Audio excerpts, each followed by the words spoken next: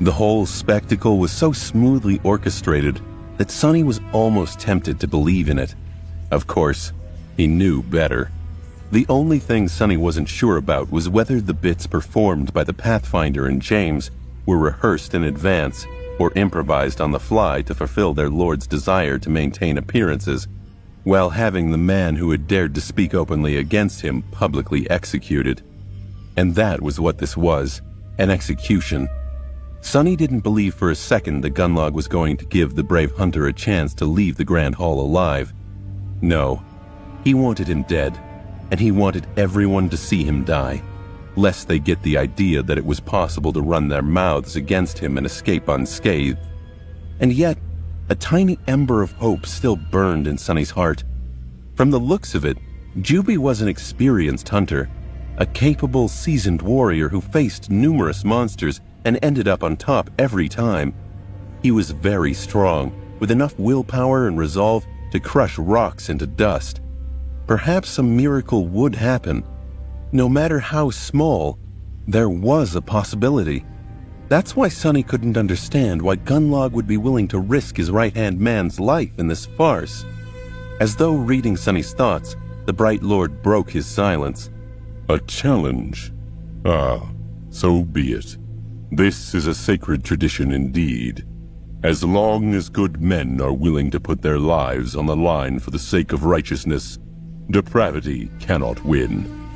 The crowd of sleepers exploded into whispers. Some of them were tense and somber, others filled with dark anticipation. The corners of Sonny's mouth turned downwards. From what he could see, depravity had already won, or at least gotten the upper hand. But Gunlog wasn't done speaking. However, it would not be suitable for you to represent the accused personally, James. The Bright Castle can't afford to lose you, my friend. Juby, would you mind if the accused chose another champion? The hunter from the outer settlement simply shrugged. Bring your worst, cowards! Bright Lord turned to the Pathfinder and tilted his head. With his suddenly pale face reflected in the eerie mask of the strange golden armor, the murderer remained silent for a few moments, and then spoke in a quavering voice. I choose Horace, my lord. Everyone suddenly grew silent. Sonny himself felt cold shivers running down his spine. Why did he have to choose that creepy, wicked man?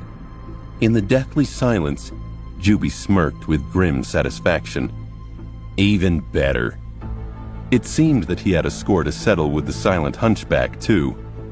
Horace, who had looked a little bored and uncomfortable through the whole procedure, stared at the Pathfinder who had named him, with no particular expression on his bony face, and then slowly walked down the steps. The other lieutenants reacted to this unexpected turn of events differently. James frowned and threw a glance at Gunlog before stepping back with a dark expression. Trent grinned, as though expecting a good spectacle. Keto grew a little pale and took a little step sideways, trying to distance herself from the descending hunchback as much as possible. Only Shan remained silent and indifferent, not allowing any emotion to appear on her cold, beautiful face. Realizing what was about to happen, Cassia squeezed Sonny's arm. She spoke in a hushed, low tone. "Sonny, I want to leave." After a short pause, he answered with a raspy voice. "I'm sorry. We can't leave now." Even though Sonny didn't want to be anywhere near Gunlog's scarecrow, he knew that leaving now would draw too much attention. They couldn't risk that in the presence of all 5 lieutenants, not to mention Golden Serpent himself. What's more, his mission in the castle was to gather as much information as possible. He couldn't miss the chance to see one of the most dangerous creatures in this deceptively peaceful stronghold in action. Learning the morose executioner's fighting style may well be the difference between life and death, were Sonny to wind up in combat with him one day. And the more time Sonny spent in Bright Castle, the stronger his urge became to burn this place to the ground. This show was meant to scare him, to keep him in line, but it only stoked the fire of his rage. He and Horace would meet on the battlefield one day, Sonny would make sure of it. Meanwhile, the hunchback descended from the steps and stopped opposite Juby in the space that had been cleared in the center of the grand hall. His face was still motionless and a little bored. Sonny held his breath. As Gunlog sat silently on the white throne, Juby summoned his memories. A flexible armor made out of red scales appeared on his body, complete with a winged helmet and a kite shield. In his hand, a curved scimitar weaved itself from the sparks of light. Its blade was as sharp as a razor. The hunter glanced at Horace. His voice was steady, almost arrogant. "Let's see what you're capable of, butcher." The hunchback just looked at him with his glassy eyes and silently allowed his thick cloak to fall on the floor. Then, he grimaced and straightened his spine as much as he could, suddenly appearing far less small and fragile. At his full height, Horace towered above most of the sleepers in the grand hall, losing only to the giant Trent. His monstrous, twisted shape radiated a sense of deep, bestial power. He didn't bother to summon any memories, staring at the hunter with the same cold indifference. Juby scowled. So be it. Full of anxiety, Sonny held his breath. The proud hunter lunged forward, raising his shield and at the same time slashing with the scimitar. His movements were incredibly fast and nimble, his technique sharpened by years of bloody battles in the Dark City and guided by rich experience. A spark of hope sang in Sonny's heart. He thought, "Good. He's good. Does Juby really have a chance?" As Sonny's eyes widened, Horace seemed to miss the attack completely. As though forgetting that he wasn't armed, the hunchback simply raised a hand to meet the razor-sharp blade and gripped it with his bare fist, stopping Juby's strike in its tracks. For a fraction of a second, everyone in the grand hall froze in astonishment, except for the hunter, who immediately tried to wrestle his scimitar from the iron grip of Gunlog's killer. But it was of no use. It was as though the saber was stuck in stone. It wouldn't have mattered anyway. In the next moment, Harris moved forward with a snake-like speed and put his large hand on Juby's shoulder. Then, with a sickening sound, he effortlessly tore the entire arm off. "Ah!" Somebody screamed. As blood spilled on the marble floor, the proud hunter stared at the stump that had suddenly replaced his dominant arm in disbelief, not yet feeling the terrible pain that would soon follow. The only mercy granted to him, he'd never get a chance to fully process it. Before Juby could even react, Horace grasped his head with both hands and snapped his neck in one brutal, violent motion. Then, he hit the hunter in the chest, shattering his ribs and sending the body flying back a dozen meters. The broken corpse of the defiant challenger fell on the floor, rivers of blood flowing from its terrible wounds onto the pristine white stones. From start to finish, the whole fight took no more than 5 seconds. Horace looked at his hands, shook a few crimson droplets off, and then silently returned to his place beside the master of the castle, his expression still cold. However, he didn't seem bored anymore. Instead, his face was full of subtle glee. After all, he had just helped his lord pass down judgment. This was law. This was tradition. In the Bright Castle, this was justice. Sonny's righteous indignation raged inside him. Somehow, Horace had been more terrifying in action than he ever anticipated. Sonny had hoped to gain insight into Horace's techniques, his aspect, and his tactics. Yet all he learned was that if Horace wanted him dead, he wouldn't even have the chance to fight back. This was so much worse than Sonny anticipated.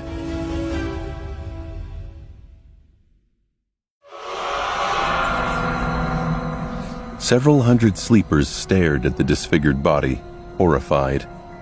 Juby's scale armor disappeared in a rain of light, leaving him dressed in only torn, bloodied rags. A surprised, dazed expression was still frozen on his face. Awash in blood and broken, the man who had been proud and defiant just a minute ago, was now nothing but a pathetic corpse. He was sprawled on the floor in a glistening crimson puddle, reminding everyone of one simple truth.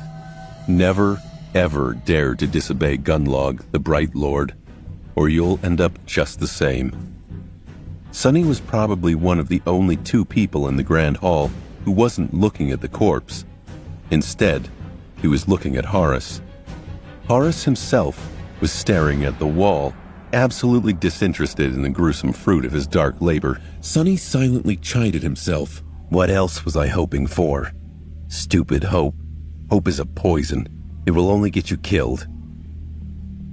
Sonny knew all the facts, but only now had he finally understood how hopeless it was to even think about challenging the Golden Serpent. Everything in the Dark City was designed to make him and his army invincible.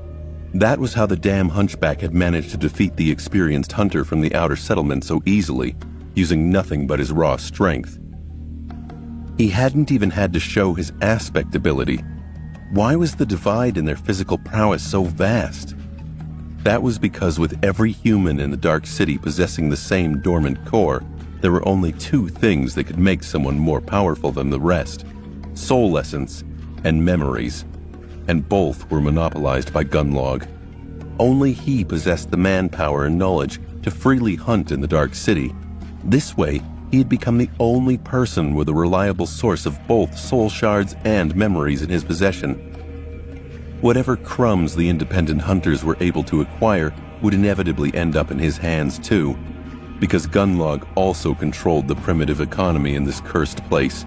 By providing food and safety in exchange for the so-called tribute, he made sure that all the resources would flow in only one direction, into his hands. With soul shards and a vast arsenal of memories, he could make his army stronger, which in turn would bring him more soul shards and memories, which in turn would make his army stronger, and so forth. It was a simple, perfect, and harrowing cycle that made his power more and more absolute with each revolution.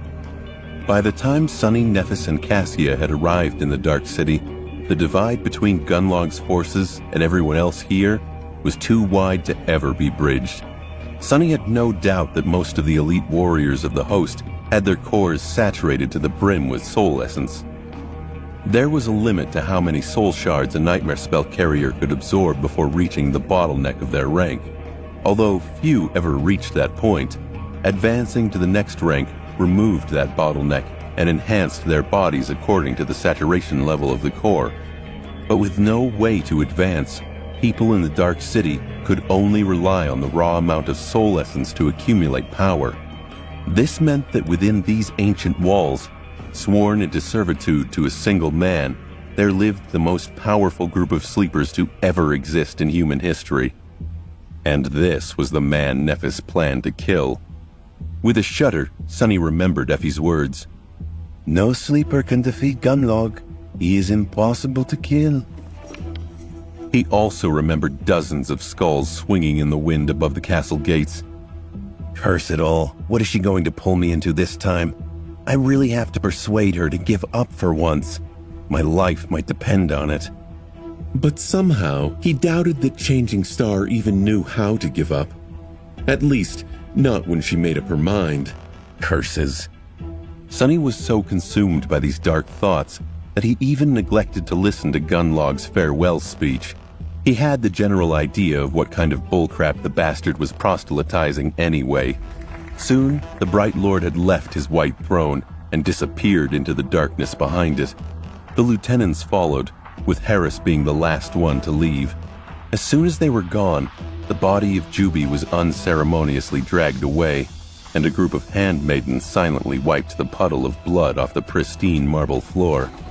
The tables were moved back to their places, and the crowd of sleepers was invited to return to their breakfast as if nothing had happened.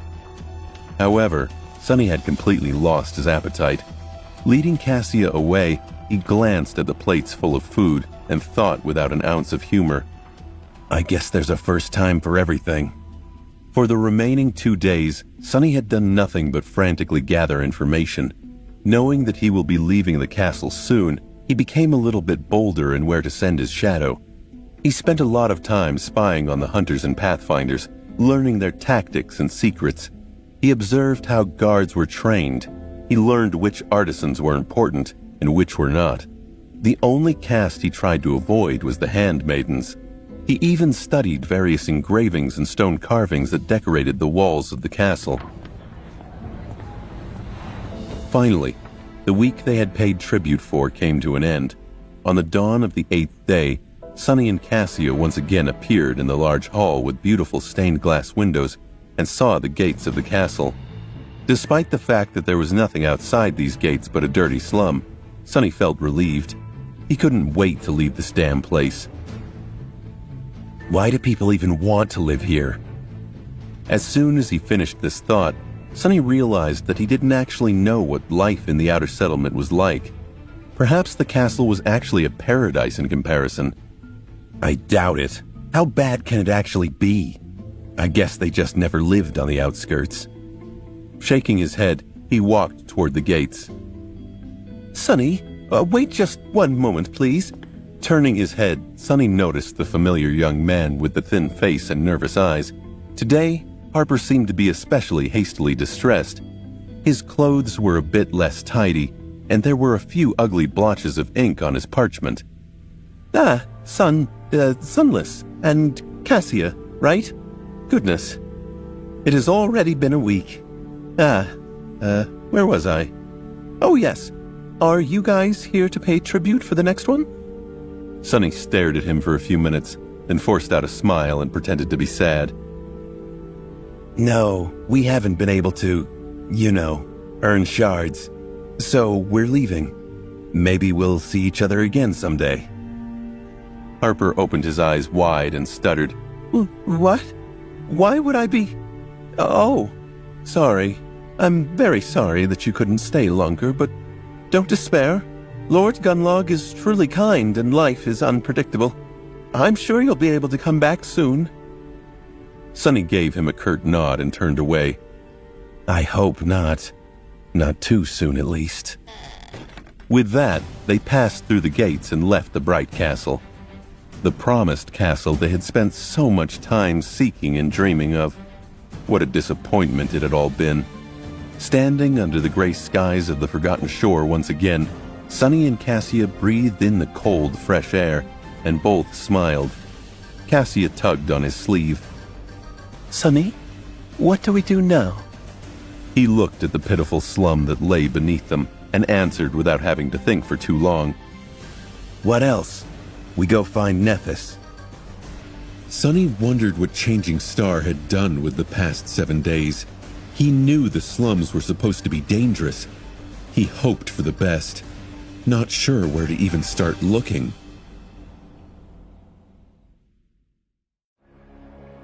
Sunny and Cassia descended the steps from the bright castle. The gates had shut and were locked behind them. Good riddance, Sunny thought. A shiver ran down his spine as he tried to shake off some of the images of the last few days. Cassia smiled. She was just as relieved as Sunny to have left that dreadful place. But then she paused, frowned, and asked, But, Sunny, how do we find Nephis? He thought for a few seconds, then shrugged. I'm not sure. Follow the sounds of mayhem? This place is not that big, I'm sure we'll manage. They descended the stairs and entered the slum, with Sunny looking around in search of the distinct tall figure. There weren't that many sleepers in the outer settlement who possessed an armor-type memory, so he was sure of his ability to notice Changing Star in the crowd. Her shining armor would certainly stand out amongst the dust and dirty tents and shanty huts. Soon they were surrounded by makeshift hovels and people that had empty, bleak eyes. Some of them stared at them with pity, realizing that the two had just been sent away from the castle. Others openly gloated. Sunny paid them no attention. Once again, he was surprised by the sharp contrast between the castle and the outer settlement. No matter how vile the underside of the ancient castle was, people were truly living there, walking around with mostly mundane human worries written on their faces. Here in the slum, people were merely existing, and barely at that. In their eyes, there was a more dire need and a more consummate fear. the need to find food for the day, the fear of being devoured by some unseen monster in the night. They were all gaunt, cold, and listless. Survival was all that mattered, at any cost necessary. The only time hope appeared on their faces was when their gazes accidentally fell on the bright castle. Sonny thought, Hope will get you killed, fools. We have it better here than those poor souls in the fortress. All in all, it was not so different from the outskirts, with the added terror of nightmare creatures waiting somewhere in the shadows. But then, there were monsters in the real world too. They just wore human skin. Sonny was once again reminded of how surprisingly well prepared he was for the trials of the nightmare spell, even despite his lack of a formal education. There was no sign of Nephis anywhere. They walked through the entire settlement before finally catching a glimpse of her.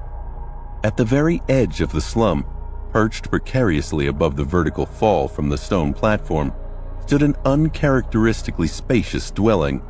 It was crudely put together out of slabs of stone that had been unceremoniously scavenged from the ruins, with many of them still bearing the intricate carvings left behind by the original inhabitants of the Dark City. This barbarous atrocity was the closest to the road of white stone out of the entire settlement. Perhaps that was why it seemed to be a bit sturdier than the rest of the hovels. The lodge even had a small addition built on top of it, somewhat resembling a second story. Changing Star sat on its roof, with her legs crossed, gazing at the rising sun and the cursed city below. In the pale light of dawn, her ivory skin and silver hair looked beautiful and eerie. She had dismissed her armor and was wearing a crude tunic, with a piece of rope tied around her waist. Sensing their approach, Nephis turned her head and glanced in their direction. Then, she stood up and jumped down, landing lightly on the stone surface of the vast platform. Sonny grinned. "Hey, Neph. Long time no see." Nephis led them inside the stone lodge, which had turned out to be her new residence. The interior was Spartan and austere, with pieces of broken furniture laying here and there, and cold winds sweeping freely through the spacious hall of the first floor. Despite its larger size and superior craftsmanship, the lodge had been empty when she found it. No one wanted to live this close to both the edge of the stone platform and the threshold of the road, where the risk of being attacked by nightmare creatures was the highest. But Changing Star didn't mind. Looking around, Sonny scoffed. "This place could use a bit more work." Neph shrugged, seemingly not very concerned with her living conditions. Well, they did spend the past 2 months sleeping on nothing but rocks and dirt, so in a sense, even this ramshackle mess was an enormous improvement. With some improvements, it could even become somewhat of a decent place, maybe even be cozy. Suddenly, Sonny felt a little guilty about all the comfort and warmth he had experienced in the castle. He was even fed delicious fresh food twice a day. Speaking of food, Cassia smiled and handed Nephis a small bundle. Concerned about her friend, she had not eaten her supper the previous evening, choosing to save it for this moment. "Here, Neph, I brought you something to eat." Changing Star received the bundle with a faint smile and lingered a little before saying, "Thank you. Do you guys want breakfast?" With that, she walked over to a flimsy wooden table that stood near one of the walls and removed a piece of cloth from it. Beneath it, there was a pile of juicy roasted meat. It was sizable enough to feed 10 people in the castle for a day or two. Sonny stared at the meat blankly, then moved his eyes to stare at Nephis. "Where the hell did you get all this meat? We thought you'd be starving here in the outer settlement." She touched her hair with a hint of embarrassment. "Oh, a few nights ago, a big monster came from the road. I and a few other people managed to kill it. This is my share of the spoils." Cassia opened her eyes wide. "But I thought the Gunlog's men were supposed to fight off the nightmare creatures." Changing Star remained silent for a few seconds. "They do if the castle is attacked, either from the slopes of the hill or from the sky. If the monsters come from the road, they usually don't bother to do anything. So that's why all the nearby hovels were empty. Who would want to live in the direct path of attacking nightmare creatures, especially since people who were supposed to fight them weren't going to move a finger to help. Sonny smiled darkly. That's the glorious castle guard for you. Wait. He blinked, then glared at Nephis. If that is true, then why on earth, the dream realm, I mean, would you choose to live in this pit of all places? She stared at him for a while, then said in a flat tone, It's quiet here. Then a small smile appeared on Neff's lips. Turning to a window, she added, I like it. Sonny knew that Nephis could be antisocial, but he didn't know she'd rather live with monsters than people. And by virtue of her choice, they'd be living smack in the most dangerous place in the outskirts. He sighed. At least for a week, he hadn't needed to fight for his life. That week was now over.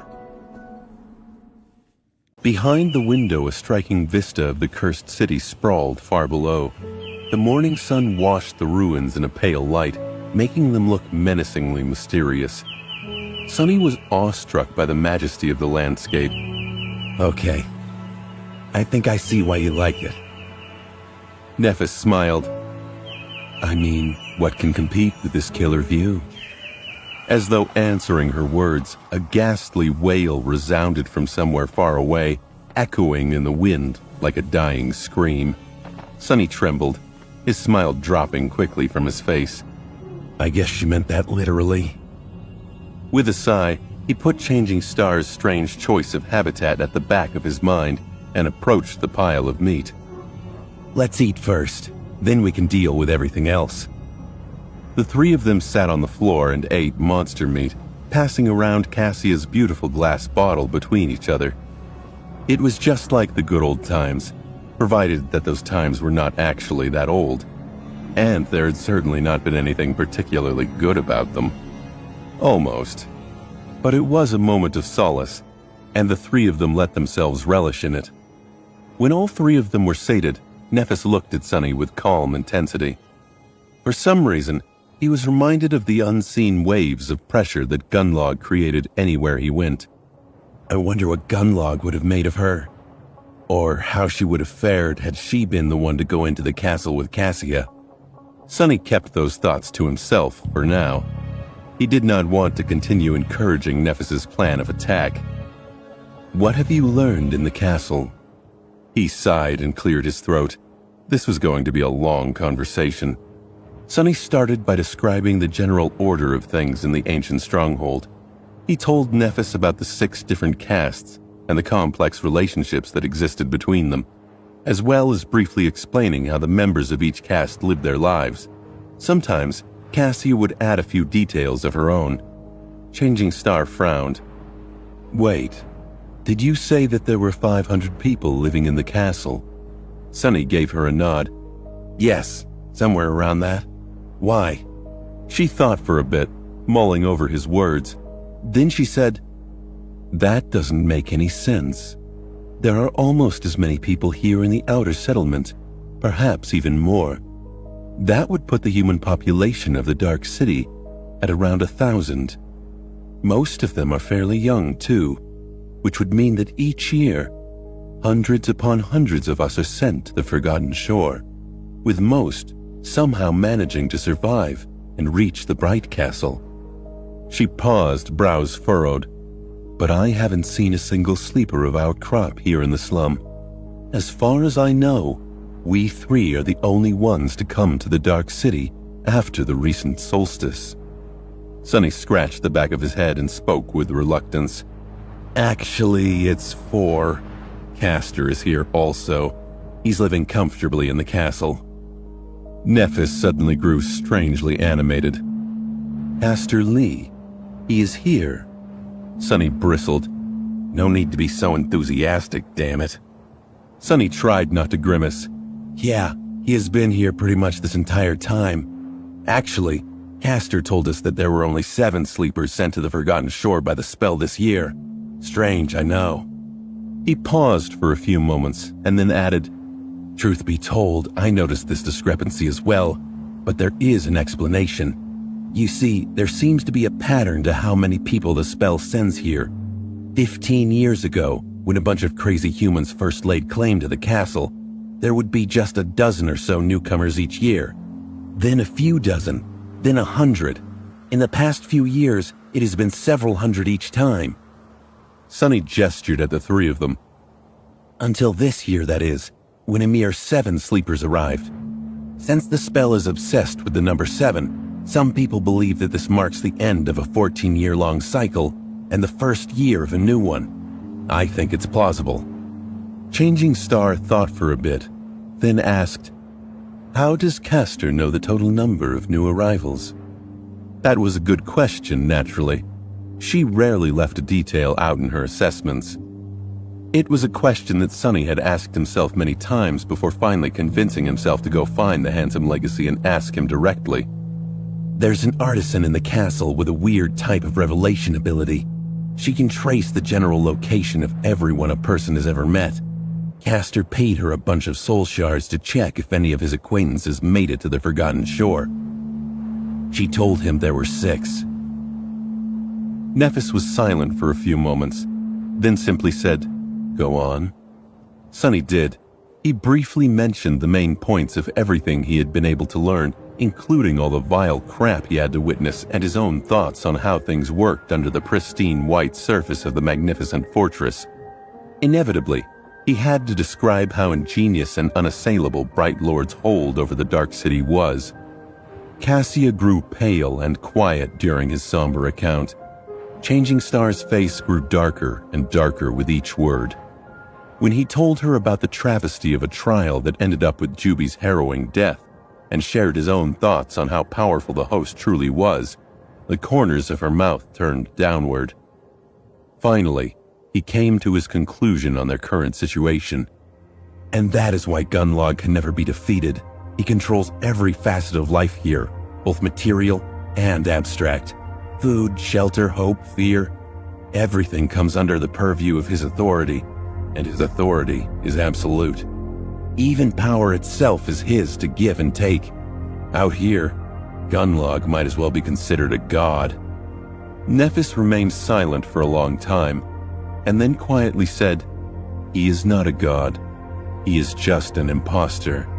Sonny chuckled. "In this hell, is there a difference?" She glanced at him sharply and gritted her teeth. After a few minutes spent in tense silence, Neph suddenly said, "Still, that only explains why Gunlog can't be overthrown in a rebellion. Why didn't anyone simply kill him in his sleep? Why didn't one of his lieutenants stage a coup?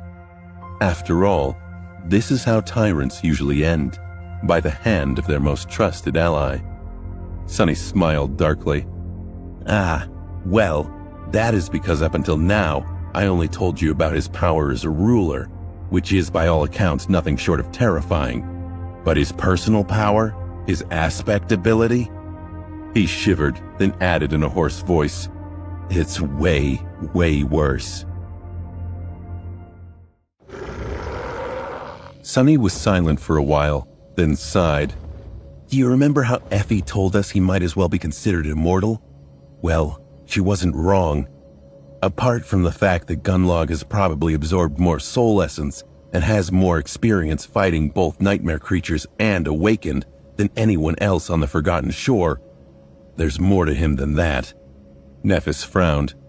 "Is his aspect ability uniquely powerful?" Sonny shook his head. "His aspect ability is that he can breathe and move with incredible speed underwater, but it is connected to what I am about to tell you." He hesitated. Something about him vocalizing it now made everything feel much, much worse. "You see, Gunlog came to the Dark City around 8 years ago. Since his ability was of no use in the ruins, he quickly became an outcast. From what I was able to learn, things were even darker in the castle back then. Strength decided everything, and anyone without strength wasn't even considered to be human." Sonny shuddered. He could imagine it vividly. That was, by far, the most cruel and bloody time in the history of the Bright Castle. Right after the last member of the original cohort to conquer the ancient stronghold had perished, and before Gunlog took control, things balanced at the edge of madness for a while. Say what you want about the bastard, Sonny thought bitterly, but at least he kept the humans here from turning into animals. Completely. Sonny continued, but Gunlog, he turned out to be mad even by those standards, because he began to hunt in the dark sea. Changing Star blinked. What? Sonny nodded. Yes, at dusk he would dive from the city wall into the black water to scavenge the soul shards from the monsters of the labyrinth that were crushed by the flood. Racing against the approaching horrors of the depths, and at dawn, he would swim through the retreating sea to scavenge meat from the remains of creatures that the dwellers of the depths had killed and left behind. Nephis silently stared at him. They had met the abominable existences that hid beneath the black surface of the cursed sea twice, and each of those harrowing meetings had left scars on their souls and minds. To do so twice a day, every day? Gunlog was indeed a madman, but he was also somewhat of a mad genius. Sonny took a deep breath. And this is how he turned from a desperate outcast into the Bright Lord.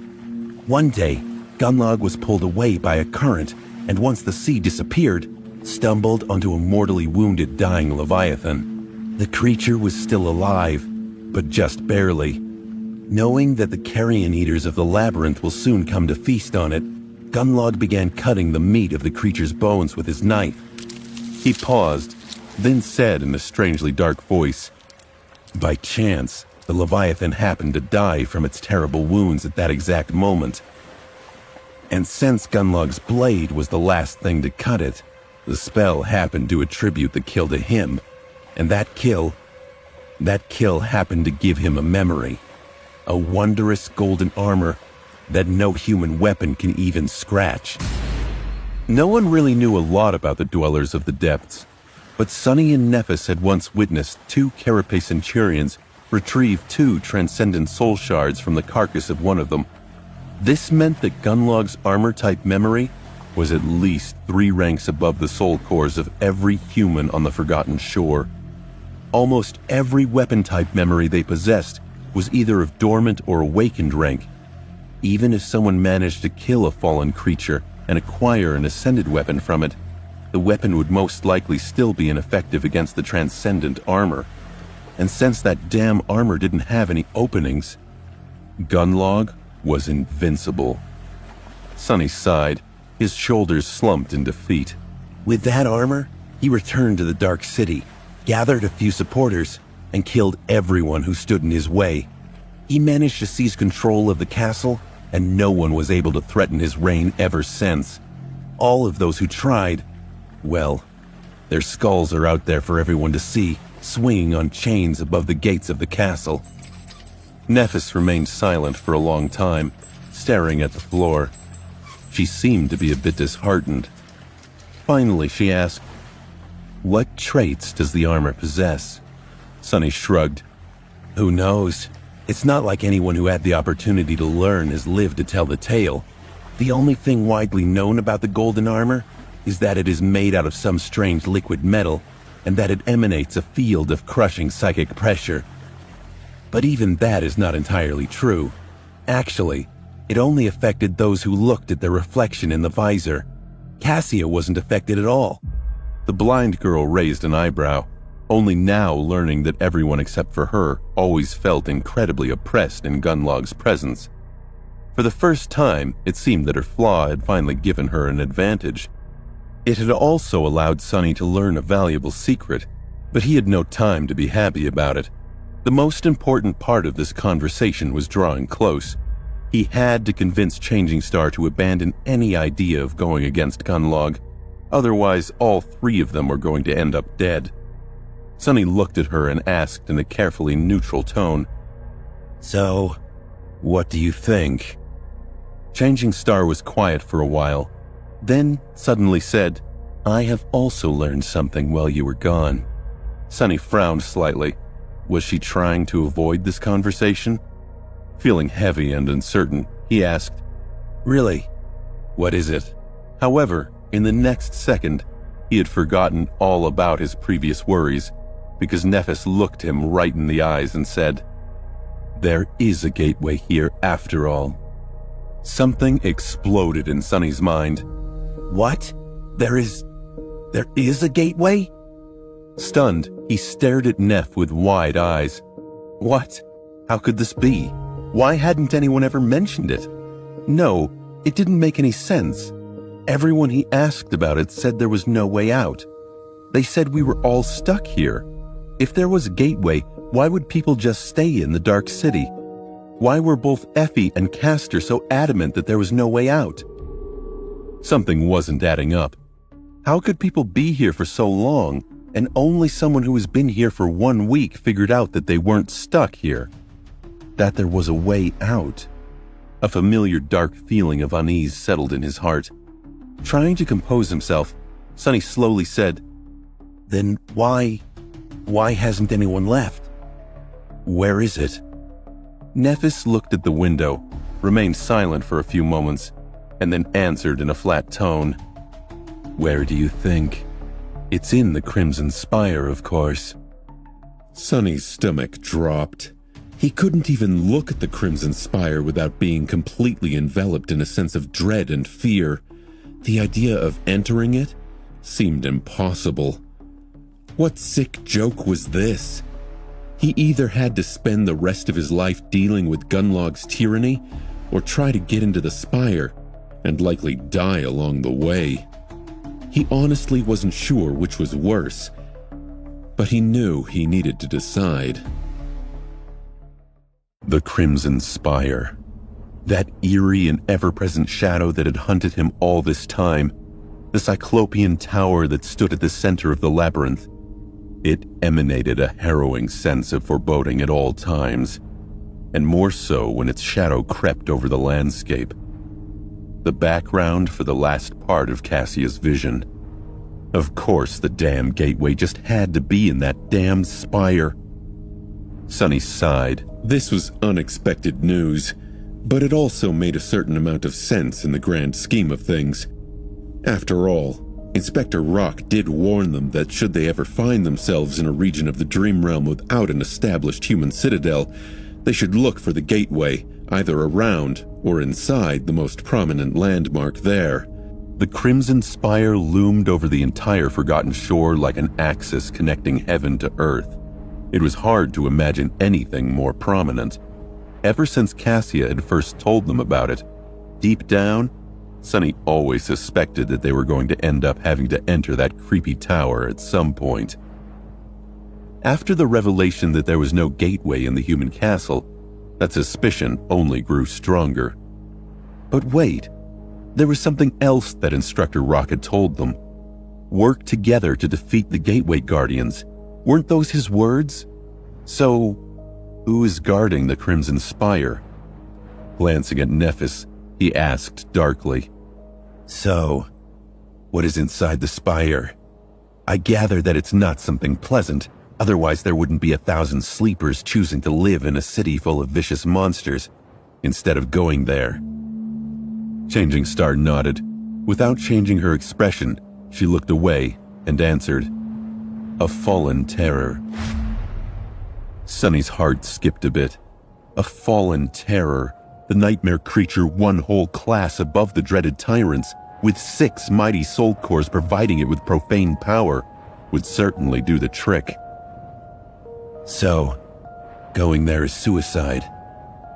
No amount of sleepers could ever hope to defeat a fallen terror. The possibility of surviving such an encounter, let alone emerging victorious, was 0. It was even less probable than breaking through Gunlog's indestructible armor. It was impossible. He chuckled. What an irony. To not only be trapped in this hell, but also be forced to stare at the path to freedom every day, knowing that you'll never be able to reach it. That was such a cruel torture. Sonny would even go as far as to say that it was a type of hell in and of itself. No wonder the Tower of Dusk was so unpopular. Living there would simply drive some people insane. They were really, truly stuck here forever. Nephis cleared her throat. The first ruler of the Bright Castle led a large expedition to find a way out of the labyrinth. They all perished. The second ruler, the last member of the original cohort, tried to reach the gateway instead. They all died too. After that, no one tried to find a way out anymore. The three of them remained silent for a long time, their mood grim and somber. Now that they had a chance to spend some time in the small human enclave on the Forgotten Shore and gather information, there were no more excuses to deny it. Everything that Effie had told them was true. They were going to spend the rest of their lives here, however long that might be. Sunny sighed and looked at Changing Star. So, what's the plan? Nephis looked at the vista of the ruined city through the windows. Sunny was sure that she had already thought a lot about their future. He just hoped that her thoughts were not too crazy. After a while, she spoke. We are going to assemble a hunting party. Sunny's eyes narrowed. Okay, not too bad. Despite the fact that becoming independent hunters was going to be a long and perilous journey, it was at least achievable. They just had to be smart and careful about it. He scratched the back of his head. Going into the Dark City blind would be pretty dangerous. Nephis shrugged, then turned to face him. You are right. We will need to recruit a pathfinder. Someone who is already experienced and could teach them the ropes. That would certainly speed things along and make the whole process safer. Good thinking. Do you have someone in mind? She gave him a nod. As a matter of fact, I do. We will go see her later. But first, her eyes gleamed with intensity. Tell me every detail of what you've learned in the castle. Every name, every aspect, every ability and flaw you've been able to glean. Every grievance people have, and every agenda they're hiding. I need to know all of it. Sunny smiled. Sure, no problem. But be warned, this is going to take a while. For the first time since receiving his aspect, Sunny had been able to do what he had planned to do from the start. Gather information without risking his hide, as a real spy should. After months of bloody battles and open confrontations, it was strangely rewarding. Changing Star gave him a nod. No worries, we're not in a hurry.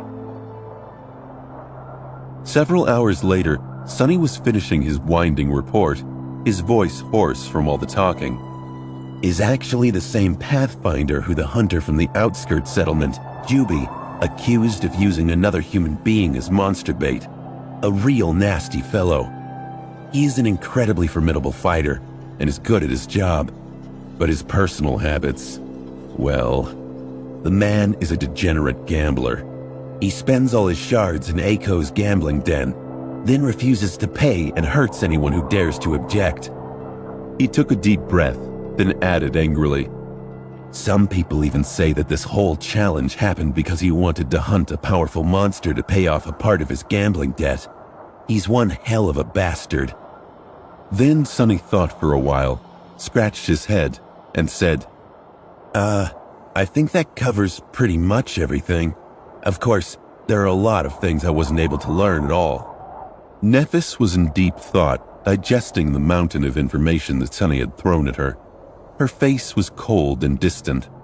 Feeling that her friend wasn't going to react, Cassia patted him on the shoulder, smiled, and said, You've done a very good job, Sunny.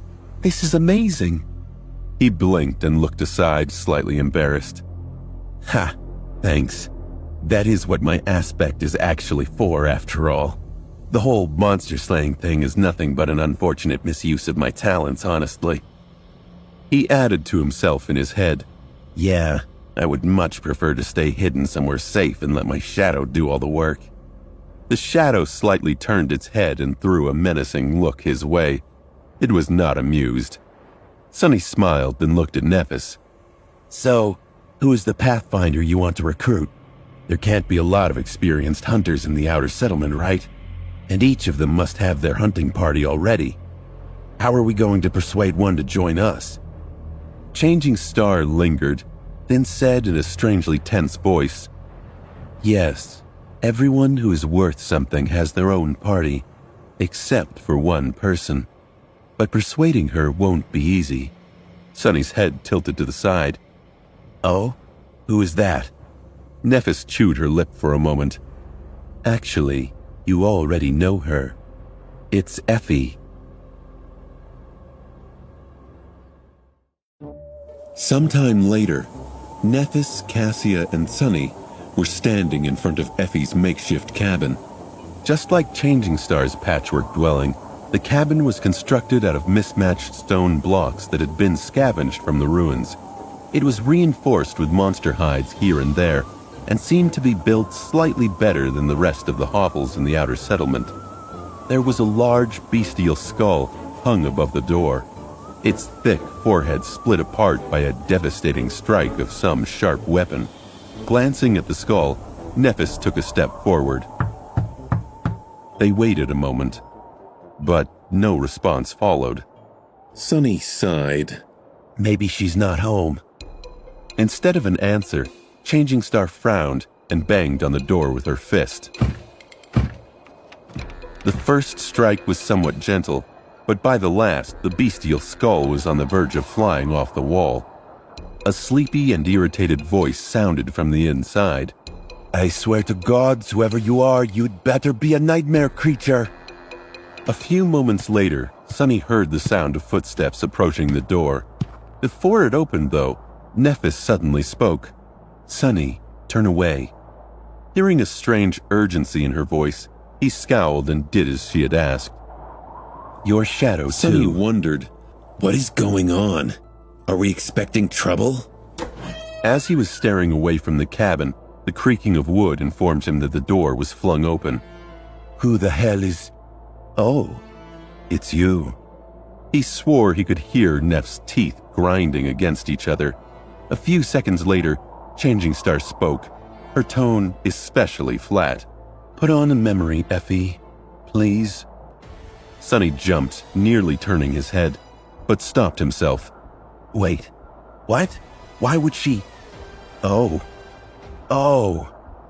When he was finally allowed to turn back, the last glimmers of ethereal light were yet to disappear from the fabric of Effie's provocatively short chitin.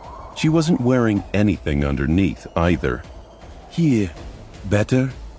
The huntress was exactly the same as the last time he had seen her. Tall, strong, and brimming with vitality. Without the bronze cuirass with leather terouges, as well as other elements of the archaic armor, even more of her dewy olive skin could be seen. So, you guys are back together, huh? Judging by how clean and shiny the other two look, I'm guessing that their stay in the castle was pleasant? Sunny glanced at Cassia, then said in a reserved tone, Not particularly. Just like you said, the ambiance there is, well, an acquired taste, I guess. Effie grinned. Well said. Anyway, how can I help you? Changing Star motioned at the door. Can we come inside? The unruly huntress glanced back, then shrugged. Sure, why not? Inside, the cabin was small and cozy. One of its corners was occupied by a large pile of furs that served Effie as a bed. At first glance, it didn't seem that lavish, but once it hit Sunny that each of the furs had come from the corpse of a nightmare creature, he quickly changed his mind. That was probably the most extravagant thing he had ever seen. There was also a fireplace, a table with a single wooden chair, and a pair of sturdy chests. The rest of the space was occupied by various curios that the huntress had scavenged from the ruins over the years. There was no particular logic to this opulent collection, except for the fact that each object had once caught her fancy for this reason or that. After the three of them were seated, Effie returned to her pile of furs, wrapped herself in one of them, and asked, So, what's so important that you had to come and wake me up this early in the morning? Silently, Sunny scoffed. Early in the morning? It's already noon. Nephis lingered for a few moments, then said, You haven't hunted since the day we met, right? Effie yawned, then said in a languid tone, No. I'll go back out into the ruins once my food runs out, which will be in a day or two, I think. What? How? The amount of meat she had butchered off those monsters was enough to feed a person for a couple of months. It was all gone already? Just how much did the vigorous huntress eat? Changing Star nodded. When you do, come with us. Be our pathfinder. Sunny's eyes widened. He turned and looked at Nephis, curious. Well, she certainly doesn't beat around the bush. For some reason, Sunny had not expected Nephis to be this direct. He had always imagined this conversation taking much longer before getting to its real purpose. Effie stared at them, then threw her head back and laughed out loud. Ah, that's a good one. Do you want me to be your nanny too? When her laughter died down, she shook her head and said, No offense, kids, but you have just arrived in the Dark City. You are as green as it gets. Best hunters out here wanted me to become a part of their party, and I refused them all. Do you know why? Nephis nodded with a serious expression. Most hunting parties share the spoils of their hunts. Each hunter keeps a part to eat and sells the rest to the people in the slum. But because of your flaw, you can't allow yourself to do the same. You need all the sustenance a hunt can provide. The more partners you have, the lesser your share will become. So, you hunt alone and never sell the meat of your prey, just their hides. Effie smiled. I see someone has been doing their homework. Changing Star tilted her head a little and continued. We can solve that problem by... However, the solitary huntress interrupted her. Stop. Good guess, but you are wrong. That is not why I refused all those hunters. Nephis blinked, surprised. After a long pause, she asked, a hint of confusion in her voice. Then, why? The smile disappeared from Effie's face. Because they are weak.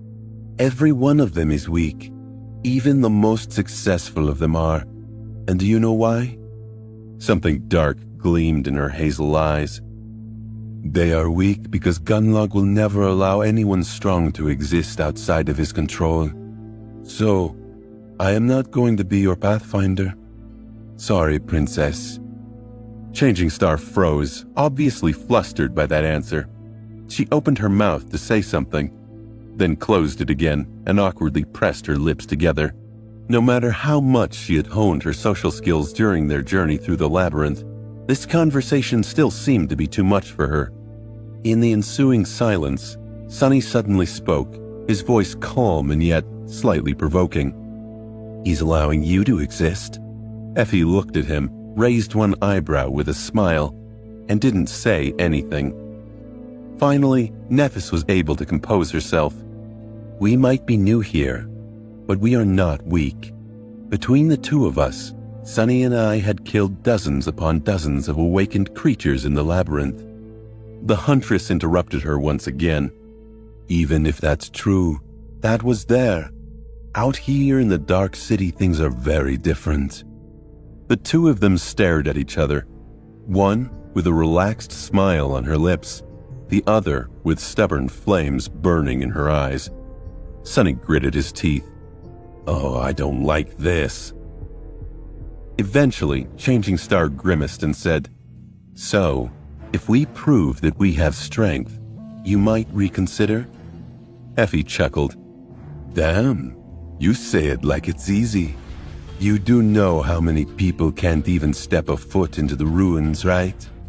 If you guys survive in this hell for a few years, maybe then we can talk again. Nephis looked at her for a while, and then smiled darkly. Very level. We will talk again in the evening. Then you will change your mind. Sunny felt a stone drop in his stomach. He didn't like the look on Nephis's face. She had an idea. One that Sunny knew was going to be incredibly dangerous. Outside, the sun was already moving past its zenith. There wasn't that much time left before the sunset. so Sunny was really unsure about what Nephis could do to change Effie's mind before evening. However, judging by the determined expression on her face, Changing Star wasn't just throwing words to the wind. She had something specific in mind. He hesitated. So, what exactly are we going to do now? Nephis glanced at him, white flames dancing in the depths of her cold gray eyes. Then she turned away and said, "Follow me." With that, she walked forward in the direction of the castle. Sunny wondered, why are we going to the castle? Somewhat uneasy, Sunny gently took Cassia by the arm and hurried to catch up to Nephis. When he did, she suddenly threw over her shoulder, "Tell me about that Pathfinder again, the one who was accused of murder 3 days ago." Sunny frowned, then repeated what he knew about the guy. When he was almost finished, she asked, "What's his aspect ability?" He hesitated, then said, "He can make any weapon become incredibly sharp when it's in his hands. Sharp enough to cut stone, maybe even steel. It's a very powerful combat ability."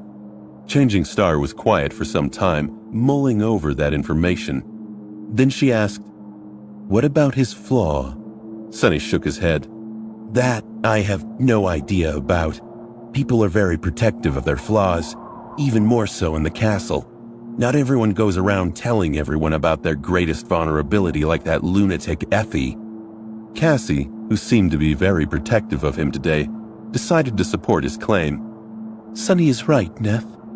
We don't even know what his own flaw is, remember?" Sunny almost stumbled and had to try very hard to not let any emotion show on his face. Cassia was right, of course.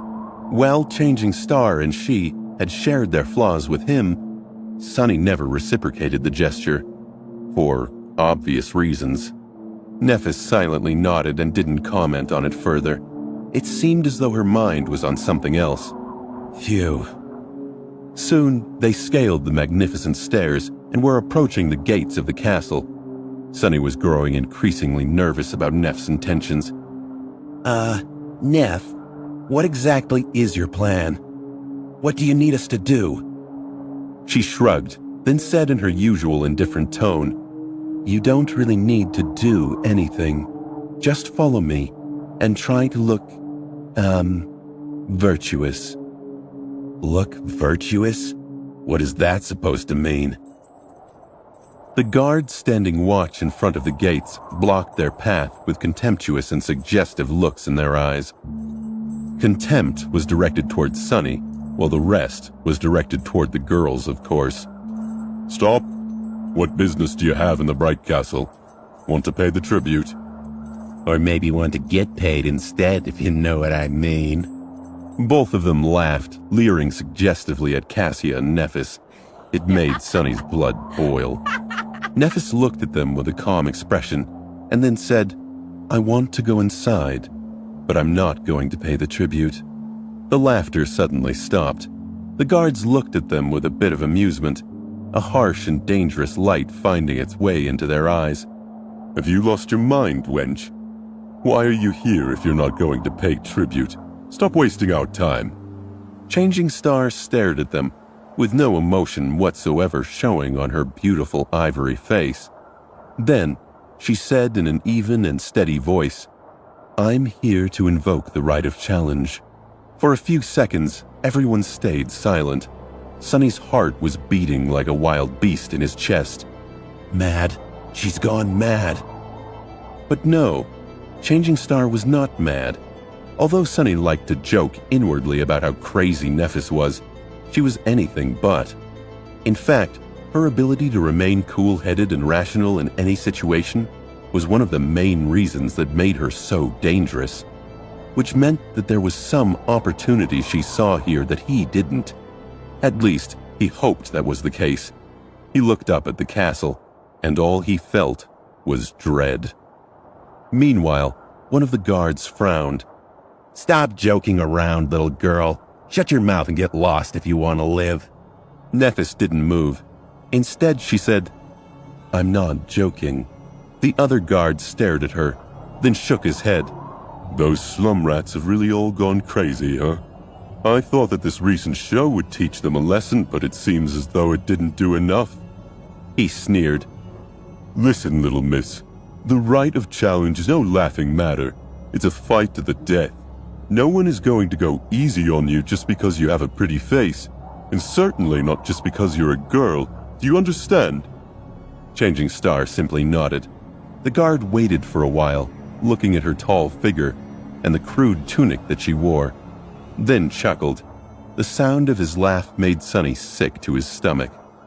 I guess we'll have some entertainment today, boys. Such a shame. With your looks, you could have lived in the castle without ever needing to pay the tribute. Pretty little thing like you.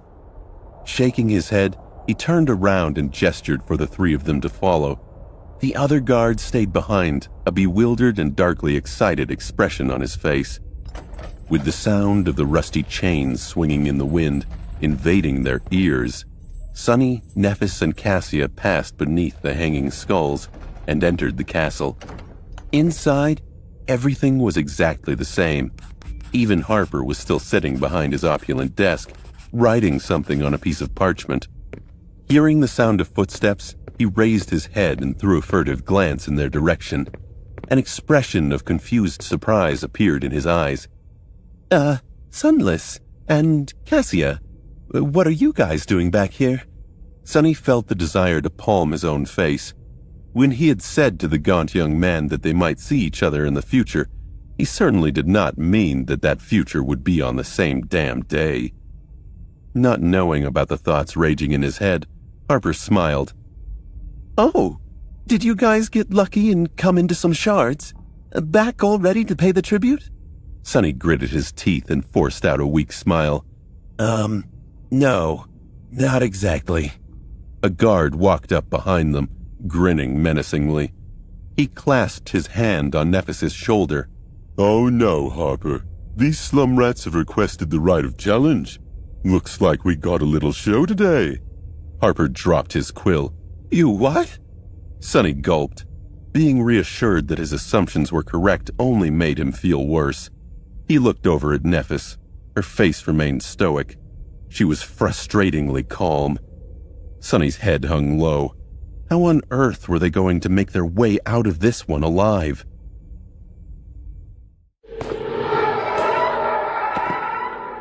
By the time the three of them were led to the grand hall of the castle, the news that there was going to be another challenge had yet to spread through the entire fortress. Because of that, there was no crowd there, just a few dozen people who had happened to walk past and heard the commotion. However, their number was growing with each minute. Standing before the entrance to the hall, Nephis was calmly looking forward, her thoughts a mystery. She seemed to be steady and collected. Sonny, on the other hand, was jittery with nerves. Just what was Changing Star planning?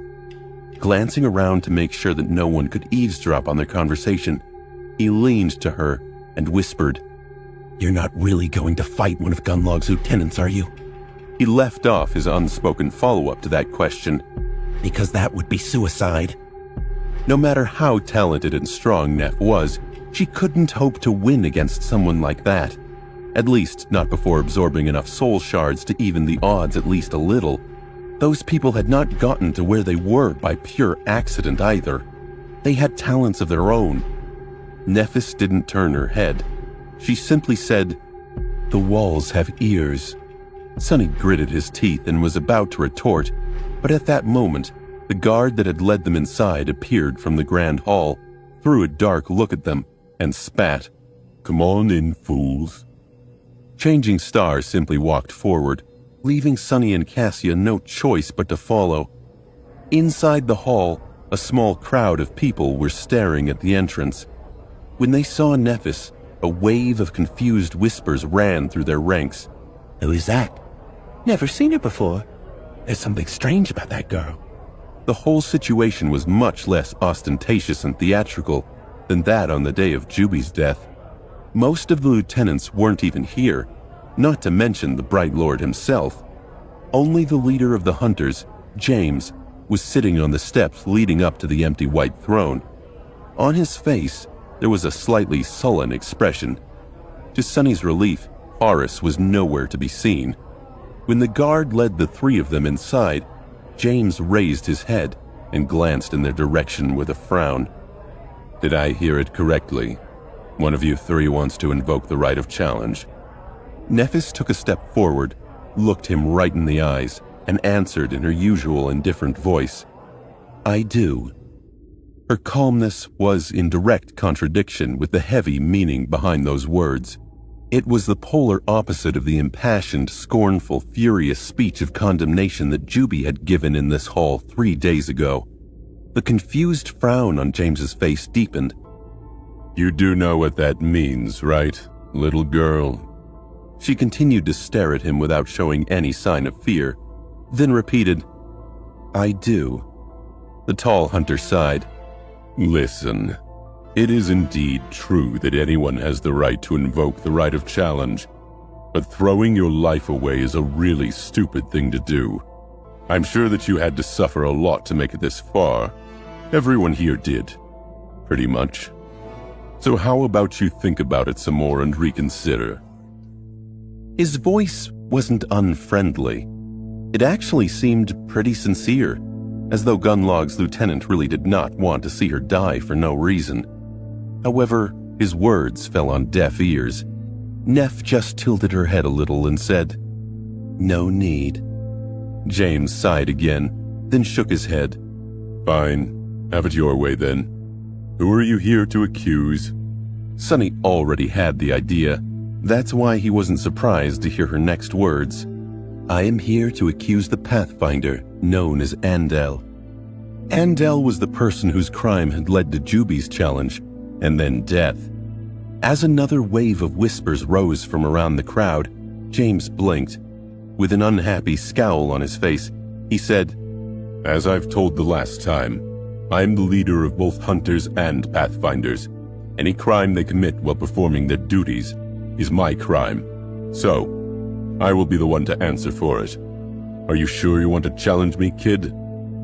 Sonny held his breath, knowing that Neff's next words would decide their fates. Despite the older man's heavy tone, she did not even flinch. However, she did pierce him with a cold gaze, then slowly shook her head. "I am not here to accuse him of murdering the young man from the outer settlement. I'm here to accuse him of theft. Andel has lost a considerable amount of soul shards while gambling, but refused to pay. That is stealing. Since it was done in his private time and not while performing any official duties, you have nothing to do with it." James stared at her, a bewildered look clearly written on his face. Sonny was doing the same. "Well, that was unexpected. Kind of ingenious, actually. Who knew Nephis could be so crafty?"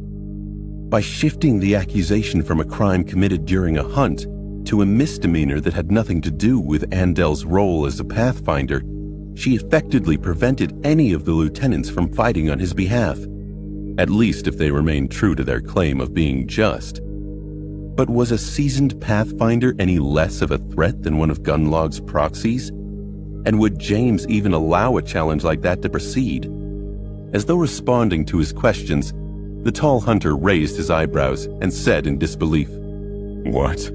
A gambling debt? You want to... Did Aiko send you?" Nephis shook her head. "No, I've never even met her." Everyone in the Grand Hall looked at her as though she was insane. The charismatic lieutenant was no exception. With some exasperation finding its way into his voice, he asked, "If you don't even know the person Andel owes the shards, why are you here challenging him on her behalf?" Nephis shrugged. "Do I need to personally know the victim of the crime to punish the criminal?" James stared, clearly finding the whole situation ridiculous. "It's just a gambling debt. I can pay the shards myself and we all can..." However, Changing Star interrupted him. Her voice was still inexplicably calm and even. "It's not about the shards. It's about justice and law. The law is our only guiding star in this dark world.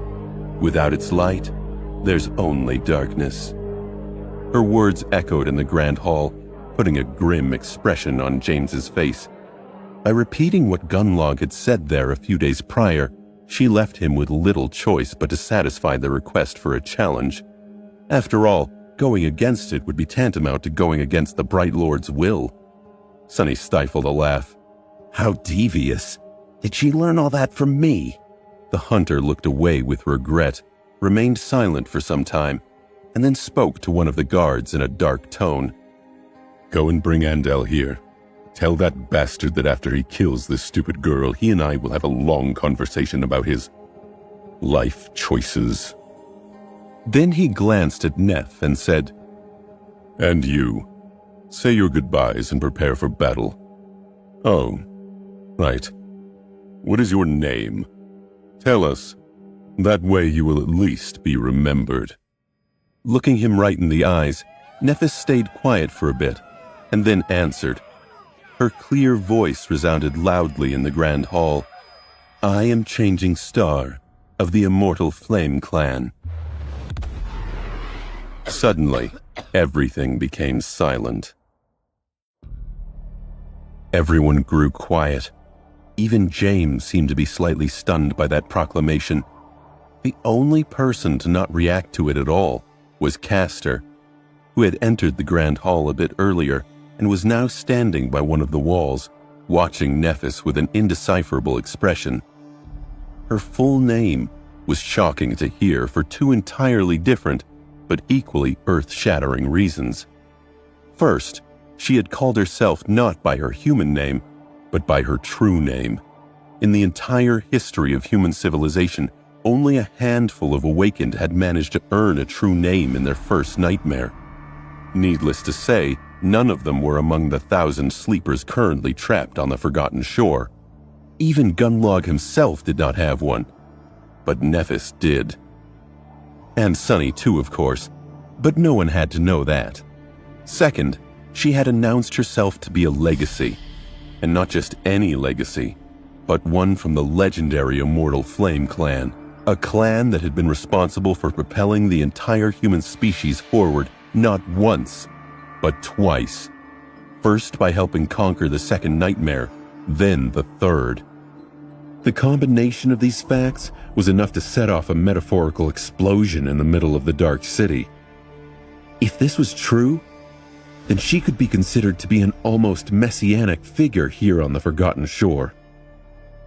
Suddenly, the calmness with which she had dared to challenge a fearsome pathfinder to a battle to the death did not seem that strange. The dazed looks in the eyes of all the sleepers gathered in the grand hall had slowly begun to give place to a subtle, tentative, weak glow. It was as though a tiny seed of hope was suddenly planted in the dead soil of their lightless, forlorn souls. Either by accident or on purpose, Nephis chose that exact moment to summon her armor. Numerous sparks of light surrounded her in a whirlpool of soft radiance, and when they were gone, a striking black and white armor had appeared on her graceful body. Everyone's eyes were immediately glued to the symbol on its breastplate. On it, 7 shining stars were intricately engraved into the strange white metal. That symbol. It's the Starlight Crest. The crest of the 7. Just like Sunny, many of the inhabitants of the Bright Castle were familiar with the symbols of the 7 stars. Not only was it carved into the robe of the giant statue standing in front of the impregnable city wall, it was also often depicted in numerous stone carvings decorating the walls of the ancient fortress. It seemed to represent the 7 heroes that had once vowed to vanquish the darkness consuming this cursed land and lead its people back into the light. Sunny felt cold sweat running down his spine. What is she doing? Is it all a coincidence, or did Nephis plan everything? Does she not understand how these fools will react to such theatrics?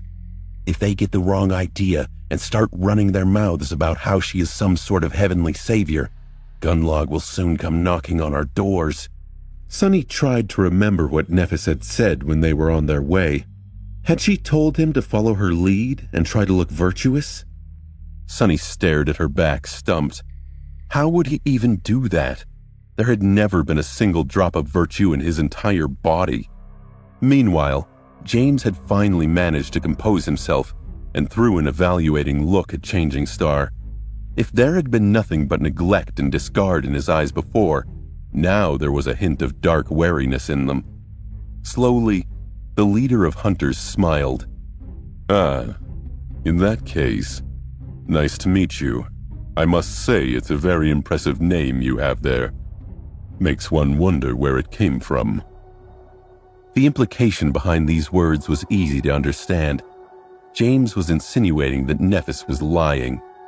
It seemed as though this insinuation had removed a veil from everyone's eyes. Most people quickly lost their wistful expressions, once again looking at her either somberly or with dark anticipation. Only now there were also hints of mocking disdain on some of their faces. And yet, several of them were still staring at her with expressions full of hesitant, timid faith. Changing Star did not react to any of that in any way. She simply remained calm and indifferent, as though she existed slightly apart from the dirt and despair of this world. Soon, Andel the Pathfinder was led into the grand hall. The Pathfinder was of average height and solid build, with menacing blue eyes and a sharp jaw. His head was shaved on the sides, with the remaining hair weaved into a short braid. He appeared to be slightly older than the rest of the sleepers gathered in the grand hall, with the exception of James himself. Andel was probably around 24 years old. He looked like a skilled, seasoned, and ruthless fighter. Every Pathfinder was nothing less than an elite among elites, and he was no exception. Even those who hated Andel stared at him with fear and respect, even veneration. Entering the hall, Andel threw a dark look at Nephis and walked forward to the base of the steps leading to the white throne. There, he stopped and bowed, showing his respect to the leader of hunters. "I'm here." James stared at him with an irritated, contemptuous expression, and then sighed. "Do you know why I've summoned you?" The Pathfinder smirked. "Some wench wants to challenge me?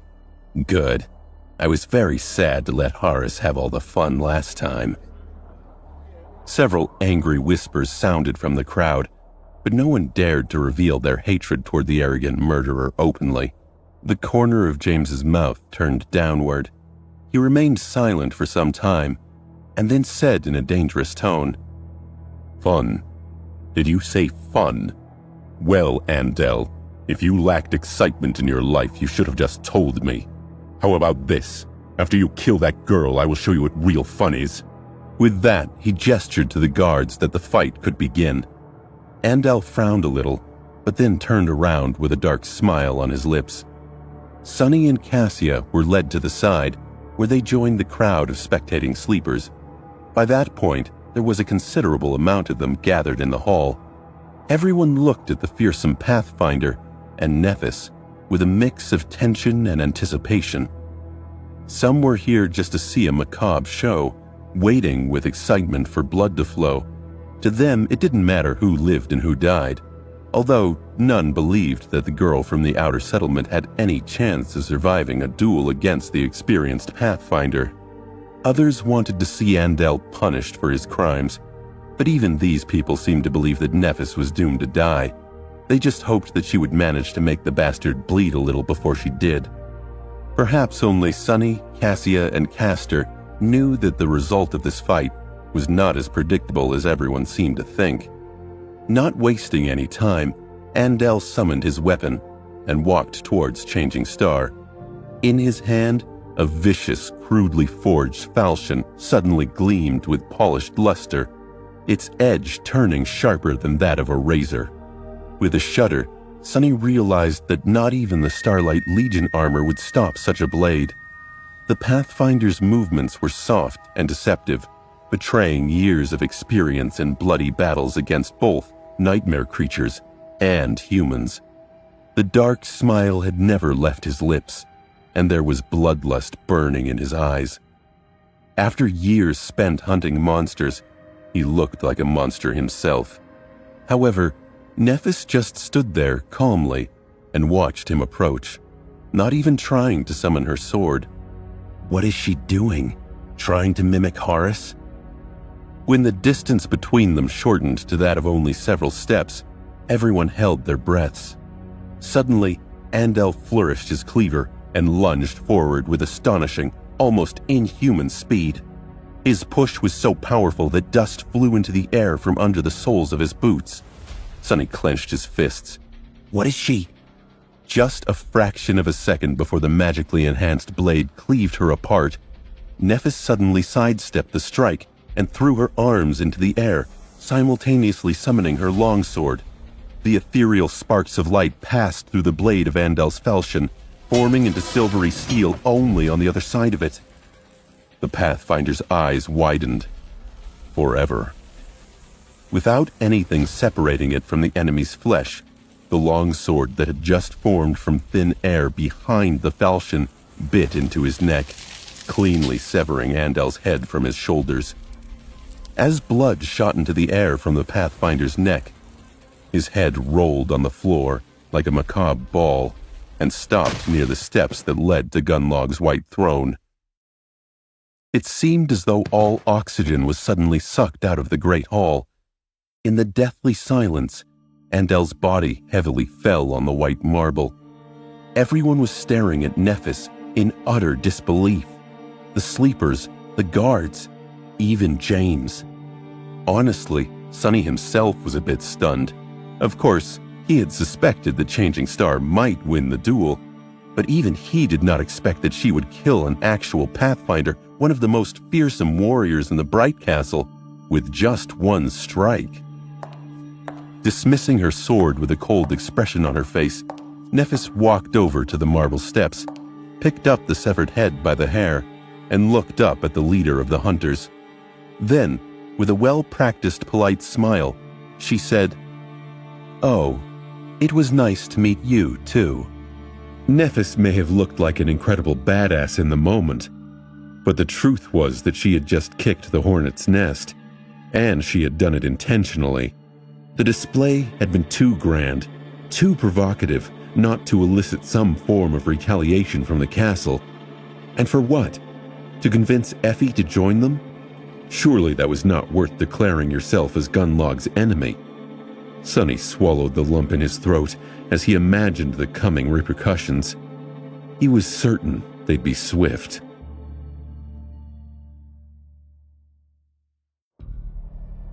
Everyone grew quiet. Even James seemed to be slightly stunned by that proclamation. The only person to not react to it at all was Castor, who had entered the Grand Hall a bit earlier and was now standing by one of the walls, watching Nephis with an indecipherable expression. Her full name was shocking to hear for two entirely different but equally earth-shattering reasons. First, she had called herself not by her human name, but by her true name. In the entire history of human civilization, only a handful of Awakened had managed to earn a true name in their first nightmare. Needless to say, none of them were among the 1,000 sleepers currently trapped on the Forgotten Shore. Even Gunlog himself did not have one, but Nephis did. And Sonny too, of course, but no one had to know that. Second, she had announced herself to be a legacy, and not just any legacy, but one from the legendary Immortal Flame Clan, a clan that had been responsible for propelling the entire human species forward not once, but twice. First by helping conquer the second nightmare, then the third. The combination of these facts was enough to set off a metaphorical explosion in the middle of the Dark City. If this was true, then she could be considered to be an almost messianic figure here on the Forgotten Shore. Suddenly, the calmness with which she had dared to challenge a fearsome Pathfinder to a battle to the death did not seem that strange. The dazed looks in the eyes of all the sleepers gathered in the Grand Hall had slowly begun to give place to a subtle, tentative, weak glow. It was as though a tiny seed of hope was suddenly planted in the dead soil of their lightless, forlorn souls. Either by accident or on purpose, Nephis chose that exact moment to summon her armor. Numerous sparks of light surrounded her in a whirlpool of soft radiance, and when they were gone, A striking black and white armor had appeared on her graceful body. Everyone's eyes were immediately glued to the symbol on its breastplate. On it, 7 shining stars were intricately engraved into the strange white metal. That symbol. It's the Starlight Crest. The crest of the 7. Just like Sunny, many of the inhabitants of the Bright Castle were familiar with the symbols of the 7 stars. Not only was it carved into the robe of the giant statue standing in front of the impregnable city wall, it was also often depicted in numerous stone carvings decorating the walls of the ancient fortress. It seemed to represent the 7 heroes that had once vowed to vanquish the darkness consuming this cursed land and lead its people back into the light. Sunny felt cold sweat running down his spine. What is she doing? Is it all a coincidence, or did Nephis plan everything? Does she not understand how these fools will react to such theatrics? If they get the wrong idea and start running their mouths about how she is some sort of heavenly savior, Gunlog will soon come knocking on our doors. Sunny tried to remember what Nephis had said when they were on their way.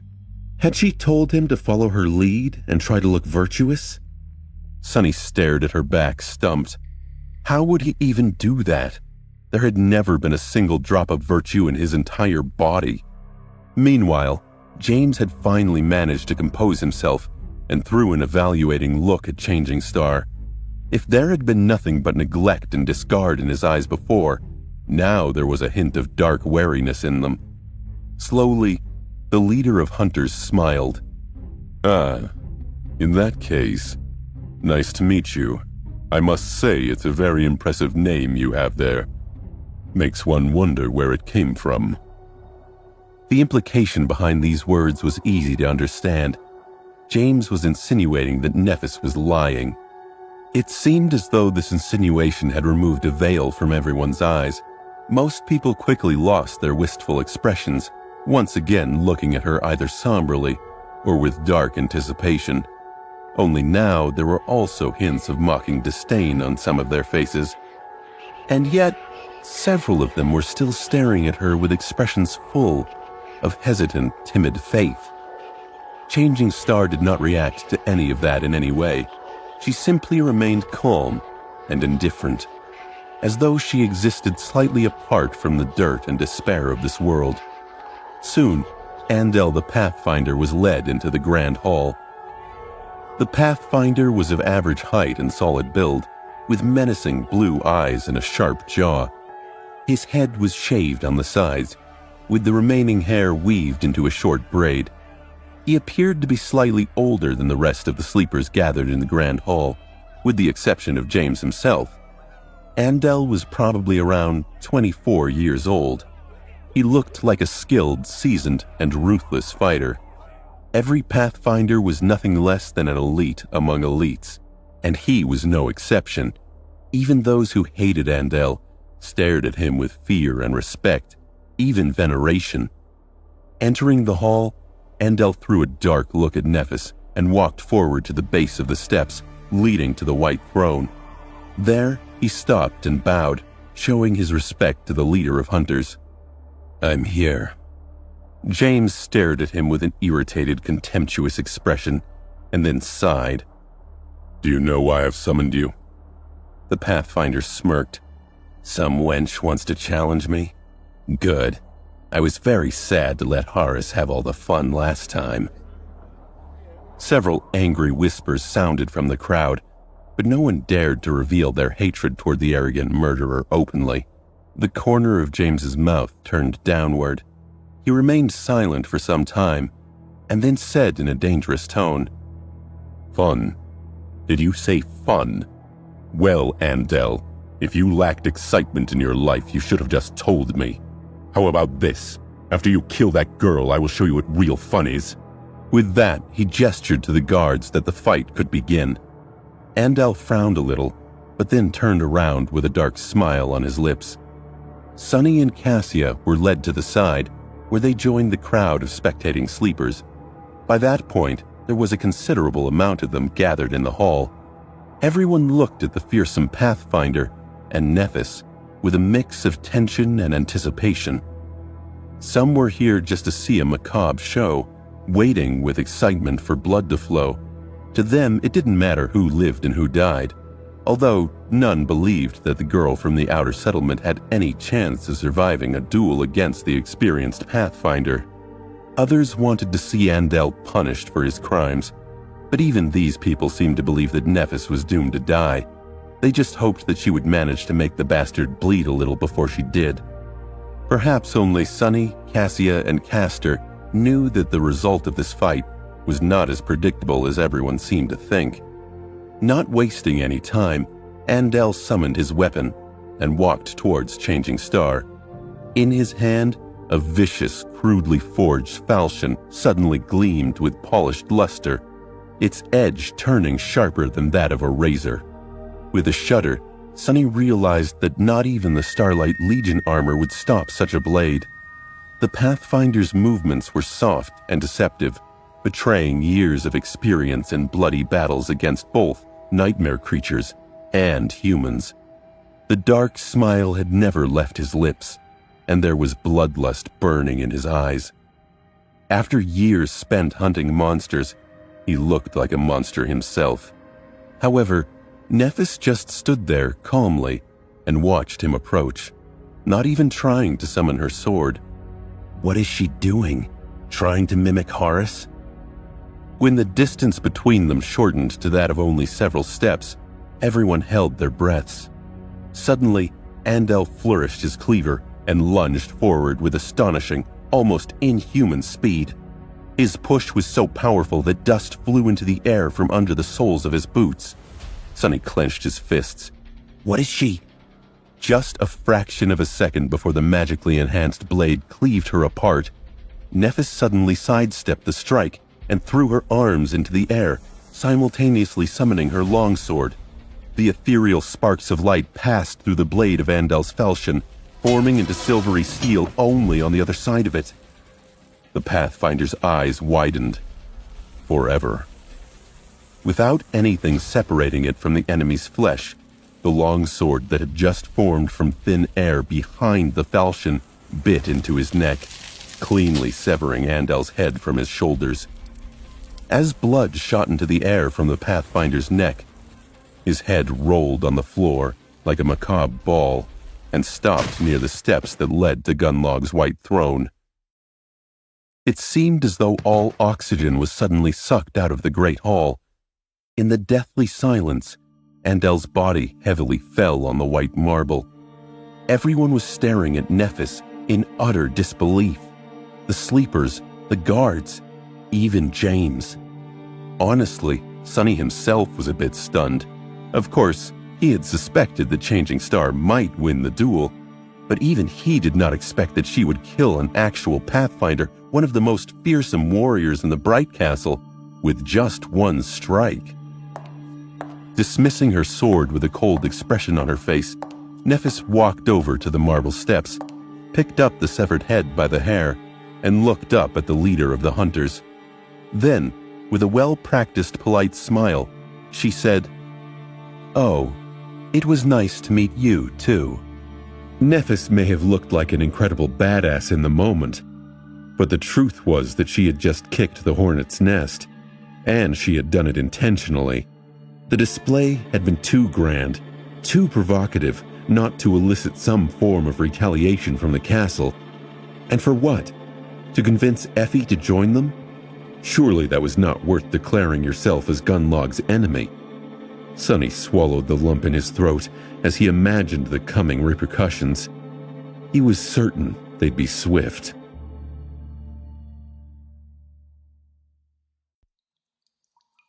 The blood was still dripping from Andel's severed head when they left the castle. Nephis was holding it by the hair, her face as indifferent as always.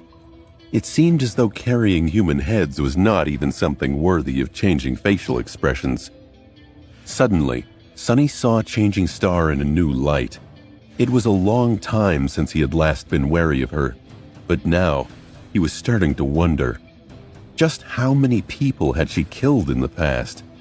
The facial expressions of everyone else, though, ranged from astonishment to horror. People who had witnessed the duel stared at Nephis as though she was some sort of an avenging angel. The others treated her like a terrifying demon. I wonder, how much soul essences had she absorbed with this one kill? It has to be a lot, right? But those were just the inhabitants of the castle. The reactions of the people of the outer settlement were strangely reserved, and yet somehow even more intense. They had never seen one of them stroll into the ancient fortress and walk away freely with a severed head of a pathfinder in their hands. Now, all of them were watching silently, an inexorable, dark, sweltering emotion burning in their eyes. All of it made Sunny very uncomfortable. He wasn't sure if Nephis knew what kind of a storm her stunt had evoked in the hearts of these people. That sort of emotion was dangerous and almost impossible to control. If she wasn't careful, if they didn't watch their backs, things could turn really bad, really quickly. But what if she had done it on purpose? What if she knew exactly what kind of reaction within the castle walls this would spark? Would that be better or worse? Was Neff really capable of such ingenious and effective manipulation? Was this her plan all along? Sunny wasn't sure that he knew this side of Changing Star. Come to think of it, he didn't really know that much about her at all. Not really. Consumed by these doubts, Sunny didn't even notice that they were already in front of Effie's cabin. He glanced at the sky, only to see the sun hiding behind the ominous silhouette of the Crimson Spire. It was evening, just like Nephis had promised. Scary, Sunny thought as Nephis was about to knock on Effie's door. The unruly huntress opened the door with a hint of irritation in her eyes. What's with all this commotion? Can't a girl spend a day in... Noticing the three of them, she froze. Without so much as batting an eye, Nephis simply threw Andel's head to Effie's feet and asked, "Can we talk now?" Looking down at the macabre present, the huntress narrowed her eyes. Her face darkened. A few moments later, she glanced up and spoke in a grim voice. "Come inside." As soon as the door closed behind them, Effie asked in a furious whisper, "What the hell have you done, princess?" Nephis tilted her head and leaned slightly frowned. Then, she said with a hint of sincere confusion in her voice, "You wanted me to prove my strength, did you not?" The huntress stared at her in disbelief. Misunderstanding her silence, Neff blinked and then added, "Oh, that head belonged to..." "I know whose head it is. Where did you get it?" Sunny sighed and slumped heavily on one of the sturdy chests. Then he forced out a dark smile and cut in, "Oh, by the way, you might be the last human in the Dark City to learn this, but standing right in front of you is none other than Changing Star of the Immortal Flame Clan, the champion of justice. She just walked into the castle, challenged the bastard, and killed him with one strike of her sword right under everyone's eyes. By now, this must be the only thing people are talking about." His tone lacked any kind of amusement. If anything, it seemed as though Sunny was just barely stopping himself from completely losing his shit. Why? Why did trouble have to follow him everywhere he went? While Neff and Cassia were anxiously waiting for Effie's response, Sunny just stared at his shadow, hoping to find some sympathy. Sadly, there wasn't any to be found. The shadow was just staring back at him, full of jubilant gloating. Effie, meanwhile, blinked a couple of times and looked at them with a strange expression. "That's right, run while you can," Sunny thought bitterly. But to his surprise, she threw her head back and laughed out loud. Oh gods, did you really? This is priceless. I wish I'd seen their faces. Sunny watched her with his mouth wide open. That was not the reaction he had been expecting. Crazy. They're all crazy. I'm surrounded by crazy people. When Effie finished laughing, she glanced at Changing Star with a dark but gleeful expression. "All right, you've proven your point. But there is something you should know. Back when I refused to join the host, Gunlog made it clear that if he can't have me, no one else will. Ever since, Any group that dared to invite me to join them ended up regretting their decision. By hiring me as a guide, you will be putting yourself in his crosshairs. Are you sure you want to do this?" So, there was more to her story. No wonder she was so solitary. In the ensuing silence, Sonny was the first one to speak. His voice sounded bitter and dejected. "It's a bit late to worry about that, don't you think?" The next morning, they were preparing to go on a hunt. A small crowd of slum dwellers gathered around to see them off, their dark eyes burning with a strange mix of hope and anguish. By now, the story of Changing Star's clever ruse and heroic battle against the villainous Pathfinder Andel had already flown all over the place, growing more and more unbelievable with each retelling. Now, these people came to witness her with their own eyes. They were especially interested in the Starlight Legion armor and the symbol engraved on its breastplate. Who knew that the memory of a simple carapace centurion would have such an effect on the inhabitants of the Dark City? Sonny was not happy about any of it.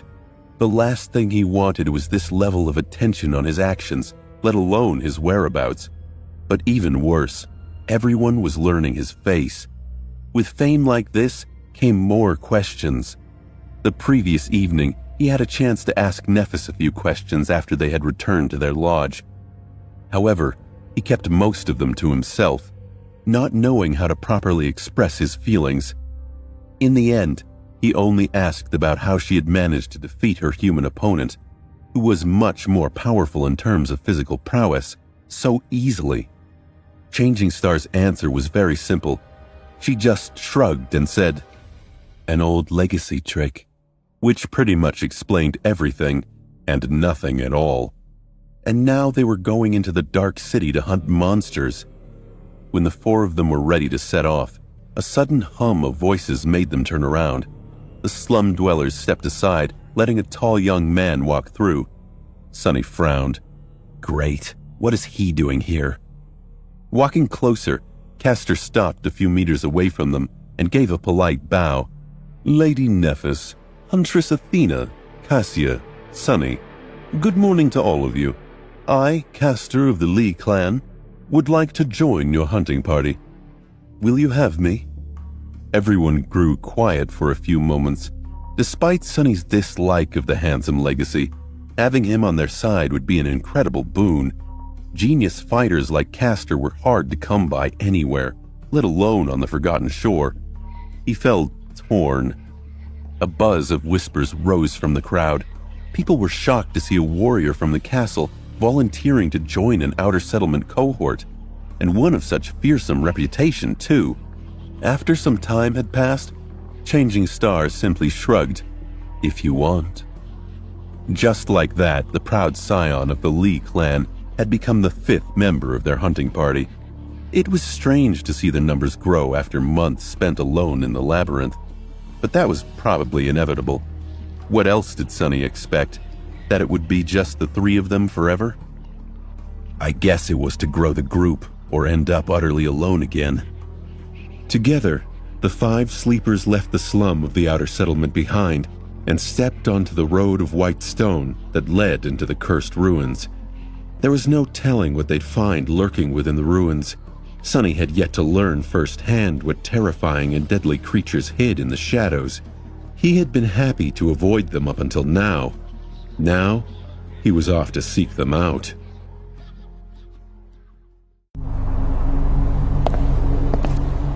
Their first hunt was surprisingly uneventful. Guided by an experienced pathfinder and augmented by Sonny's stealthy shadow, they managed to avoid any fallen creatures and arrive at the destination in one piece. There, the group hid in the ruins and waited for their prey to show up. The plan of battle was discussed beforehand. After Effie had described the type of monster they were here to kill, complete with a detailed list of its strengths and weaknesses, Nephis quickly assigned different roles to different people. Sonny had expected that things would work just like back in the labyrinth, but to his surprise, they did not. Just like before, Neph was going to take most of the risk and lure the enemy into revealing its vulnerability. However, Castor was going to be the one to make use of it. and deal the fatal blow, not Sunny. Which made sense, really. After all, Sunny's ability was not a combat one, at least not officially. It was rational to entrust the role to someone with an incredibly powerful combat ability, as the one Castor possessed. Still, for some reason, Sunny felt angry about it. It felt as though he was being replaced. Not wishing to appear childish, he swallowed his bitterness and remained silent. When the creature did show up, everything went perfectly. Nephis and Castor were able to finish the creature off without sustaining any injuries. Their teamwork, while not effortless, was strangely harmonious, probably because both were legacies and had received similar kinds of training. Sunny, whose task was to join the fray if things went wrong, ended up not having to lift a finger. Neither did Effie, who simply stayed with Cassia in case the blind girl needed protection. After everything was over, she laughed. This is the easiest meal I've ever earned. Effie's status in the party was a bit strange. Unlike the rest of them, she had not shown any desire to join the cohort officially. Instead, she was more like a hired worker. Her responsibilities included guiding the party through the ruins and providing them with information, and nothing else. She wasn't even required to fight side by side with them. After the nightmare creature was dead, they quickly butchered it and left the scene of the battle loaded with a heavy weight of meat. Before the shadow of the Crimson Spire fell on the Dark City, the cohort was already approaching the marble arch at the base of the hill. This was when something unexpected finally happened. And it happened because of Nephis. After giving a fair share of the spoils to the vigorous huntress, Nephis glanced at Sunny, Cassia, and Castor. Changing Star's voice, leaden and serious. I would like for you three to entrust me with your part of the meat. Sunny's brow furrowed, and he wondered what would prompt the typically generous Nephis to make such a request. But before Sunny had an opportunity to ask a question, Cassia offered up a reply. Of course, Neph. Castor did not linger either. He bowed slightly to Changing Star. As you wish, Lady Nephis. Sunny gritted his teeth. After that, he would have looked like a complete jerk if he were to start interrogating her. Especially because, technically, he had not done anything except lending his shadow to Effie. Nephis and Castor were the ones who had actually risked their lives. Fine. Nephis gave them a nod and continued walking up the white road. When they returned to the outer settlement, she separated the remaining share of monster meat into two parts. One, much smaller part, she handed to Cassia. The other, incomparably larger part, she simply placed on the white stones in front of their lodge. Effie looked at the whole process with curiosity. So did the slum dwellers who had gathered to welcome them back. Sunny frowned. What are you doing? Changing Star glanced at him and then gestured to the small bundle of meat in Cassia's hands. This is for us to sustain ourselves. We will eat that meat until our next hunt. Somebody from the crowd shouted, What about the rest? Are you selling it? What's your price? It was customary for outer settlement hunters to sell some of their spoils. That was how people here fed themselves. The meat could be exchanged for items, services, or in very rare cases, actual shards. Neph turned to the people who had gathered around and looked at them with a frown. When everyone grew quiet, Nephis spoke in a cold tone. My hunting party will not be selling any meat, ever. Before anyone had time to react, dismayed by that answer, she took a step to the side and gestured to the large pile of meat. Instead, we will be giving it away for free. A dead silence hung above the edge of the outer settlement. The slum dwellers who had come to catch a glimpse of Changing Star, or in the hope of procuring some food, were all looking at Nephis with a dark mix of mistrust, disbelief, and suspicion. After a while, someone shouted, What trick are you trying to play? People here are hungry, Changing Star. Shame on you. Nephis crossed her arms and furrowed her brow. There is no trick. Everyone is free to take a small share of the meat to fill their stomach. The young man who had accused her before laughed. Why would you just hand it out for free? Do you think that we're fools? Sonny was being tormented by the same question. He often joked about Neff's foolish nobility, but he also knew that she wasn't really stupid.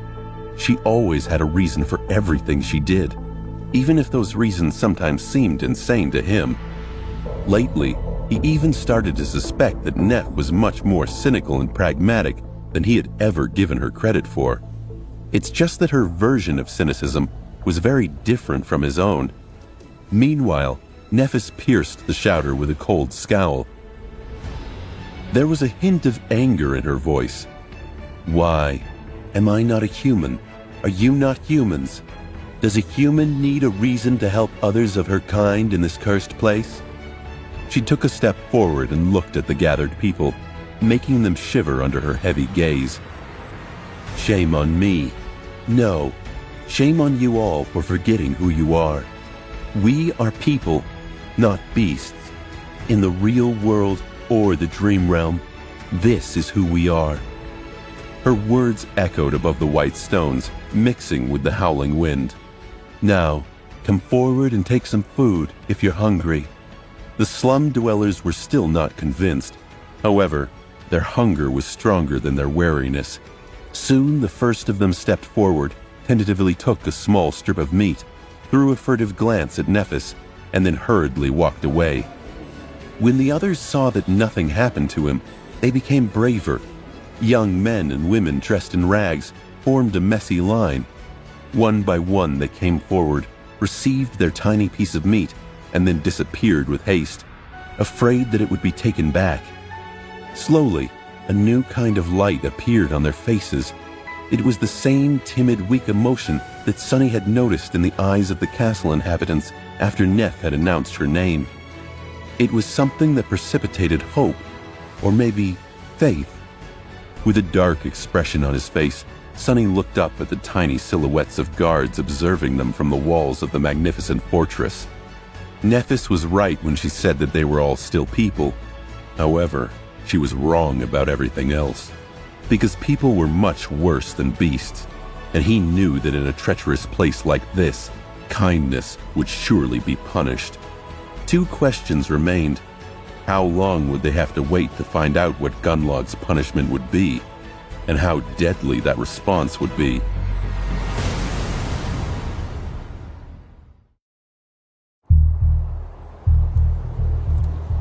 After that day, things moved with a speed that left Sonny disoriented. It was as though he was being pulled forward by an overpowering current, helpless to slow down or change direction. Before he could react to one change, another would happen, making him feel like he was losing control. Everything was happening so fast that he found it difficult to adjust. It was hard not to fear that, eventually, he would simply be left behind. After that first hunt, where Nephis had chosen to give most of the spoils away, she led them on several more. Not all those hunts went as smoothly, but they managed to return victorious, if a little battered. Every time she paid Effie her share of the meat, took a small amount for them to consume, and gave the rest to the people of the outer settlement, free of charge. Because of their small share, the group was forced to hunt every other day instead of once or twice a month. Sonny did not understand at all why they were taking on all that unnecessary risk, provided he wasn't exposed to many risks himself. Apart from a couple of short battles where Neff and Castor ended up requiring some backup, he spent most of his time with Effie, serving as her scout and slowly learning the ins and outs of the Dark City from her. With the well of knowledge that the unruly huntress possessed and Sonny's nimble shadow, the party rarely met anything they weren't ready to face. This gave them an incredible advantage over all other hunting parties of the outer settlement, and even some of Gunlog's own. Soon, their flawless and intense track record earned the cohort a reputation and respect from the other sleepers. They weren't seen as newcomers anymore. Instead, people considered them to be nothing short of the strongest hunters in the slum. Many even believed that Changing Star and her people were in no way inferior to the hunters of the Bright Castle. Nephis herself was known to be a fearsome fighter ever since her dramatic duel with Andel. Effie had the reputation as one of the outer settlement's best from a long time ago. handsome and capable caster, quickly won respect and adoration thanks to his amiable personality, noble bearing, and skill. The three of them were considered to be the core of the party, with Cassia and Sunny existing somewhere on the periphery. People loved Cassia because Neff had entrusted her with the responsibility of handing out the free meat, and also because it was nearly impossible not to love this sweet, exquisitely beautiful, and tragic girl. For most of the slum dwellers, she was the welcoming face of the cohort. Sunny, on the other hand, had no significant role in the party, and therefore none of the slum dwellers paid much attention to him. He had performed no valiant feats and vanquished no monsters in the Dark City. As a result, most considered him to be a mere support member of the party, inconsequential at best, a charity case at worst, if they even remembered his existence. Sunny was simultaneously happy to live in obscurity and secretly infuriated by this lack of recognition. It was good that no one suspected how powerful he was, and yet, watching everyone fall over themselves in Castor's presence while completely ignoring his own made Sunny want to kill something. Or someone. Especially because due to the tactical composition of the cohort, Nephis spent most of her time with the handsome legacy. They seemed to work especially well together.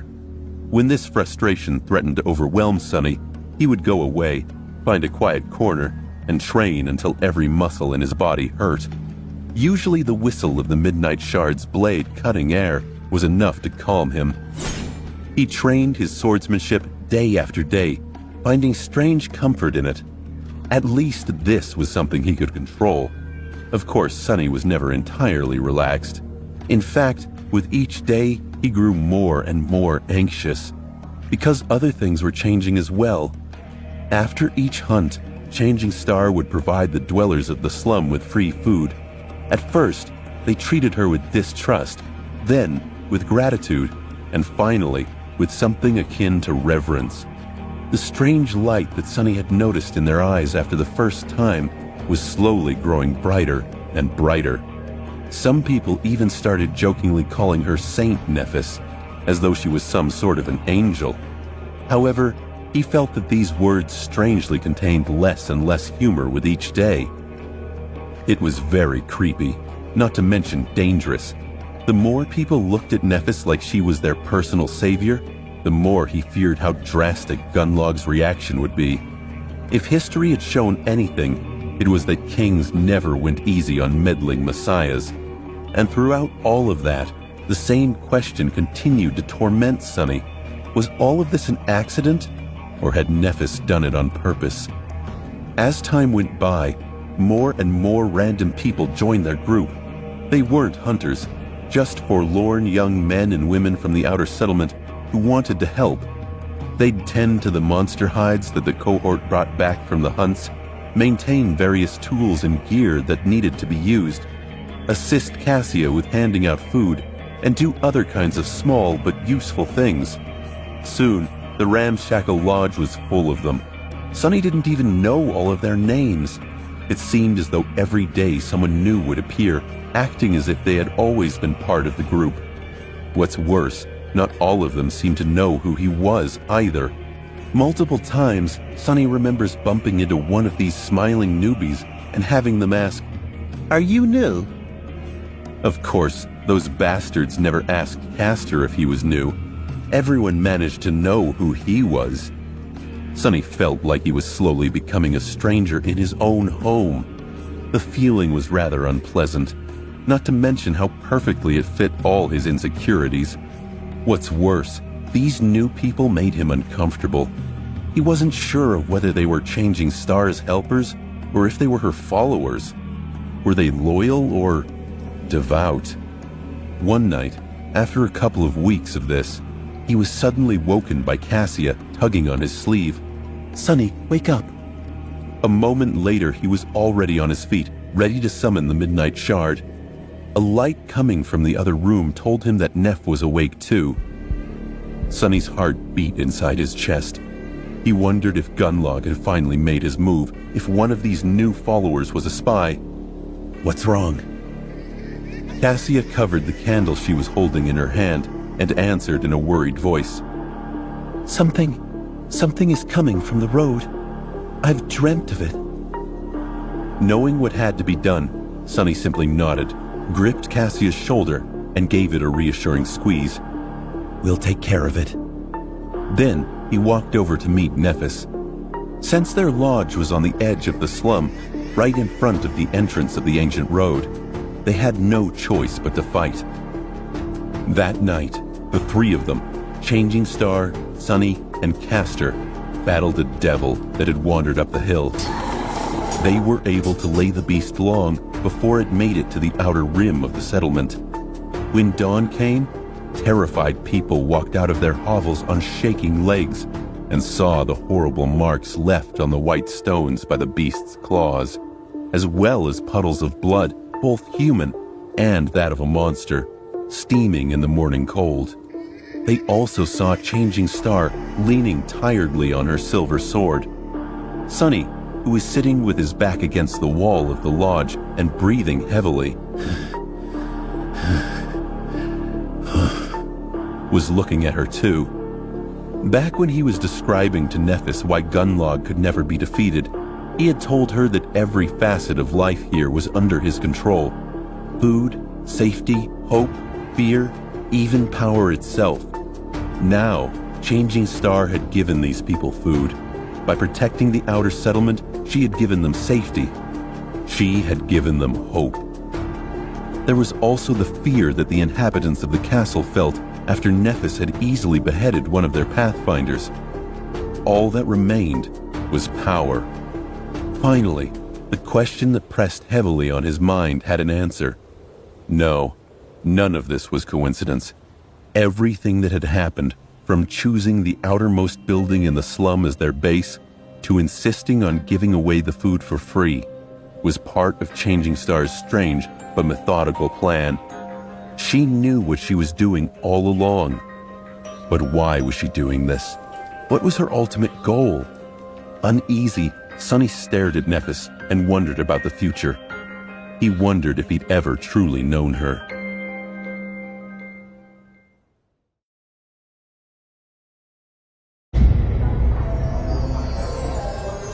After about a month of living in the outer settlement, Sonny woke up one morning with the feeling of not belonging anywhere in this world. This familiar feeling had pursued him for most of his life, but had disappeared when he, Cassia, and Nephis were navigating the Forgotten Shore together. With a sigh, he rose from his narrow cot and summoned the puppeteer's shroud. The stone lodge was already full of sounds and voices. The tempting smell of breakfast filled the air. Coming out of his small room, Sonny saw a bunch of Neph's helpers rushing here and there, busy with various tasks. Some of them stopped to greet him, others did not. He paid no attention to them and went outside to wash his face and take a look at the sky. The gray sky of the Forgotten Shore looked as it always did. Nothing ever really changed in this loathsome hell. On his way back, Sonny noticed a gaunt figure standing hesitantly near the doors of the lodge. The ragged young man looked very familiar. Reaching into his memory, Sonny identified him as the friendly but nervous receptionist from the castle. His clothes were much less clean and tidy than they had been before, and his face had become even thinner. The young man had seen better days.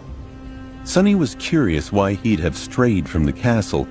Sonny approached the young man. Harper, right? How come you're here? Harper flinched and looked at him with anxious eyes. Oh, Sunless. It's so nice to see you. Sonny stared at him. Did they kick you out of the castle? Harper's face instantly fell. Lowering his gaze, he stayed silent for a few moments and then spoke in a whisper. I haven't been able to pay the tribute anymore. So, yes, I guess they did. Then he glanced up, hesitated, and added, I heard that I can get some food here. Sonny tried to give him a reassuring smile. Sure. Usually we give out meat after the hunts. But if you're hungry right now, I'm certain there's something we can do. Just talk to, a girl with red hair. She's in charge of breakfast, I think." Harper smiled too, the weak light of hope igniting in his eyes. Really? They will just give me a meal for free? Sonny shrugged. Why not? We have enough food right now. Most of those guys and girls are always here anyway. They're like guests that just won't leave. Doesn't matter.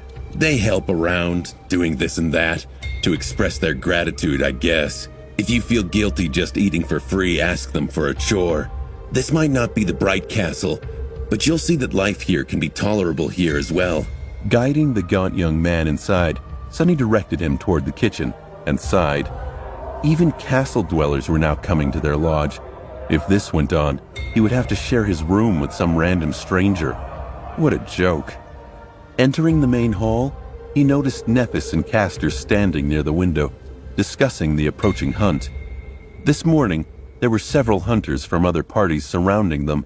The cohort had been planning a big joint hunt for a while now, and today was the day. Sonny scowled and thought, Did they just start without me? hiding his discontent, Sonny walked over to the group of hunters and greeted them.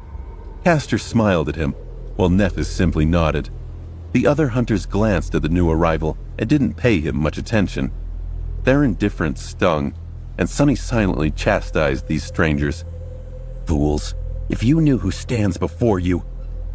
Meanwhile, one of the hunters was speaking.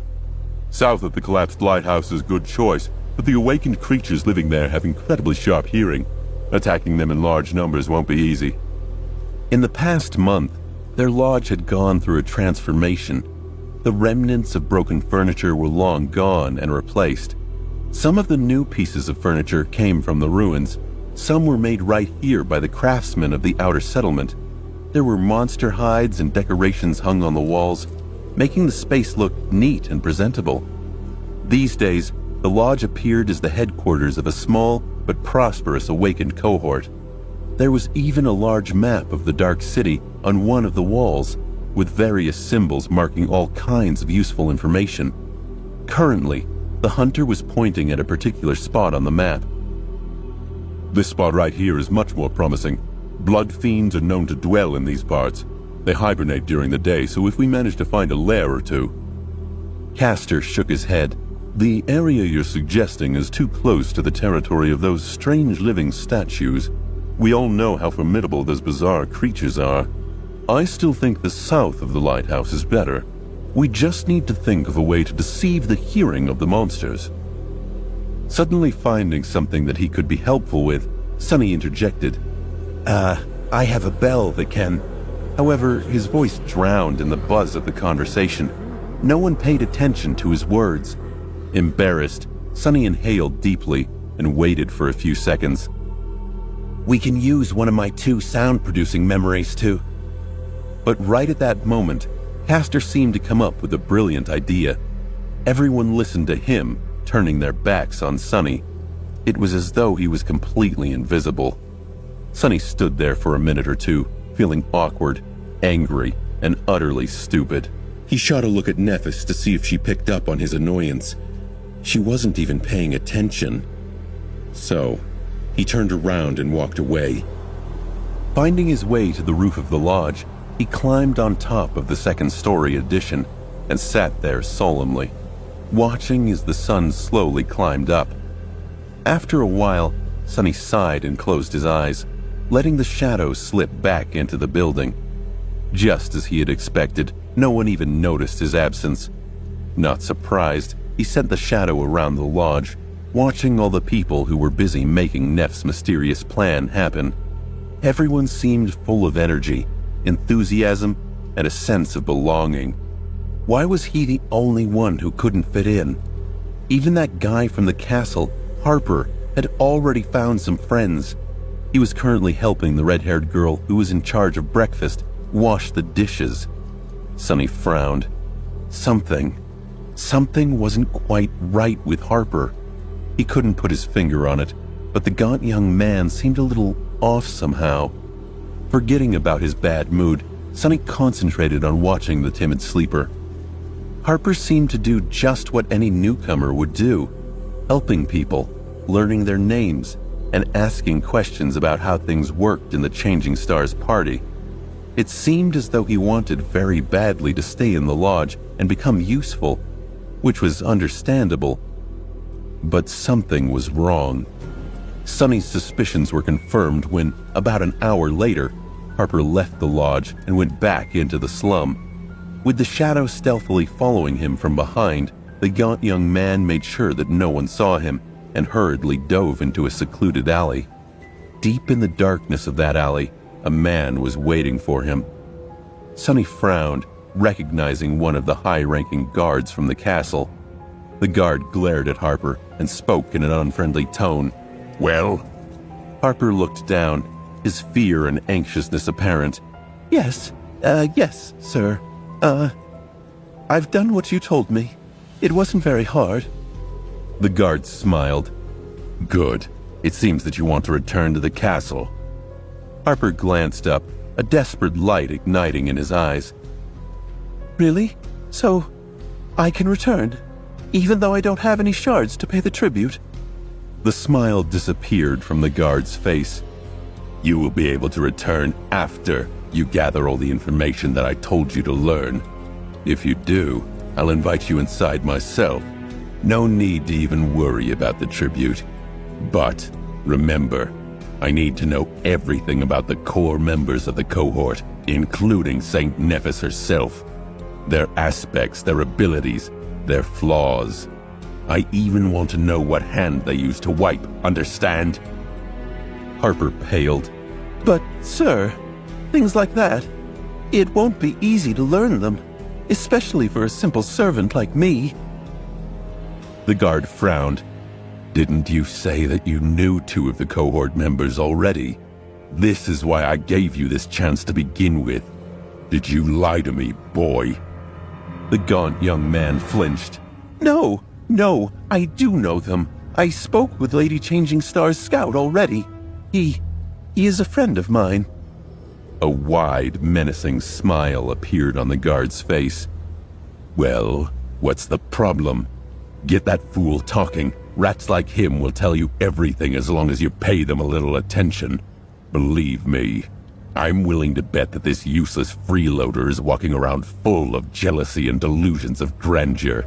Pretend to respect him even a little, and he won't be able to shut up. Sonny felt a pang of anger, tinged with shame. Was that true? Was he that transparent? Harper nodded, then suddenly hesitated. "Sir, you won't hurt them, will you? They are good people." The guard stared at him for a second or two, then said in a dark, mocking tone, "Why do you ask if you already know the answer?" Hearing those words, Harper deflated. His face darkened, and he lowered his head as though ashamed to look straight. However, Harper didn't object. Sonny was already planning the beating he was going to give the cowardly young man before throwing him out of the lodge. But at that moment, a voice called out for him. It was Effie. "Hey, doofus. Are you asleep? Come down. The hunt is starting." Torn away from the shadow's perspective, Sonny threw a glance at Effie and called his shadow back. When Sonny got down from the roof, Nephis was surrounded by this new and expanded hunting cohort. Sonny pushed his way through the newbies to get at her side. Sonny put his hand on her shoulder. "Nephis, we need to talk." She looked back at him, her face blank and her tone flat. "Can't now. Castor's plan is time-dependent." Sonny frowned. "It's important." Nephis looked utterly unmoved by Sonny's statement. He felt a pang of annoyance, realizing how little she valued his opinions. Nephis shrugged him off and began to walk. "Whatever it is, it'll have to wait." Sonny scoffed. "But Nephis!" Castor's voice cut through the crowd. "Listen up, everyone. We're moving out." And just like that, Nephis was marching away from Sonny with the rest of the hunters. He hesitated for a long second, and glanced back at the lodge. He felt strange walking away with a spy in their midst, but he had tried to warn Nephis. What else could he do? Sonny said a silent prayer that Harper wouldn't do too much damage before he could talk to Nephis privately. Then, he followed the group off on their hunt.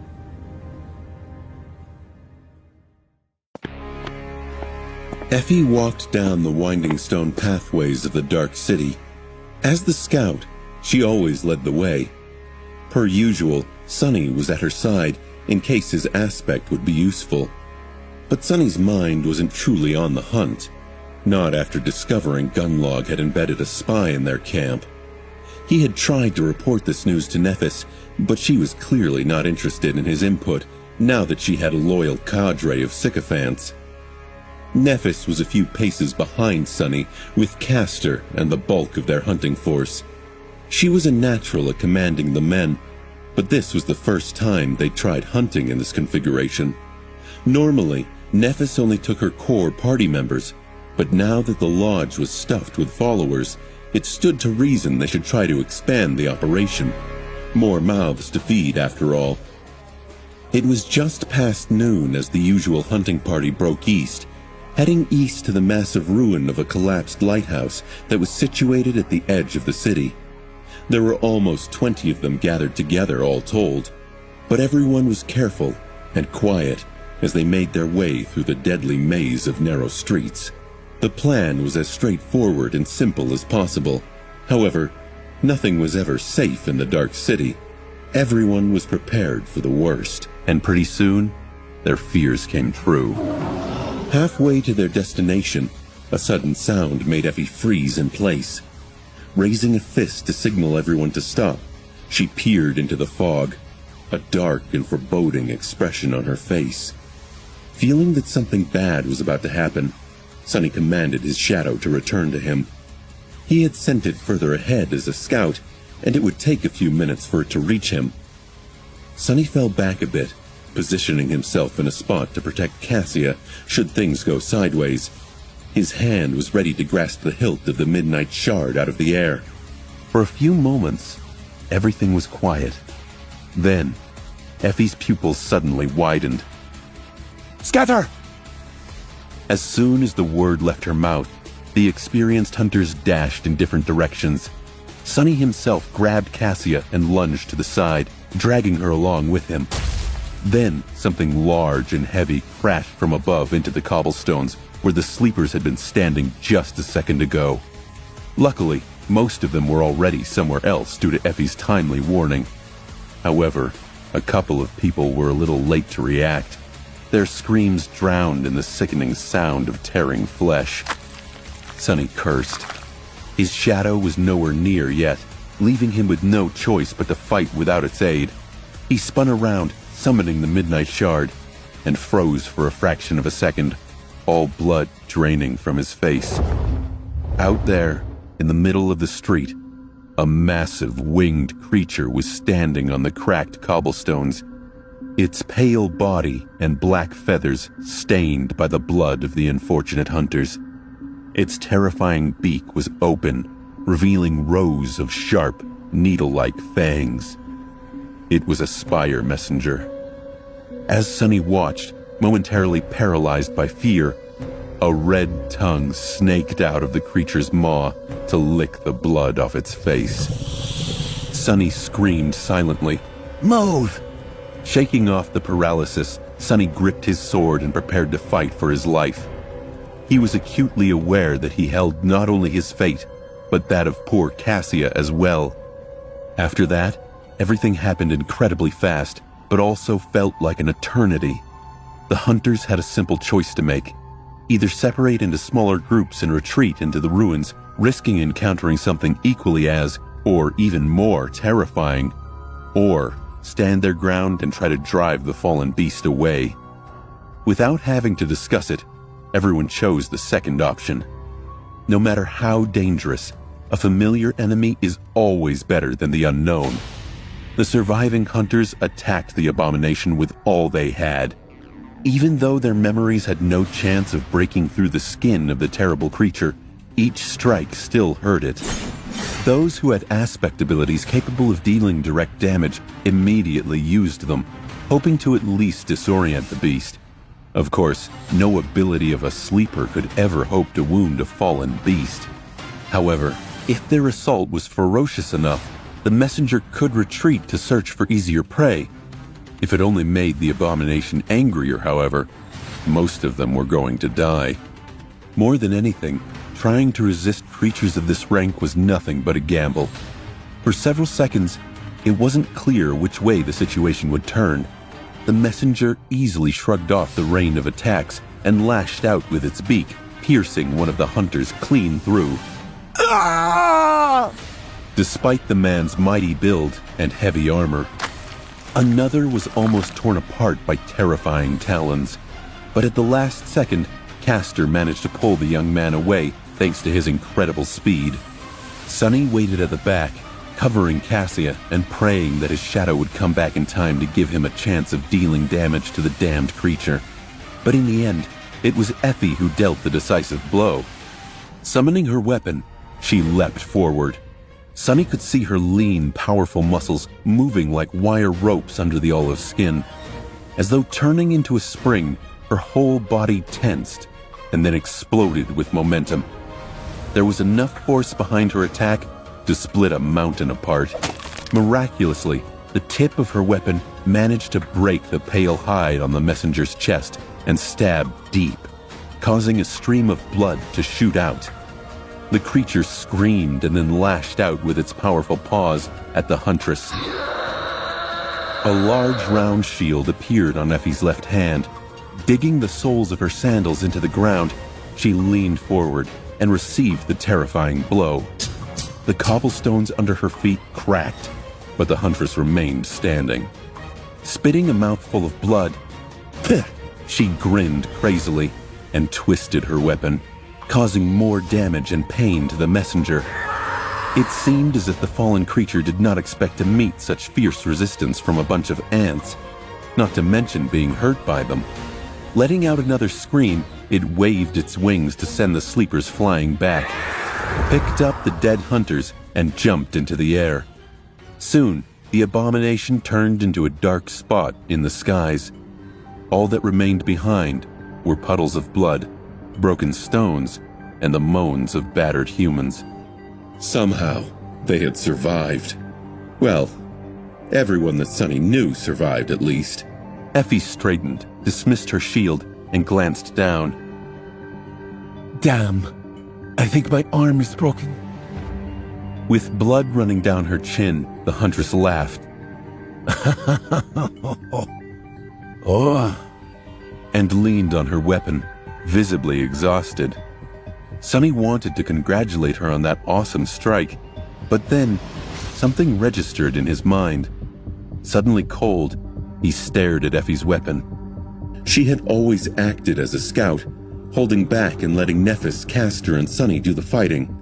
So this was the first time Sunny saw what memory the huntress used in battle. It was a spear, an ancient, beautiful spear forged from bronze. Something clicked in his mind.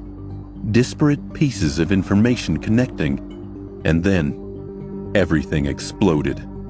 Or at least it felt that way. Cassia's vision from all those months ago suddenly made sense, and the explanation shook Sunny to his core.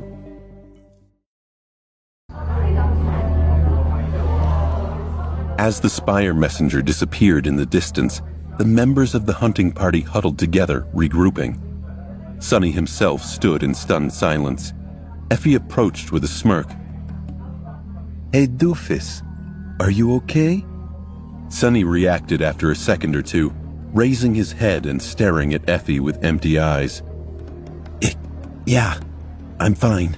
Just thinking about stuff. Effie gave him a strange look, then shrugged and turned away. Everyone was too busy to pay him any attention. Not that anyone ever did. Left alone, Sunny staggered and slowly lowered himself to the ground. In his mind, one phrase was repeating itself over and over, growing louder and louder with each second. Cassia's voice echoed.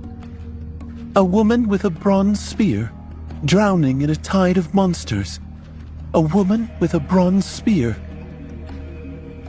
This was a part of the vision that she had seen back at the beginning of their journey, on the night they had spent atop the giant statue of a headless knight. The one that was so harrowing that she had almost jumped into the dark waters of the cursed sea just to run away from her terror. It was also the key that connected every little piece of information that Sonny knew in one cohesive picture and let him understand the true meaning of that terrifying vision. He shuddered, remembering what Cassia had told them on that night in stark detail. I saw the human castle again, only this time it was at night. There was a lonely star burning in the black skies, and under its light, the castle was suddenly consumed by fire, with rivers of blood flowing down its halls. I saw a corpse in golden armor sitting on a throne, a woman with a bronze spear drowning in a tide of monsters, an archer trying to pierce the falling sky with his arrows. At that time, Sonny assumed for some reason that Cassia saw the cataclysm that had devoured this land and turned it into a desolate hell, creating the Forgotten Shore. The first part of the vision was certainly referring to how the curse of the all-consuming darkness had broken free from its 7 seals, so he had just assumed that the other parts of the vision spoke about the past too. But Effie's spear gave him an epiphany, a terrible revelation that he had been wrong all this time, that the apocalyptic images Cassia had described were not of the past, but of the future, their future. Trembling, Sonny raised his head and glanced at Nephis, who was using her powers to heal the wounded hunters, her ivory face contorted in a painful grimace. His eyes were wide and full of disbelief. It was all so clear. She was the lonely star that burned in the dark skies above the bright castle, bringing with it fire and rivers of blood. After all, her name was Changing Star, or depending on the runes used to write it, Star of Misfortune, the Star of Ruin. Sonny spent so much time fearing what Gunlog was going to do with Nephis, but he should have been scared of what she was going to do to him instead. A corpse in golden armor sitting on a throne. Why hadn't he realized the truth after seeing the Bright Lord for the first time? Gunlog was the corpse in Cassia's vision. Effie was the woman drowning in the sea of monsters. The archer. Sonny didn't know yet, but he was sure that they would meet soon, maybe only to die together. He had always known that Nephis was guided by some mysterious, overwhelming goal. He didn't know what that goal was, but it was certainly not here on the Forgotten Shore. To achieve it, Changing Star had to find a way to return to the real world. That's why she had always been so unwavering and relentless in her ambition to move forward, overcome any obstacle, endure any pain. At times, it even seemed as though her conviction was more akin to an obsession. Nephis was willing to do anything to fuel her dream. The comforting words she had told him on their first day in the Dark City suddenly resounded in his mind. Only now, there was another, colder and much darker meaning beneath their surface. We will find a way to return, no matter what has to be done. We will. No matter what has to be done. There was only one way to leave the Forgotten Shore, and it lay in the Crimson Spire. No sleeper could ever hope to reach that gateway in one piece. They would need an army to even try. Maybe then, walking on corpses, 1 or 2 survivors would be able to escape from this cursed place. But Nephis didn't have an army. Yet. To gather one, she would need to kill Gunlog, usurp his power, and eliminate all opposition, drowning the bright castle in blood. Only then would she be able to rally every single sleeper left in the Dark City and lure them into following her on a suicidal crusade, knowing all too well that most of them would die because of it. No sane person would follow her, right? Sunny remembered the faces of the young men and women who had become part of their group in the last few weeks. The strange light of hope, or maybe faith, burning in their eyes. The almost religious reverence they felt toward Nephis. No, not Nephis. Toward Changing Star, descendant of the immortal Flame Clan. At this moment, Sunny felt as if he finally understood every part of Neph's plan. Looking at the beautiful young woman with silver hair, Sunny shivered. On their way back, Sunny felt as though he was in a feverish dream. The magnitude of the revelation was too much for him. His mind felt weak, unsteady, and on the verge of breaking apart. He had never experienced such a deep feeling of shock. It was as though the very core of his being was violently shaken. He wasn't equipped with the right tools to cope with it. It felt as if he was on the verge of losing it. Sunny was truly horrified. He thought to himself, Don't waste time trying to deal with your emotions. This is not the right time for feelings. You need to figure out how all of this affects you personally and what you need to do to turn things to your advantage. after all, what was there to be scared of? That many people would die? What did their lives and deaths have to do with him? As long as he was the one left standing in the end, this whole thing might turn out to be beneficial. Hadn't he spent the last weeks being afraid of what Gunlog was going to do to them? Well, now he knew that Gunlog was going to end up as a corpse. Problem solved. Wasn't he crushed by the news that he would spend the rest of his life in this odious hell? Well, now that wasn't a certainty anymore. That last part of the prophecy. Everything was well. Better than ever. And yet, no matter how much Sunny was trying to be rational, he just couldn't help but be filled with terror. So he kept his mouth shut and returned to the lodge with the solemn group. In the crimson light of sunset, he found a reason to leave the lodge and walked to the edge of the stone platform. No one really cared that much about his whereabouts, so it wasn't hard to disappear for a while. No one noticed that something was bothering Sunny either. They were all accustomed to his moody behavior anyway. Cassia seemed to have picked up on something, and Castor, who pretended to be carefree, but actually had a habit of watching anyone close to Nephis like a hawk. Reaching the very end of the stone platform, Sunny turned around and looked at the outer settlement and the magnificent castle towering above it. With hundreds of sleepers rushing to find shelter before the coming of night, a cold and harrowing feeling gripped his heart. He felt a lump in his throat and whispered, All these people are going to die. Neph was going to kill them. Maybe not directly, but she'd be responsible for their deaths. Was he willing to help her do it? For some reason, Sunny wanted to laugh. This whole situation was so sick and appalling that it was almost ridiculous. He was never an altruistic type. More than that, he always prided himself on being a cynical, selfish, and vicious person. But this was too much even for him. Grabbing his head, Sunny moaned, What am I going to do? At that moment, the sound of steps suddenly attracted his attention. A gaunt figure appeared from the slum and walked toward him. Sunny frowned. He had completely forgotten about Harper. In his realization, he was in no place to deal with the spy. Harper stopped a few paces away and smiled timidly. Sunless, can we talk? The treacherous spy was the last person Sunny wanted to see right now.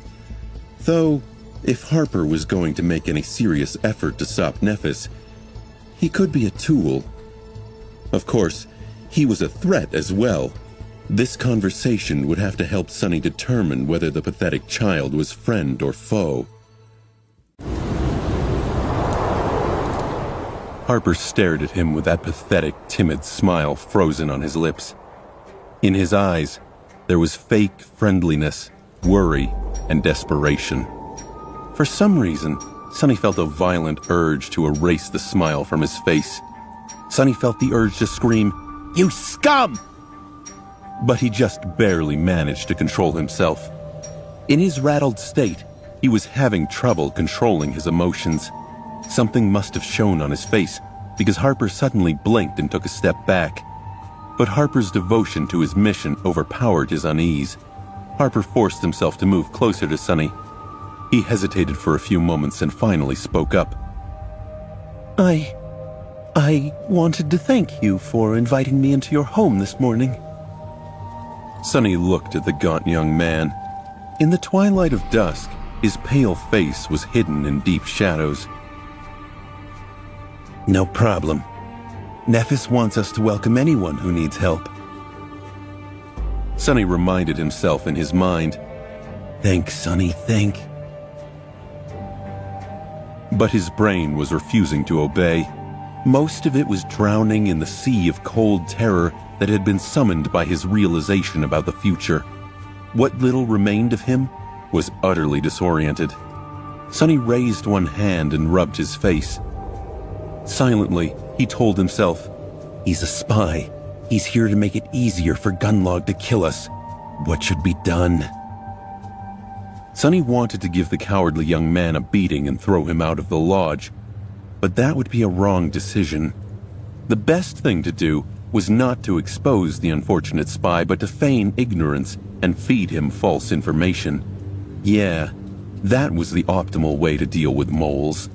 As an aspiring spy himself, Sonny knew these things well. But would he even be able to deceive Harper? By accident, the failed informant had chosen a perfect person as his mark. Sonny knew a lot of secrets and was incapable of lying. Harper swallowed. "Sunless?" Sonny flinched and glanced at the gaunt young man. "Sorry, I'm a bit out of sorts after today's hunt. You wanted to talk?" Reassured, Harper smiled again. "You see, I wanted to thank you for everything that you had done for me, and for all the people here in the settlement. When I left the castle, I brought a very special item with me. I thought of sharing it with you." Sonny frowned. "A special item?" Sonny was, for the first time, fairly baffled. He hadn't the faintest clue what Harper could be referring to, but he knew that he should let the gaunt boy expose his plan. Hopefully, Sonny could feed him a couple of half-truths and then report back to Nephis in the morning. Harper, meanwhile, was nodding energetically. "It's a bottle of liquor. Every month, a few of them are sold by the artisans working in the garden. Getting one is very hard, but I was lucky. Would you like to come and try? My hut is nearby." Sonny got distracted for a few moments, but then forced himself to concentrate. What was Harper talking about? Artisans? Liquor? Luck? Giving Harper a nod, he gestured for the young man to lead the way and followed. As they passed other slum dwellers on their way to Harper's hovel, Sonny couldn't help but feel like they were surrounded by walking corpses. Most of these people were already dead. They just didn't know it yet. But he did. The weight of his knowledge was slowly crushing him. Harper's small hut was even more pathetic than the other hovels in the slum. It was crudely constructed out of rotting pieces of wood, with plenty of cracks to let the cold wind in. Inside, there was nothing except for a pile of seaweed thatch that served as a flimsy mattress and a low wooden table. Sonny could understand why the gaunt sleeper was so desperate to return to the castle. At least there was a door. Once inside, Harper looked around with embarrassment and invited Sonny to sit on the floor in front of the table. Then, he dug a glass jar from beneath the seaweed and placed it in front of him like a rare treasure. Producing a crude iron knife from somewhere, Harper then opened the wax seal of the jar, placed the knife on the table, and poured a milky white liquid into a chipped clay cup. "Here." He handed the cup to Sonny and smiled. Sonny received it and smelled the strange liquor. He remembered many people in the outskirts who had drowned themselves in the bottle, or killed themselves with cheap stimulants and drugs. Luckily, he was always too paranoid to allow anything to alter his mental state. That's why Sonny was not too familiar with alcohol. Bringing the cup to his lips, he held his breath and downed it in one go. A pleasant warmth immediately spread through his body, bringing with it a bit of sweet solace. He could see the appeal. This was far more pleasant than coffee had been. Harper hurriedly refilled the cup. "I heard about the latest hunt. I can't believe you survived an encounter with a spire messenger. That must have been horrible." Sonny lingered for a bit, then shrugged. I just stood at the back. The gaunt young man shook his head. "Still, you are incredible. I hear that you have been with Lady Changing Star from the very beginning, surviving more than 2 months in the labyrinth. Is this true?" Harper was a really bad actor. Even if Sonny didn't know that Harper was a spy already, he would have sensed something strange at this point. But it was easy to pretend not to notice anything. He tried to mask the contempt in his eyes as he remembered the castle guard's words. Rats like me will tell you everything as long as you show them a tiny bit of respect, huh? Flushed because of the liquor, Sonny slowly smiled. Oh, yes. In fact, if it wasn't for me, she would have been long dead. Do you know how many times I saved her life? This part was entirely planned, aimed to create a false sense that Harper's plan to use pettiness and jealousy to loosen his tongue worked. However, the next words came out of Sonny's mouth on their own. Gritting his teeth, he suddenly paled. And for what, huh? For this? This wasn't supposed to happen. How did this happen? Then Sonny grabbed his head and forced out a dark laugh.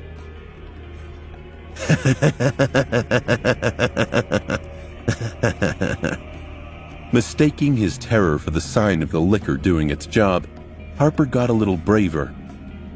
"You must have fought side by side with Lady Nephis a lot." Sonny lowered his head, then shrugged. Yeah.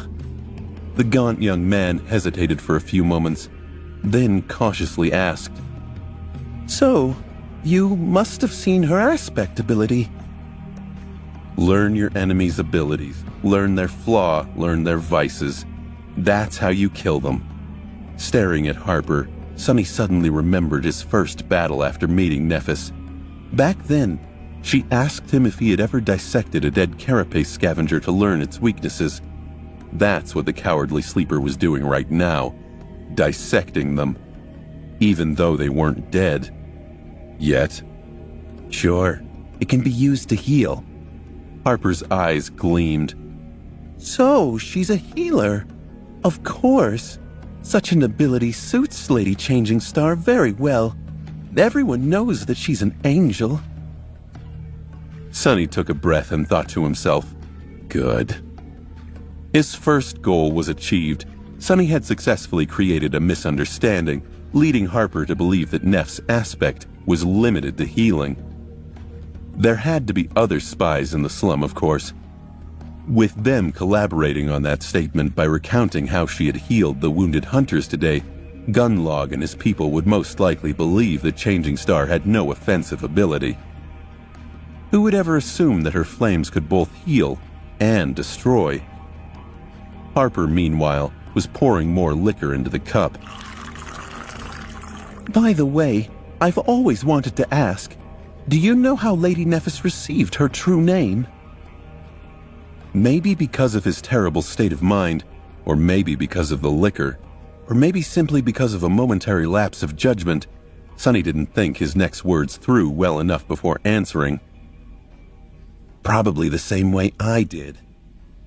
Then he froze. He was so preoccupied with creating a false image of Neff in Harper's mind that for a second he had forgotten to keep his own true identity a secret. Alarm bells went off in his mind. Internally he shouted, "Stupid, stupid, stupid!" Not letting the panic show on his face, Sonny tried to salvage the situation by throwing his head back and laughing.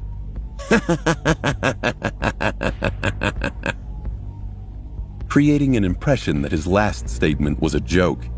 Luckily, Harper seemed to believe him. He laughed. Too, and then glanced at Sonny with humorous sparks in his eyes. However, his next words sent Sonny into a cold embrace of horror. It was as though the gates of hell opened right beneath his feet. Wishing to play along, the gaunt young man grinned. Oh, of course, Lord Sunless. What is your true name, then? Sonny stared at him, the smile frozen on his face. This was the absolute worst-case scenario. He desperately searched for some half-truth to tell, some desperate way to wriggle out of this situation. But there was no way out, at least none that he could see. He was caught. The familiar pressure appeared in his mind. Slowly, Sonny became deathly pale. Harper was still grinning, waiting for the answer. His face was gaunt, tired, and full of both fear and desperate hope. He was just a weak, pitiful kid after all. The pressure was replaced by blinding pain, sending a tremble running through Sonny's body. Why? Why did he have to ask that question? But it was too late. What happened couldn't be changed. Like a cornered beast, Sonny could think of only one thing. Harper finally sensed that something was wrong. His eyes widened. Son? Sonny needed to survive. That's what this was about. Survival. Just a second before the pain overwhelmed his limits and forced out an answer, Sonny suddenly leaned forward, picked up the crude iron knife, and stabbed it through the poor young man's heart. Harper let out a pained scream, his eyes awash with fear and confusion. Pushing the knife into Harper's weak body, Sonny lunged forward. The flimsy wooden table flew aside and shattered into splinters once it hit the wall. With his other hand, he violently grabbed the young man's face and pressed him onto the floor, making sure that no further sound would escape from his lips. Harper's wide eyes were full of pain and terror, staring at Sonny with a silent but deafening question. Why? Feeling hot blood streaming down his hand, Sonny finally let the pain of the flaw overwhelm him. His whisper was hoarse and barely audible. Lost from light. I am lost. Lost from light. Harper's trembling fingers found his face and smeared it with blood, which then mixed with tears. He weakly tried to push Sonny away, but there was no strength in his arms anymore. Biting his lips hard enough to break the skin, Sonny held the gaunt young man down and twisted the knife, praying for all of this to be over soon. Sonny's voice cracked. Don't look at me. Please, don't look at me. Finally, Harper's terrified, accusing eyes grew still and lightless. Sonny could feel the beating of his heart stop through the thin fabric of the young man's robe. Making sure that Harper was indeed dead, he finally let go of the knife and crawled away. He shook his head. No. No. As though summoned by these words, the voice of the spell sounded into his ear. You have slain Dreamer Harper. Your shadow grows stronger. Contorted in a painful spasm, Sonny bent over and violently threw up. Then, he weakly fell on the floor and tried to wipe his face, only to realize that he was spreading blood all over it. I killed him. I just killed a real human. A strange stillness took hold of Sonny. Sitting on the cold stones, he stared at the corpse of the young man he had just killed and struggled to form a cohesive thought. After a while, he finally succeeded. Too much. Oh, this is too much. Why did he have to go through all of this? The slave caravan, the forgotten shore, Changing Star, and now Harper? What sin had he committed to have to go through this nightmare? Was he already dead and imprisoned in the depths of hell? A flash of anger resonated from inside Sonny's mind. Bullshit! He deserved it! Sonny gritted his teeth and forced himself to concentrate on that thought. Why do I even feel guilty? The bastard was going to sell me out to Gunlog. He knew that he was helping to kill me. And not just me alone, Nephis too, and Cassia. But no matter how hard Sonny tried to convince himself that he had the right to kill Harper, deep down, he could not accept it. There were a million ways to deal with the timid, pitiful spy, but he chose this one. He chose this one for one reason. Sonny heard the voice coming in his head, needling him. Come on now. There's no one else here. Why don't you just be honest with yourself for once? Just admit it. Don't you dare become a hypocrite. Sonny grimaced and ground his teeth against each other. The voice in his head grew louder. Say it. Reluctantly, he opened his mouth, and the words tumbled out. I killed him because I wanted to survive. I killed him because it was easy. And just like that, he suddenly felt better. What's the big deal? He was already a murderer anyway. He was planning to help Nephis kill hundreds of people. Affected by the irony of the situation, Sonny barely stopped himself from laughing. He didn't want to make too much noise. Breaking that table was already a mistake. What if someone comes to check on the commotion? That would be bad. That would be embarrassing. Suddenly, Sonny realized there was a problem to solve. What was he going to do with the body? Instead of coming up with an answer, Sonny leaned forward and threw up again.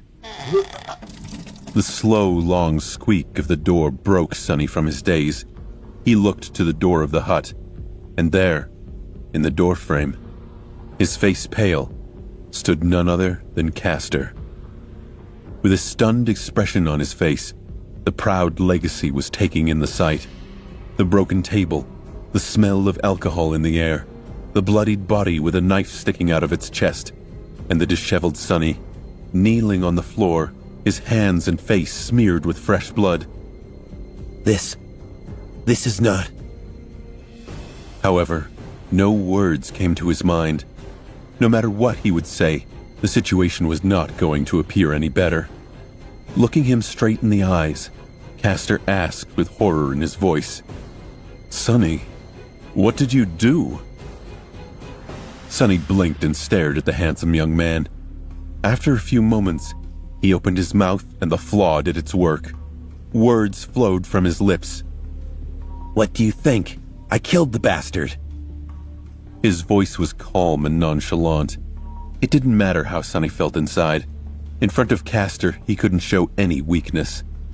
He didn't trust the proud scion of the Lee family one bit.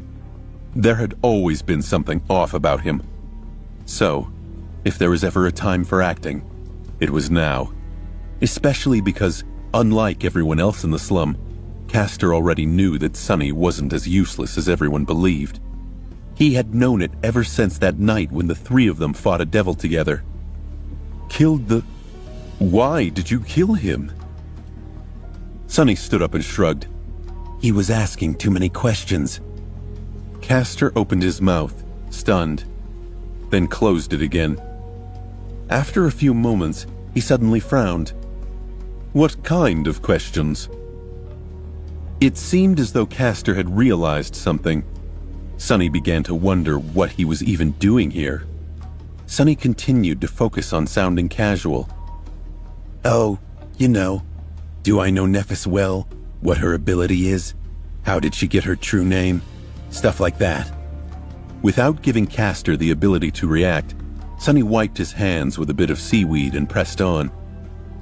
This guy, Harper, was sent over to spy on us by Trent.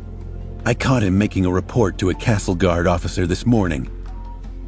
Castor considered this for a moment. Do you have any proof of that? Sonny glared at him and raised an eyebrow. Is my word not proof enough? A wild thought suddenly appeared in his mind. Would he have to kill Castor too? Would he even be able to if it came to that? Not likely. The situation was bad. Depending on Castor's next words, Sonny could find himself in a sea of trouble, and he was powerless to do anything about it. Anxious and uneasy, he stared at Castor. The proud legacy lingered. After a while, he came inside and closed the door behind him. "No, I believe you. I suspected this kid myself. That's why I came here after hearing that the two of you were seen going somewhere together. But, Sonny, the others might not think the same." He smelled the air and grimaced. "I am sorry to say that, but you have a reputation for having a bad temper. With alcohol added into the mix, and no proof to connect Harper to the castle, you can see how this does not look good." Sonny scowled, trying to pretend that he was calm. He saw where this was going. So, what are you going to do? Castor gripped his shoulder. Then his voice became grave. "What else? I will help you conceal everything, of course. We are comrades, after all. But, Sonny, no one can ever know what you have done here. Especially Lady Nephis. This will be our secret, all right?" Saying that, he looked Sonny right in the eyes and smiled. Sonny didn't trust that smile for even half a second. Castor had Sonny's fate in the palm of his hand. He could rat him out, blackmail him, or worse. Sonny found Castor's presence suspicious. Was he coming here to check on Harper, or was he rendezvousing with a fellow spy? Castor had spent a long time in the castle. He was respected there, and he was one of only 3 people who knew Nephis from the outside world. Who was to say he wasn't a mole, working for Gunlog since the day he joined them? Or was Sonny being paranoid and jealous? Castor never gave Sonny a reason to distrust him.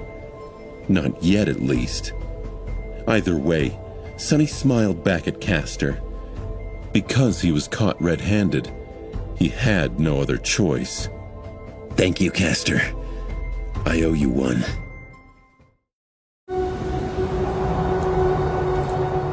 Sonny stared at Castor with a grim expression.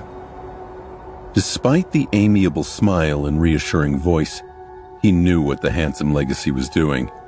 Sonny grew up in the outskirts, after all.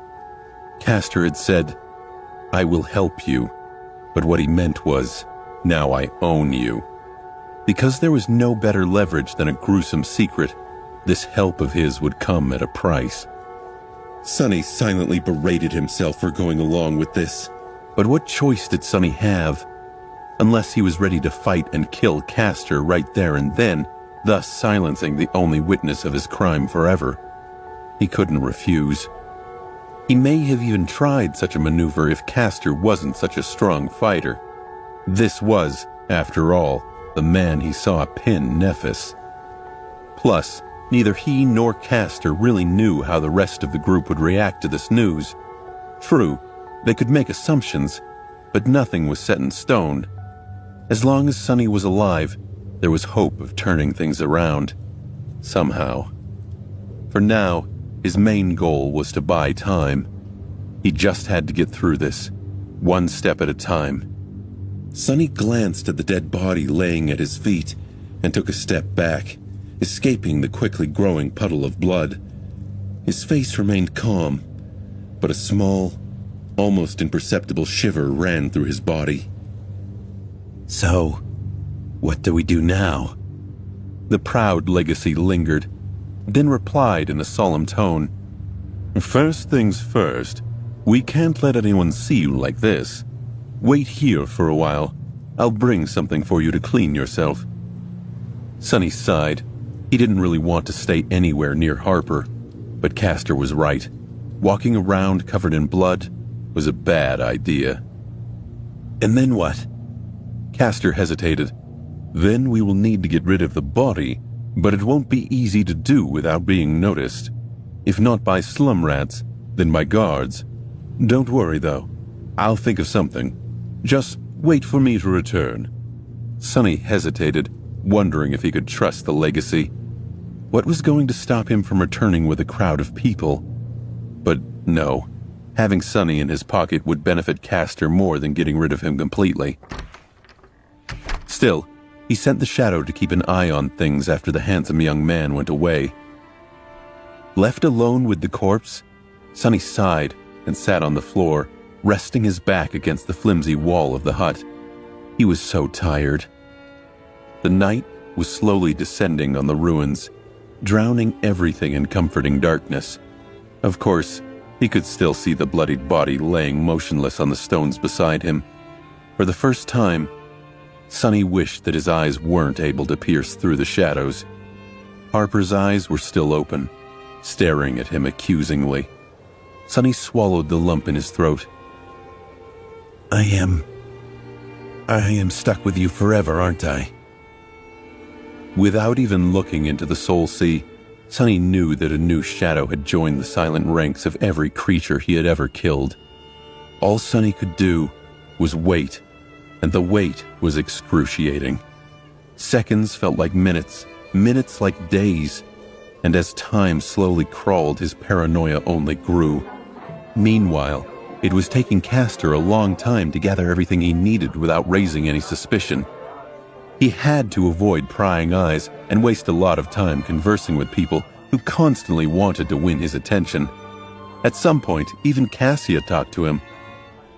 Hey, Castor, have you seen Sonny? Castor flashed his dazzling smile. Not recently. I'm sure he's lurking around here somewhere. Neither Cassia nor Castor noticed Sonny's shadow, lurking on the ground below them. Back in Harper's home, Sonny was sitting alone on the floor next to the corpse of the young man he'd killed. He was grateful that his shadow gave him some way to occupy his thoughts, and watched as Castor skillfully deflected any suspicions. He knew he should be pleased, but even now it annoyed him how naturally charismatic the legacy was. After a while, Sonny's thoughts were pulled back to his body and the situation he was in. He listened to the sound of rain falling on the thatched roof above him and scowled. Rain always put him in a bad mood, because it always reminded Sonny of his childhood. Unlike Nephis, whose past was clouded in mystery and screamed of tragedy, he came from a simple background. His story was more mundane than tragic. A trivial story of unfortunate people living hard and bitterly in a dying world. Sonny's parents were both menial workers. They were poor, but not destitute. His dad was employed by one of the numerous maintenance crews that took care of the city's outer barriers. His mom worked in an underground factory that produced air filtration systems. Together, their income was barely enough to afford a small cell in one of the human hives in the outskirts. Several months after his sister, Rain, was born, when Sonny was around 4, his father was killed in a work accident, which was not a rare occurrence among the city maintenance workers. 3 years after that, his mother got sick and eventually passed away. Factory workers like her often got sick and died due to the harsh conditions, so it wasn't an unusual outcome either. Sonny and Rain were sent to a government childcare facility. His sister was young and cute, so she was eventually adopted. Sonny, however, was older and had behavioral problems, which made him pretty much completely undesirable. After enduring a few years in a series of increasingly vile foster homes, he finally managed to run away and learned how to survive on the streets of the outskirts. Out there on the streets, there were a lot of kids just like him, who had to do all sorts of distasteful things every day just to live to see another sunrise. However, even then, most of them didn't last long. It took a very special kind of creature to survive there. Sonny was one such creature. A part of this was pure luck. A part of it was that he was smart. But mostly, it was because he had a goal. Sonny refused to die before finding his sister. Somehow he had convinced himself that she was waiting for him to find and save her. One day, they were going to live happily again, like a family, together. This misguided goal kept him alive more than anything else. Of course, that didn't end well. Nothing ever did in this damn world. But there was no point revisiting that now, especially at a time like this. Sitting just a few centimeters away from a puddle of human blood, Sonny chuckled and rubbed his face. Was there even such a thing as a happy ending? Sonny took a deep breath and looked at the door. Where the hell is Castor? What is taking that bastard so long? Granted, thanks to his shadow, Sonny knew exactly where Castor was and what he was doing. Currently, he was raising his hand to open the door of Harper's hut. Sonny tiredly picked himself up off the floor and shook off the weight of reminiscence. What was the point of remembering the past? He had to survive the future, and that survival looked far from certain. He glanced at Harper's body at his feet. One way or another, he'd have to take care of it.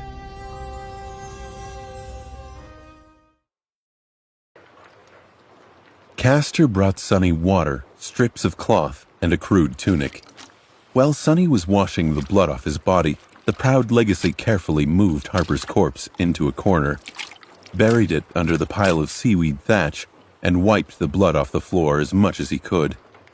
This way, an accidental glance inside the hut would not reveal too much. Of course, even a little bit of scrutiny, and the signs of what had happened here would become apparent. Castor surveyed the scene. The easiest way to get rid of a corpse is to simply toss it off the platform. With luck, it won't land on the road. But even if it does, no one would pay it a lot of attention. People die all the time out here in the Dark City, especially those living in the outer settlement. He paused to think for just a beat. However, we can't do that, because Harper isn't just a random slum rat, but someone who is working for the Bright Lord. The guards will become interested in his sudden death, and they'll use it to create trouble for you and Lady Nephis. So we need to make him disappear completely. That won't be easy. Sonny glanced at him and frowned. What's the big deal? I can just carry him down the hill and dump the body somewhere in the ruins. It's night outside. No one will see anything. Castor shook his head. Castle Guard has various types of observers watching the road day and night. You will be noticed, unless someone persuades them to look the other way, of course. He sighed. It won't be cheap, but I can make it happen. Tomorrow, after sunset, you will have about an hour to carry the body to the ruins and return. Sorry, but I can't buy you more time. This will wipe what little shards I have left already. His voice sounded as though the handsome young man was genuinely concerned for his comrade, but in reality he was just reiterating how much Sonny owed him now. As if that message was not enough, he could always threaten to reveal the secret of how Harper died in the future.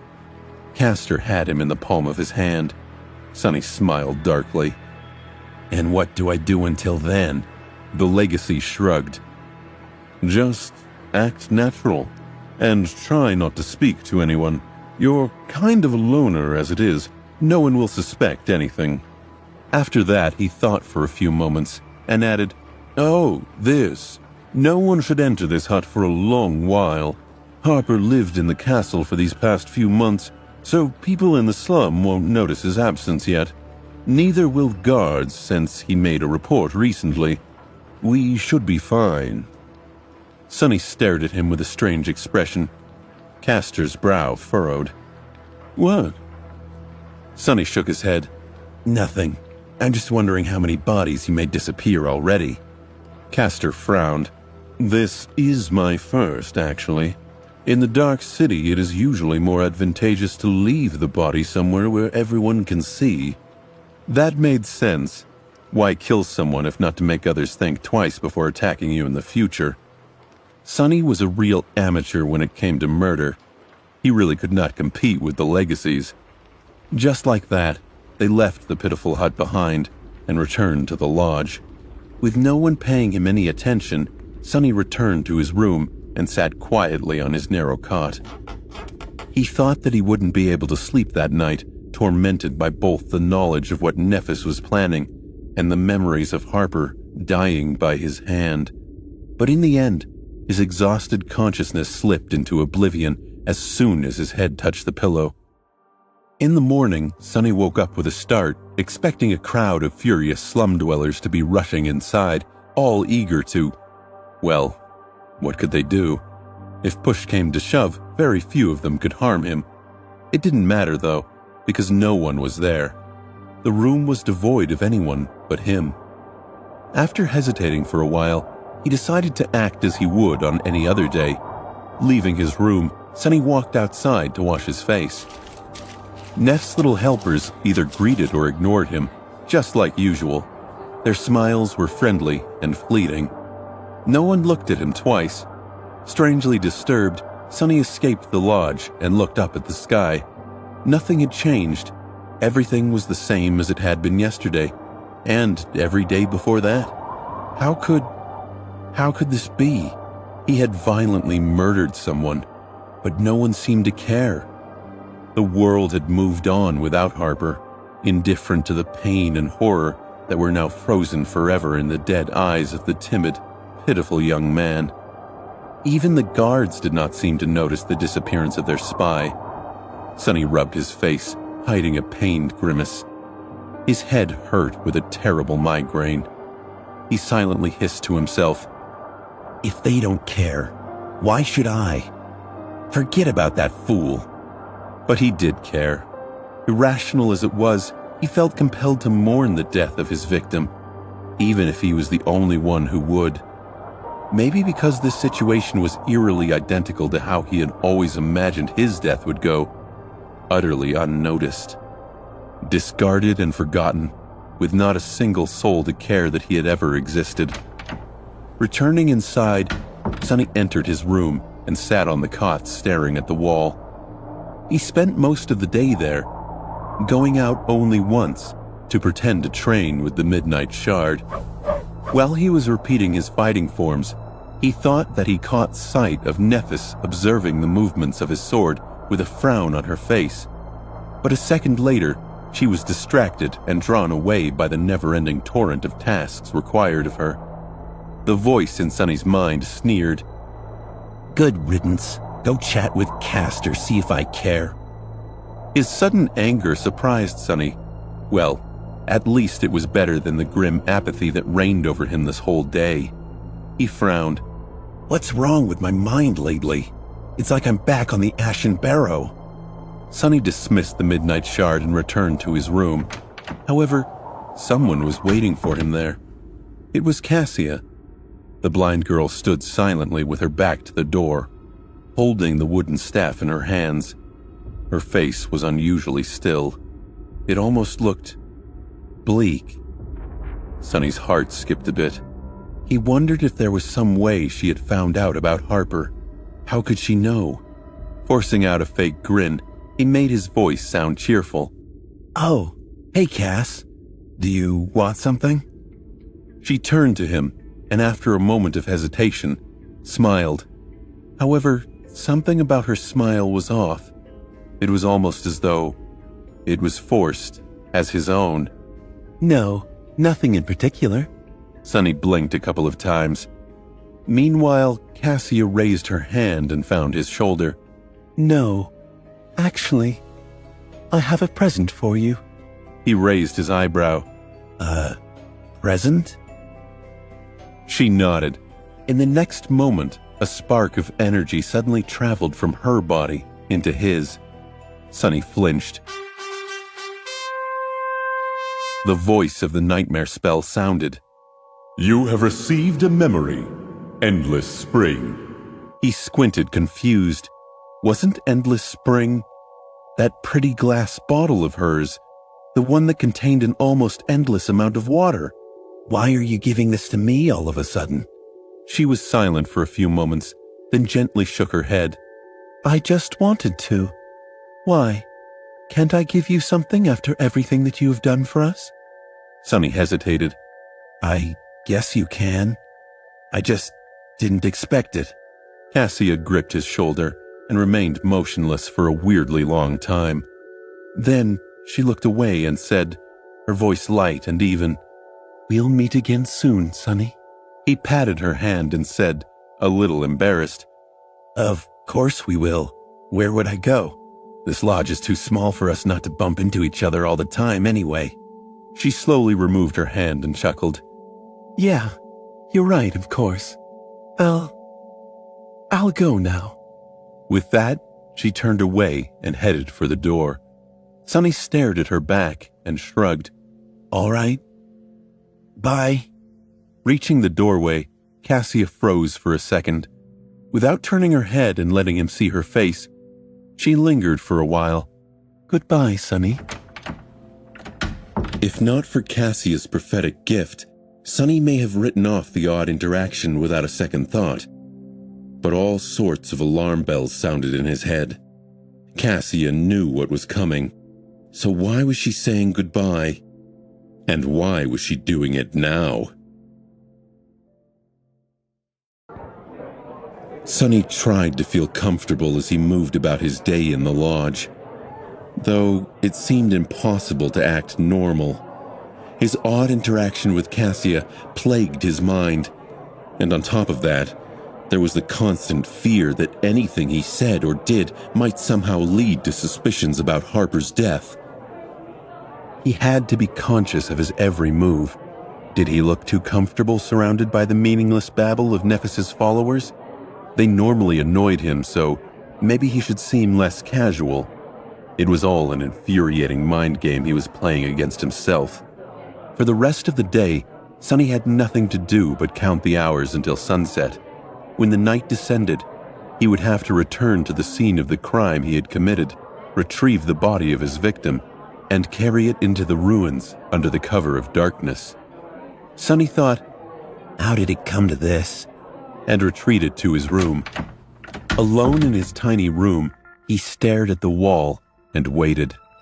Soon, the fear of going into the dark city at night overpowered the bleak and hollow feeling that reigned over his soul. People rarely risked leaving the hill after the dark. In the starless void of the forgotten shore, any source of light was bound to attract the attention of creatures that no human would even want to meet. Countless horrors stalked the streets of the city at night. Only a madman would risk entering the ruins after the sun was gone. Of course, there were plenty of madmen in the dark city. Sunny at least didn't need any light. He also knew the area surrounding the bright castle well enough to avoid most danger.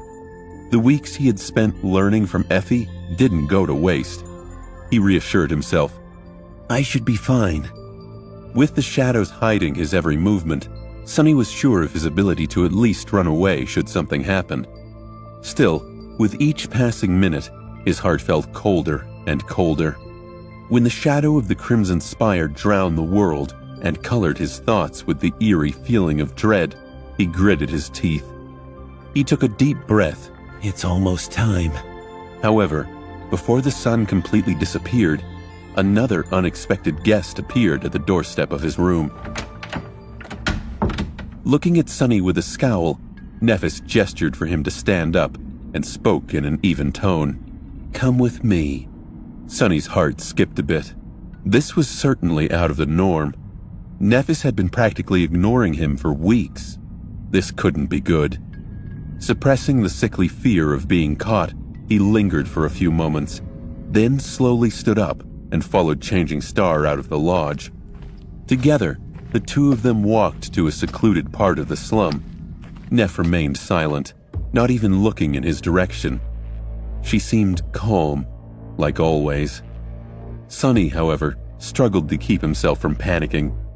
Various thoughts, one darker than the other, found their way into his head. Sunny thought, Did that bastard Castor tell her everything? Finally, they reached the remote alley where no one would have been able to overhear their conversation. It was filled with nothing but the crimson light of the sunset and deep shadows. Turning around, Changing Star looked at him with a frown. Sunny met her gaze, his face grim. He felt as though he was staring at his judge and executioner. I've seen you practicing with the sword today. Your moves were weak and aimless. It was as if you had lost all clarity. What were you thinking about? Sunny slowly exhaled. So that's what this was about. She didn't know anything. She just picked up on the turmoil raging in his mind He should have felt relieved, but for some reason, Sonny felt anger rising in his chest instead. With a crooked smile, he looked away. Murder. I was thinking about murder. Nephis tilted her head, waiting for an explanation. Sonny remained silent for a few moments. His voice grew strangely cold. You once told me that the essence of combat is murder, didn't you? She gave him a nod. I did. He stared at her, trying once more to read her impossible-to-decipher expressions. Well, how come you know so much about murder, Nephis? Huh? I wanted to ask you that since the day you cut off Andel's head without so much as batting an eye. You are out here preaching about how we are all fellow humans, not some beasts. Was Andel not human? She scowled. Sonny suspected she was angry, but Saint Nephis would never blow up in a rage. She was too damn inscrutable. Is this what it's all about? Sonny gritted his teeth. It's a part of it. Nephis was silent for a long time. At some point, she absent-mindedly raised one arm and rubbed her neck. Finally, she broke the silence. It's not that I have murdered a lot of people. It's that a lot of people have tried to murder me. Sonny blinked. Why would anyone want to kill you? She smiled. Why? All kinds of reasons, really. My family was really powerful once, don't you remember? But power, it's a dangerous thing, Sonny. You can't reach its peak without creating a lot of enemies. And when your power disappears one day, all those enemies remain. Turning her face away, she allowed her usual indifference to seep back into her voice. I think I was, 5, 6 years old when someone tried to kill me for the first time. It was my nanny. She led me to an empty room, put her hands around my neck, and tried to strangle me. I thought that it was a game, for the first few seconds at least.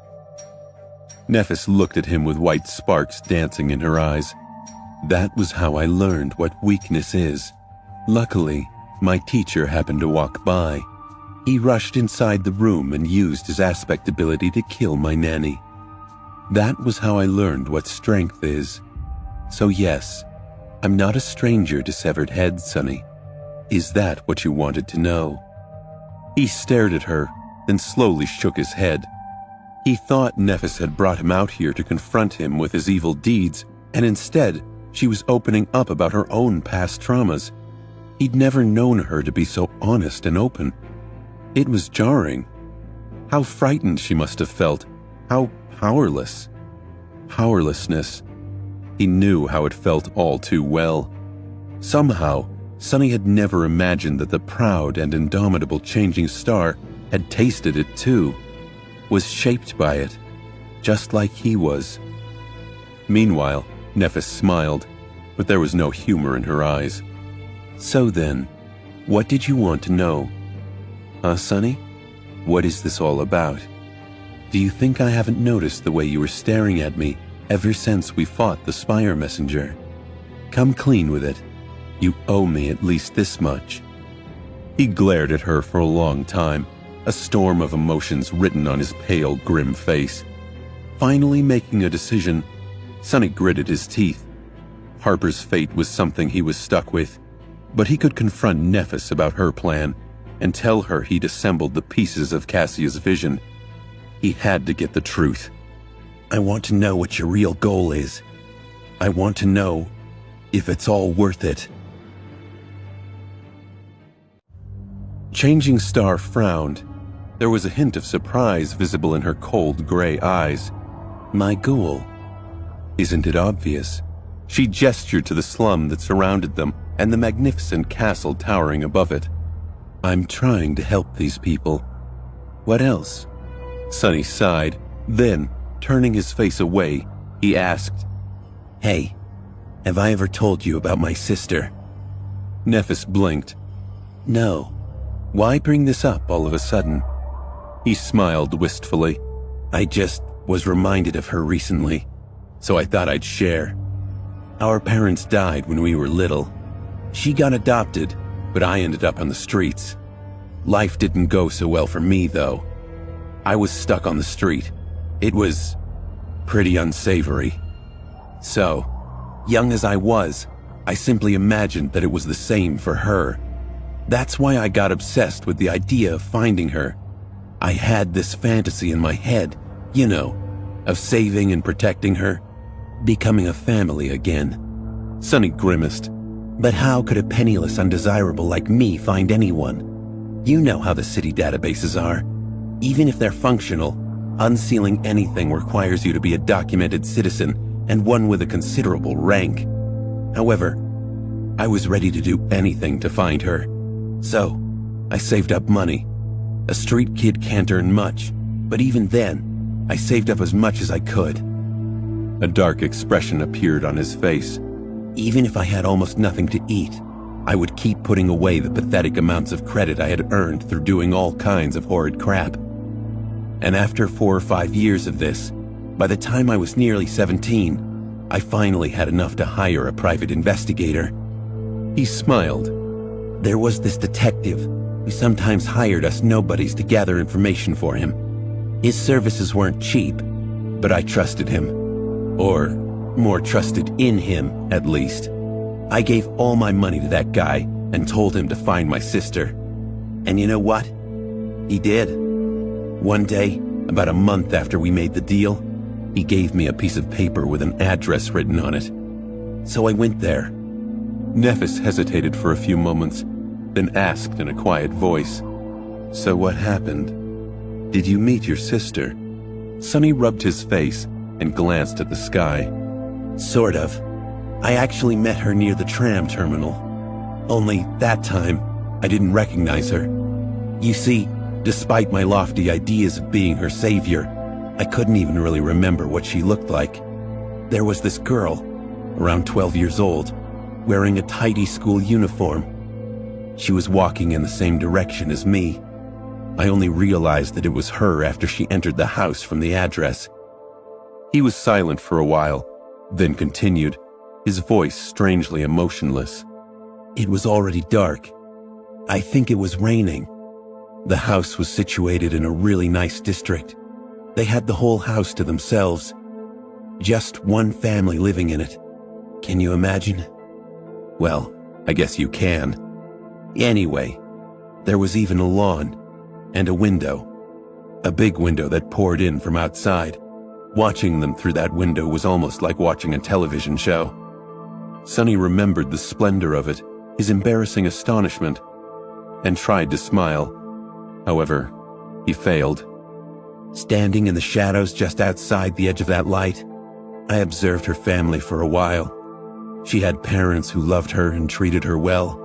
She had real food, and enough of it to never go hungry. She had pretty clothes and expensive textbooks. She even had cute younger siblings. They were all smiling, laughing. Neff looked at him and asked, "So, what did you do?" Sonny didn't answer immediately. Instead, he remembered how he just stood there, watching those happy people, how he looked down at his own frail body, his dirty and ragged clothes, the bruises on his bloodied knuckles, and realized how utterly out of place he was in that picture. After years of dreaming of finding his sister and saving her, he was faced with the simple fact that she never really needed him. She probably didn't even remember that he existed. More than that, returning into her life would not bring anything good to her. He didn't have anything pleasant or beneficial to offer. He could only make things worse. Out there, on that dark and rainy night, while Sonny was standing in the shadows, something in his heart was extinguished forever. Something inside him died. No matter what kind of situation he would find himself in after this, nothing would really compare to the darkness he felt in that single moment. After remaining motionless for a long time, he slowly backed away, turned around, and walked into the darkness. A few days after that, he began showing the first symptoms of being infected by the nightmare spell, and the rest was history. Shaking off the unpleasant memories, Sonny pretended to be carefree and shrugged. I did the only selfless thing that I've ever done. I turned around and went away. You know why? Nephis slowly shook her head. Sonny grinned, the anger finally finding its way into his eyes. Because even a cretin like me was able to realize that the person he wanted to save didn't need his saving. So please, tell me, Neph, why is it that you, with all your intelligence and clarity, can't seem to do the same? She stared at him, a deep frown appearing on her face. Are you implying that I lied about my intention to help these people? If so, you are wrong. He glared at Changing Star. No. To be completely honest with himself, he had to admit that he simply did not want to stop them. He was too exhausted, hurting, and shaken to keep playing this game with Neph. It was time to bring everything to light. Maybe then he would be able to regain clarity. Sonny clenched his fists. Before he could stop himself, the words flew out of his mouth. Fuck you, Neph. She blinked. What? He smiled crookedly. I said go fuck yourself with that bullshit. Saint Nephis. You might have fooled everyone else, but I know you. I know you better than anyone else. I don't buy your whole savior act even for a second. Sonny repeated her gesture, pointing at the surrounding hovels. You want to help these people? Please. What are you going to help them with? Help them turn into corpses? You and I both know how this ends. Cassia already told us. Fire and rivers of blood, right? Is that what you're planning? Nephis stared at him, a dark expression written on her ivory face. Her cold gray eyes weren't calm anymore. Finally, there was a burning emotion in them. Was it confusion? Pain? Disappointment? She opened her mouth, then closed it again. Then Changing Star slowly shook her head. Finally, she seemed to find the right words. Looking Sonny right in the eyes, she slightly raised her chin and said, "Fine, you got me." Sonny stared at Nephis, stunned by her answer. He didn't expect her to admit it so easily. As much as Sonny had suspected Nephis had a Machiavellian streak within her, he'd always hoped that he was wrong. Sonny was cynical and angry, and Nephis pulled him out of that. Through their adventures in the labyrinth, she showed him that kindness and strength were not in opposition to one another. He believed in her, not in the way these wide-eyed worshippers did, but as a true friend. And he was wrong. He had been fooled into thinking humans weren't the selfish, greedy, heartless creatures life had taught him they were. How had he let a few weeks with this woman wipe out years of life lessons? Meanwhile, Nephis just shrugged. What? Was I supposed to deny it? Why should I? You are the one who is obsessed with lies, Sonny, not me. The corner of Changing Star's mouth twitched. Actually, I have to thank you. If it wasn't for you, I would have never learned how to deceive people so easily. I had a very sheltered upbringing, for obvious reasons. Communicating with others has always been something I knew very little about. Sonny smiled darkly. How fortunate it was to meet you, of all people, on this forgotten shore. Lucky me, right? Sonny blinked. What was she talking about? He remembered how, during their journey to the Dark City, Nephis had tried to mimic Cassia and how she spoke to people. Had she been studying him too? Nephis took a step forward and pierced him with an intense, burning gaze. No one survives in the dream realm alone. I knew that I wouldn't be an exception to this rule, so I watched Cassia and you, and tried my hardest to learn from you both. That's when I noticed that nothing you ever said or did was true, was it? Sonny kept his mouth shut. but his internal voice was screaming, Shit! Sonny felt a cold shiver running down his spine. She scoffed. No matter what happened, you somehow always managed to keep your real thoughts, desires, and reasons hidden. I've never seen anyone so adept at deception. Congratulations, Sonny. The mind games you played with us were almost as devious as the mental hex of the Soul Devourer. It was nothing short of inspiring. Changing Star paused and shook her head. You can even easily turn truths into lies. How brilliant. I never even knew that such a thing was possible. Silly me. I didn't know a lot of things before I met you. She smiled. While you were learning how to use a sword from me, I was learning how to use people from you. So please, Sonny, accept my sincere gratitude. I could not have wished for a better teacher. Without you, none of this would have been possible. Nephis raised her hand and stabbed a finger at him. Then, with anger in her voice, she spat. So, where do you get the audacity to blame me for doing the same thing you do to everyone you have ever met? Sonny trembled. Was she telling the truth? Did Nephis actually learn how to be this manipulative and vile?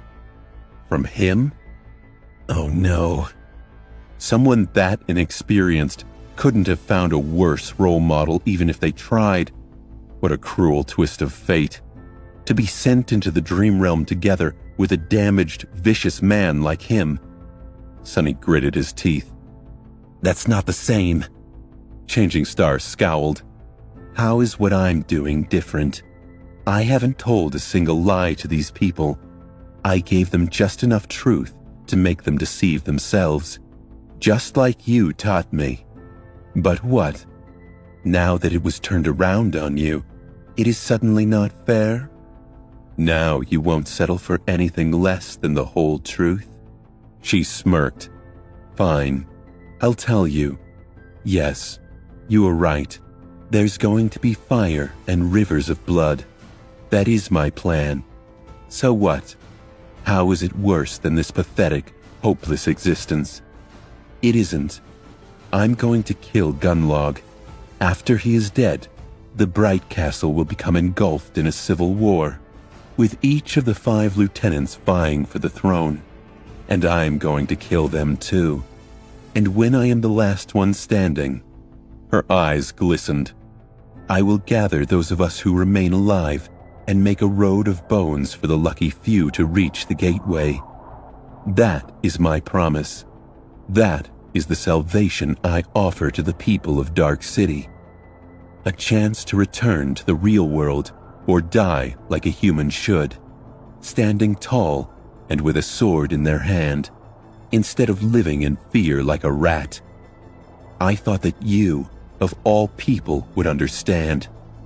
Sonny stared at her in disbelief. How could she be so nonchalant about the idea of causing the deaths of so many people? Did their lives have no value in her eyes? But then he realized that he was looking at it all wrong. He was looking at it from his own perspective, the perspective of someone who is used to surviving at all costs, to putting survival above all else. But that was how his old self had viewed the world. After coming to the Forgotten Shore, Sonny learned that there were things more valuable than staying alive, and he learned it from Nephis. To her, life was not worth living if there was no hope for a future. If someone was only surviving, what hope would they have for a future? What future were they even trying to stay alive for? Maybe in her mind, she really was trying to help these people. But who gave her the right to make that decision on their behalf? Shaking his head, he whispered, Is it really so terrible to live here? To make a life here? Is Gunlog really so bad that you would rather see all of us die than let us remain under his rule? A dark expression appeared on Changing Star's face. With cold contempt ringing in her voice, she said, Gunlog has done many despicable things, but I won't judge him for those. Who knows if any of us would have done any better? Keeping 1,000 hopeless people alive in this hell is the kind of task that can turn a saint into a demon. No, there is only one crime he committed that I can never forgive. Sunny raised an eyebrow. Which one? She lowered her chin and gritted her teeth. It's that he gave up.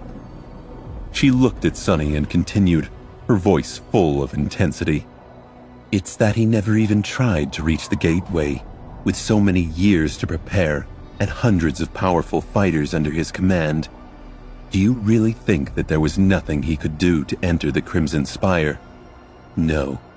No, he simply changed his mind. Why return if he can live like a king here, in the Dark City? He abandoned his duty as an awakened and submitted to the spell. Sunny finished the rest of her thought. And because of how he reigned, destroying people before they grew powerful enough to threaten his rule, Gunlog also prevented anyone else from trying. Nephis nodded. Some hope shined in her eyes. She wasn't done trying to convince Sunny of her way of thinking. But Sunny glimpsed something else from what Nephis had said. A hint of her true motivation. The words she chose to condemn Gunlog were just too peculiar.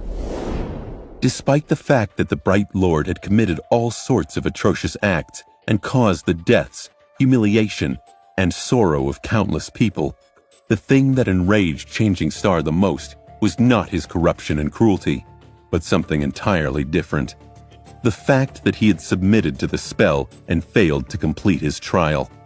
Considering which family she hailed from, was this the key to her mysterious goal? Frowning, Sunny asked, Don't you think that maybe he just wasn't willing to see hundreds of people die?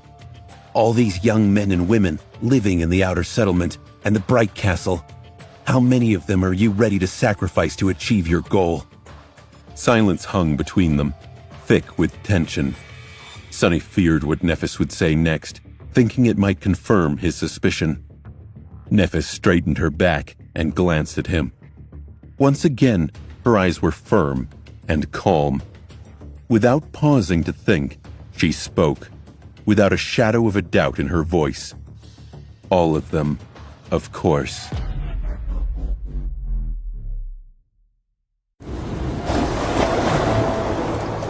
Sunny grimaced and turned away, feeling a terrible headache. The sun was almost gone, and the night was following in its footsteps. He didn't have much time left. With a desperate smile, Sunny looked at Changing Star and asked, What can be so damn important? What can be so valuable that you're ready to condemn everyone here to death? He shook his head, guessing that he already knew.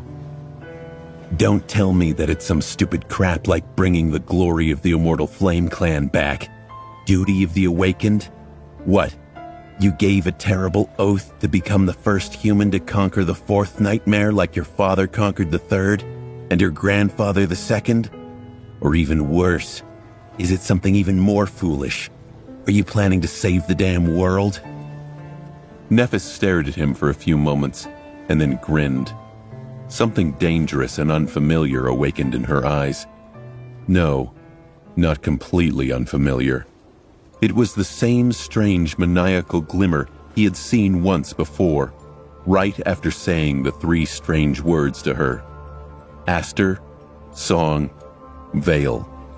Back then, for a few moments, Changing Star had turned from a calm and composed young woman into someone he wasn't sure he recognized anymore. With a soft chuckle, Nephis shook her head. Save the world?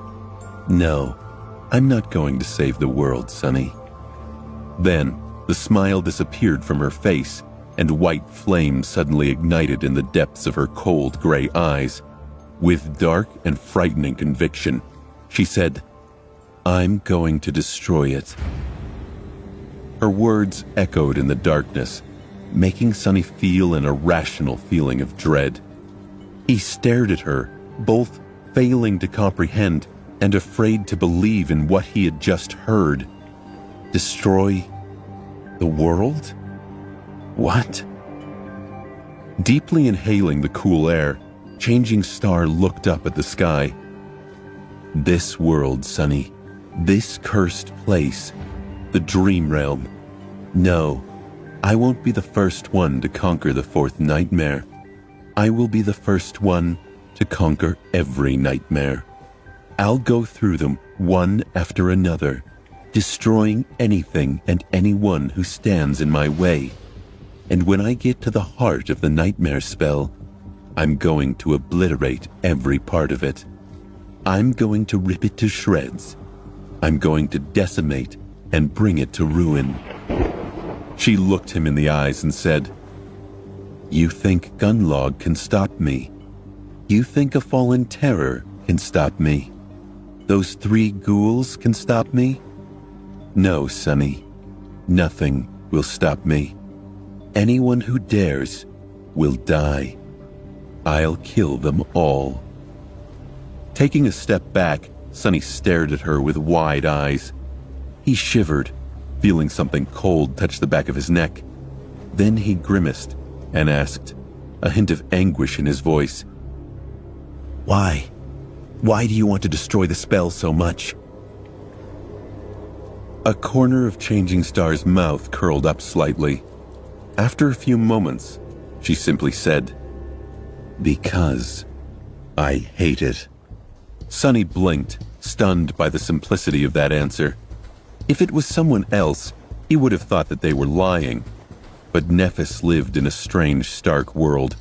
She did things simply because she wanted to, and apparently she wanted to destroy an eternal, omnipotent existence simply because she hated it. Why the hell not? He closed his eyes and whispered, "You are actually insane." Neff smiled. What does it mean to be insane in a world that has gone mad? I would be wary of anyone who remained perfectly sane in this hell. Then she sighed. "So, are we done here? Or do you have more questions? The sun is almost gone, so you'd better hurry up and ask them." Sonny shook his head and said, his voice hoarse, Yeah, Neff, I'm done." With that, he slowly turned around and took a step forward. Left behind, Nephis frowned. "Where are you going? Come back here." Sonny felt a deep pang of sadness in his heart. Walking away from Nephis was painful.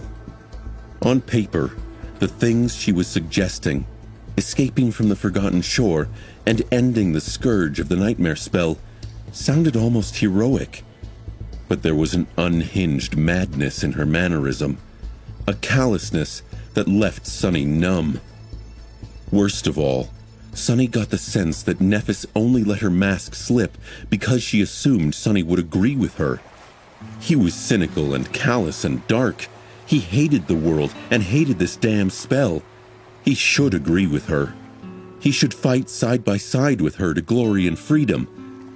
But he remembered the look in Harper's eye, the sound of him gasping for his final breaths. The price of victory weighed on his soul, and he simply couldn't bring himself to be a part of Nephis's entourage if she was so cavalier about it. He waved a hand and said in a suppressed tone, refusing to turn his head, "Sorry, I've an errand to run. We'll talk some other time." Her frown deepened. Looking at his back, Changing Star gritted her teeth and called, "I said come back, Sonny. This conversation isn't over. Come back here right now." But Sonny did not answer. Sonny had already disappeared into the shadows, leaving her standing alone in the alley that was brightly lit by the last light of the dying sunset. Sometime later, Sonny was walking through the ruins, Harper's dead body weighing on his shoulder. The young man was very gaunt back before he had been killed, so it wasn't much of a burden, physically at least. It was the early hour of the night.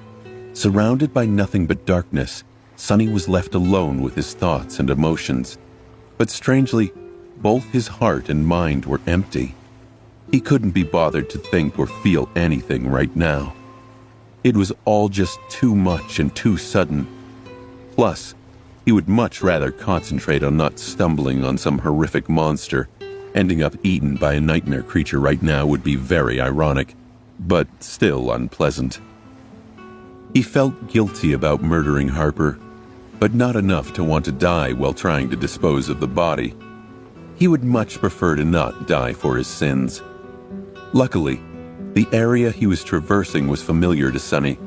He knew which streets were comparatively safe, and which he needed to avoid, where the really horrible monsters lived, and where he could pass without being sensed by anything.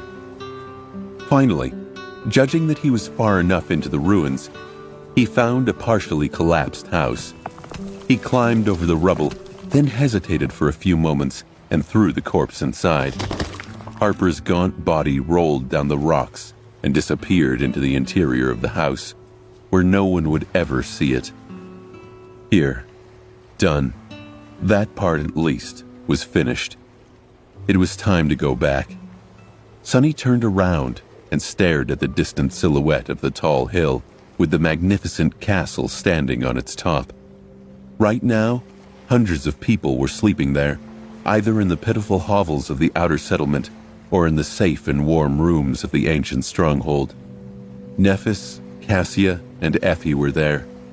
Harris, James, and Gunlog the Bright Lord were there too, and many, many others, and most of them were going to die. Looking at the white marble walls of the castle, Sonny could see his future vividly, watching helplessly as Changing Star built her sect, helping her defend herself from Gunlog, going on hunts, being invisible once he came back, afraid to get close to anyone, lest the same thing that happened to Harper repeats itself, up until the moment everything ends in bloodshed and terror. Castor was there too, waiting to use his leverage over Sonny to make him his obedient minion. Sonny wasn't deceived by the amiable personality of the handsome legacy. He knew that nothing good was going to come of accepting his help. In the end, he just stood in the shadows and looked into the distance, at the tiny human enclave that persevered against all odds in the cursed nightmare of the Forgotten Shore, like a lone glimmer of light. He thought about what Cassia had said to him this morning. Goodbye, and we'll meet again. He recalled how abruptly she'd gifted him the endless spring. It all made sense now. Sonny was going away. She had known it, and now he did too. He had nowhere to go, but he couldn't stay here. He couldn't stop Nephis's bloody revolution if he tried, but he also couldn't be a part of it. So he would leave. The city would burn, monsters would run rampant, and death would flood the streets. But Sonny would do what he'd always done. He'd stay to himself. He'd survive. After remaining motionless for a long time, Sonny quietly sighed, turned his back to it, and slowly walked into the darkness.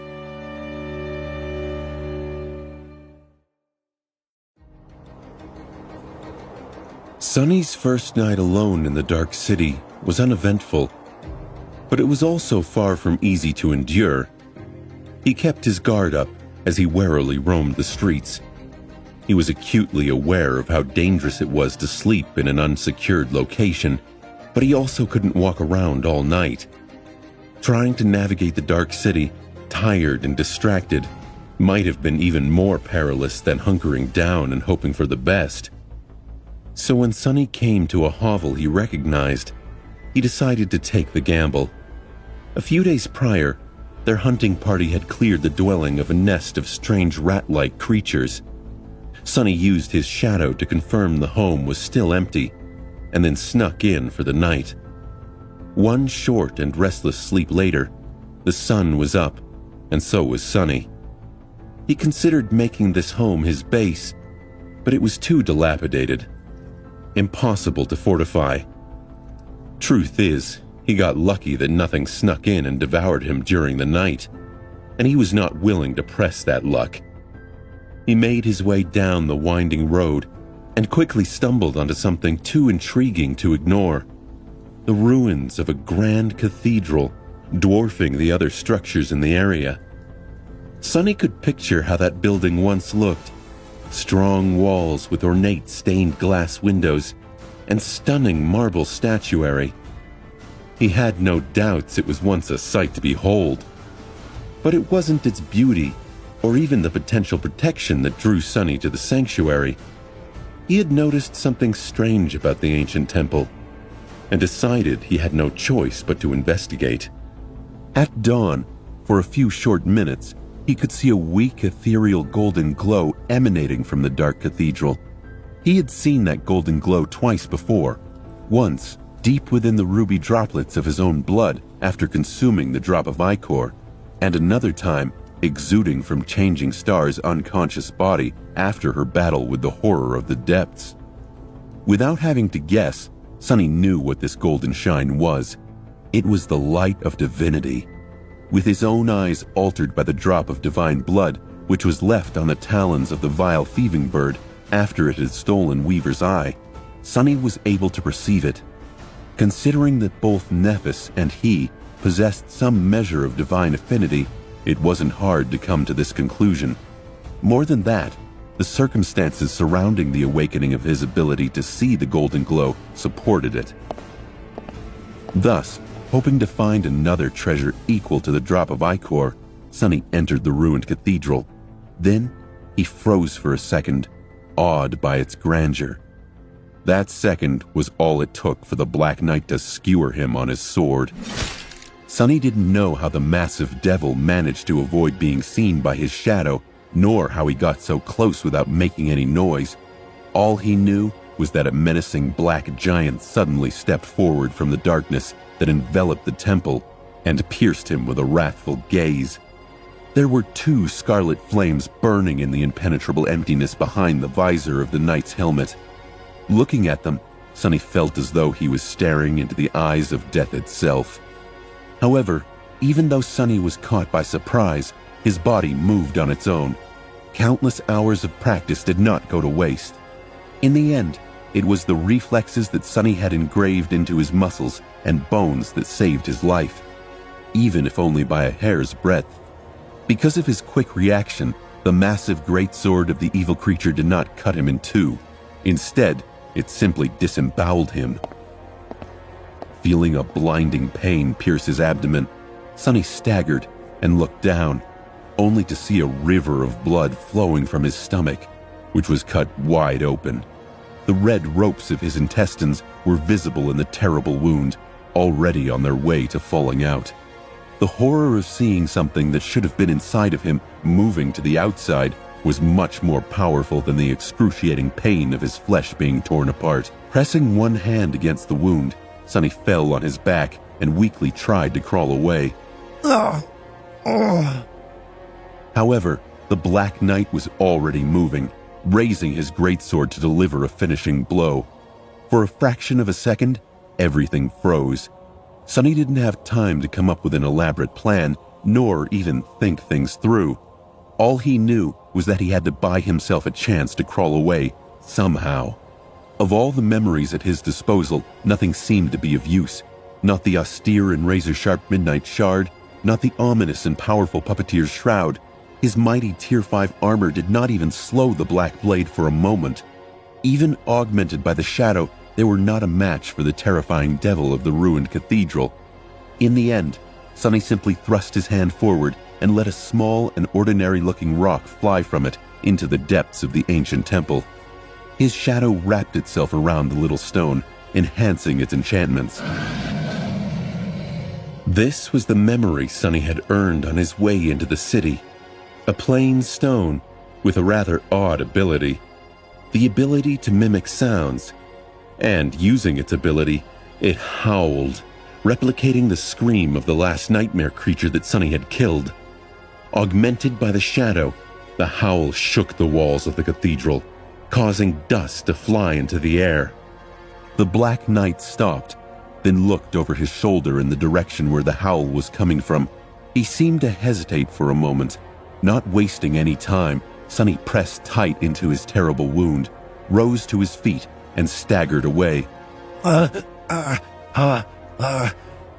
Almost slipping in the puddle of his own blood. Groaning from pain, he tried to reach the exit of the old temple. Miraculously, he did. The Black Knight stopped in the doorway, simply following the small figure of the mortally wounded human with the burning flames that served him as eyes. Then, it indifferently turned away and slowly returned into the darkness. Sometime later, Sonny found himself laying in a ditch somewhere in the depths of the dark city. He had found his way to this ditch and crawled into it, hoping to hide himself from the monsters stalking the ruins at night. He was consumed by pain, fear, and disbelief. Was this how it was all going to end? Was this how he was going to die? He wanted to cry for help, but knew that no one would come. He wanted to simply cry, but for some reason, nothing but laughter escaped from his lips.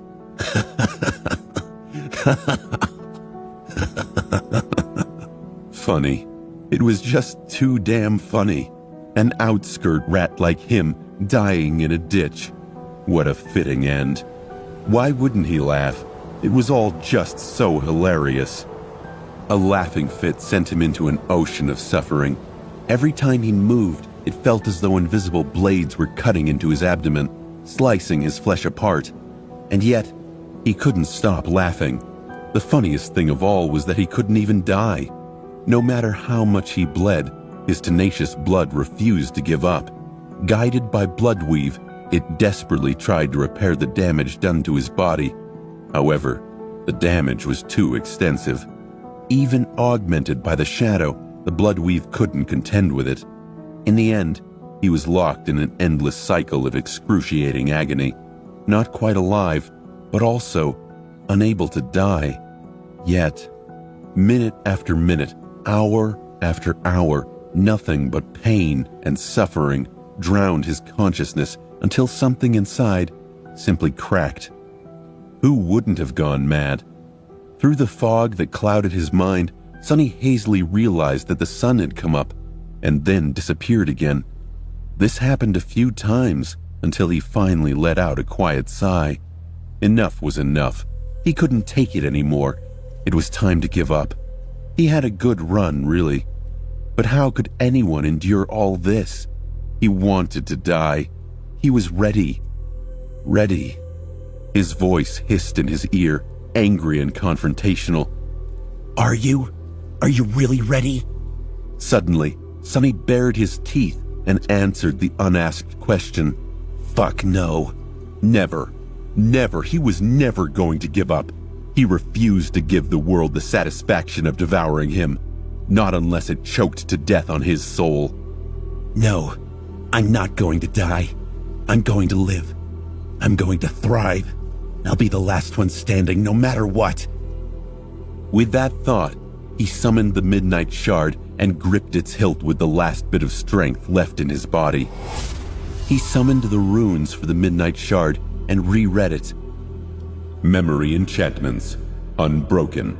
Enchantment description. This blade refuses to be broken, and thus is durable beyond reason. It will greatly enhance the power of its wielder when they are close to death. However, only if the wielder is still unwilling to surrender. Responding to his vicious promise, the ancient blade finally opened the gate to the well of power hiding somewhere deep within his soul.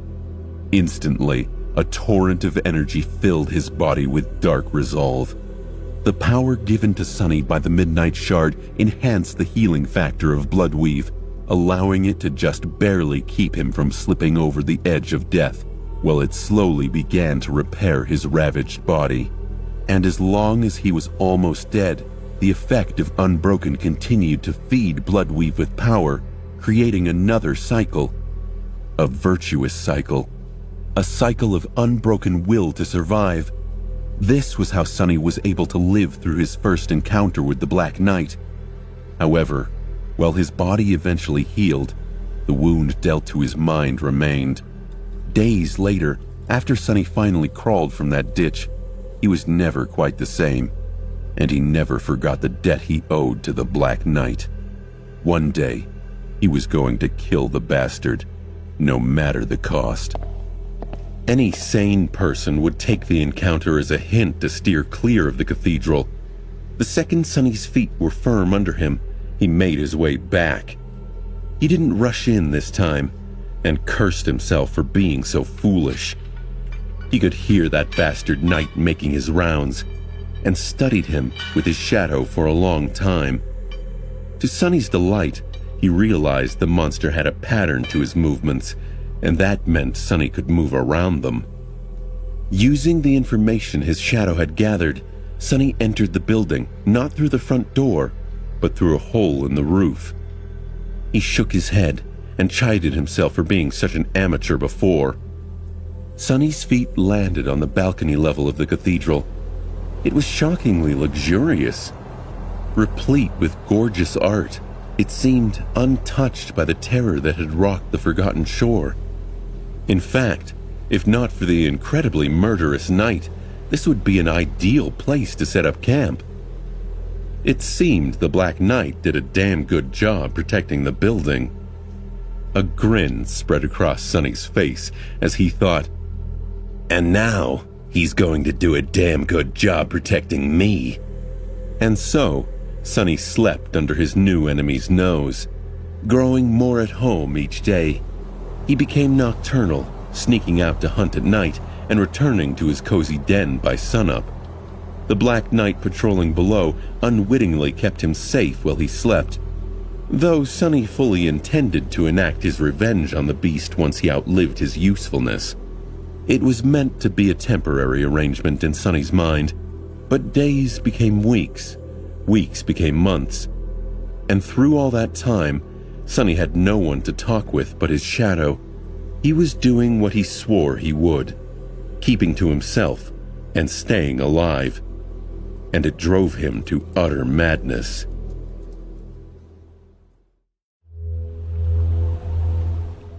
It had been 3 months since Sonny had left Nephis' cohort. 3 months spent in total social isolation. 3 months skittering around dark streets at night, focused solely on hunting. 3 months he spent sleeping during the day as his nemesis shuffled around the cavernous cathedral below. 3 months he spent trying to forget about all the people he'd abandoned.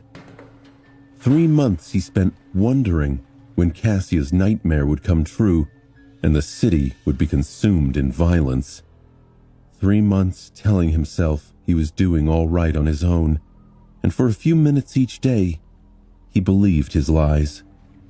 Sonny lay on the balcony of the cathedral, tucked under purloined blankets. His own voice rang out in the loft. Wake up, Sunless! Your nightmare is... Despite the echo of his voice in the chamber, Sonny was not speaking. To the contrary, Sonny stubbornly closed his eyes tighter and let out an annoyed moan. Ugh. Trying to remain in the blissful embrace of sleep, the teen hissed through his teeth. Shut the hell up. The room fell silent. Sonny pulled his covers tighter and thought, That's better. But his respite was short. He was taunted once more by the sound of his own voice. Wake up, Sunless! Your nightmare! Sonny sneered. God damn it. Thrusting one arm from under the blanket, Sonny summoned one of his memories. Prowling Thorn was a triangular leaf-shaped throwing dagger connected to a long, unbreakable string. He had earned the tool in his time hunting alone. Blindly, he sent the blade flying at the source of the voice, the parrot rock, which could imitate voices. Sonny had developed the habit of using the underwhelming memory as an alarm clock. The kunai missed its mark, clinked against the stone wall, and fell to the floor. However, the voice did fall silent. Sonny sighed. It was already too late. He was awake. The night was coming, so it was time to get up. Opening his eyes, Sonny sat up and looked around. His room was beautiful and spacious. The stone walls were engraved with intricate patterns, creating an atmosphere of sanctity and elegance. The furniture was made out of pale polished wood, with several mismatched pieces that Sonny had scavenged from different places himself. The room had no windows. However, there were light wells cunningly hidden here and there. Sadly, the ingenious system of mirrors that was supposed to bathe the hidden chamber in sunlight was long destroyed, leaving only darkness inside. Sonny didn't mind. This was one of the features of his secret lair that he enjoyed the most. Darkness was his best friend. Yawning, he stood up and rubbed his face to chase away the last remnants of sleep. His long, dirty hair was getting in the way, so he moved it back. Let's make some breakfast. But first things first, Sonny moved his hand, pulling on the invisible string that connected his wrist to the ring-shaped pommel of the kunai. The throwing dagger jumped into the air and landed on his palm. This was a trick that had taken Sonny quite some time to master. In the beginning, he almost lost a couple of fingers while trying to learn how to control the flying blade. Walking over to a wall empty of engravings, he used the kunai to scratch a small line into the stone. All around it, there were dozens and dozens of similar lines, grouped neatly into sets of 5, to track his time here. He remembered how hopeful he'd been when they first reached the Dark City. How he stupidly thought he'd get to go home. Hell, to become a rich, famous awakened. Sonny burst out into peals of laughter. Laughing hysterically, he bent over and slapped his knees. Sonny winked at his shadow.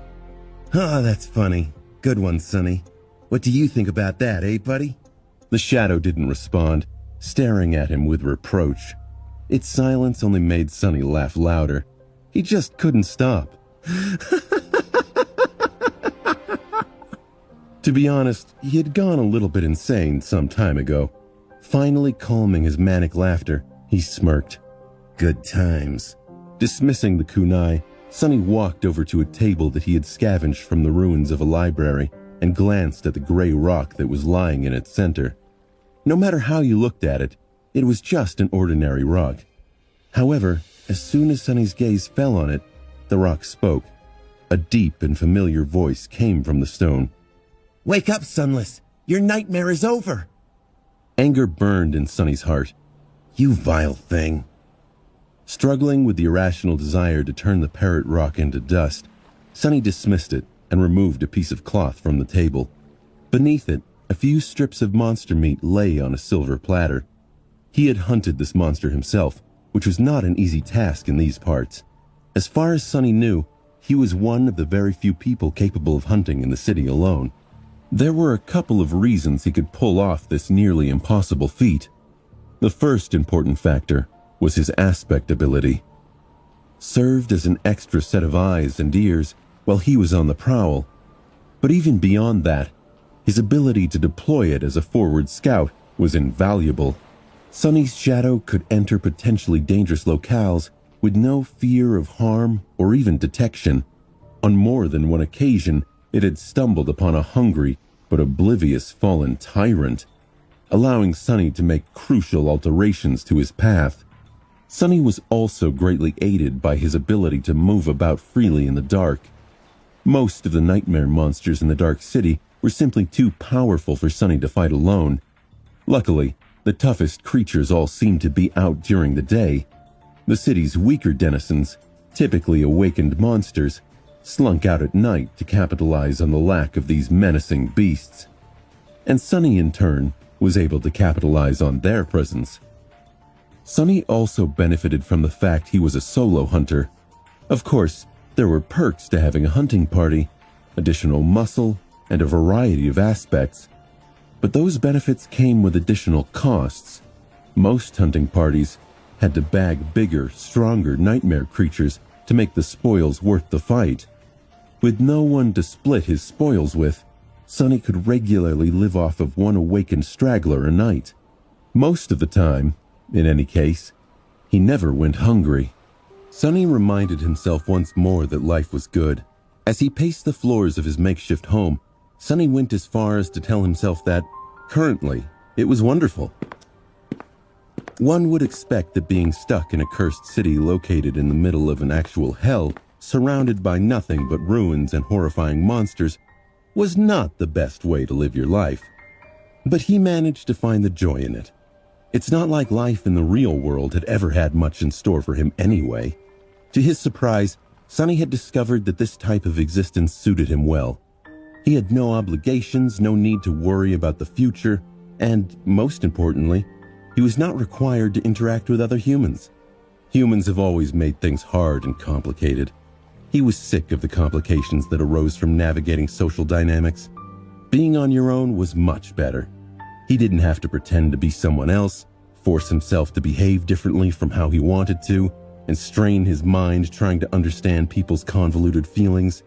For the first time in his life, Sonny could simply be himself. Turns out, his true self was very easy to please.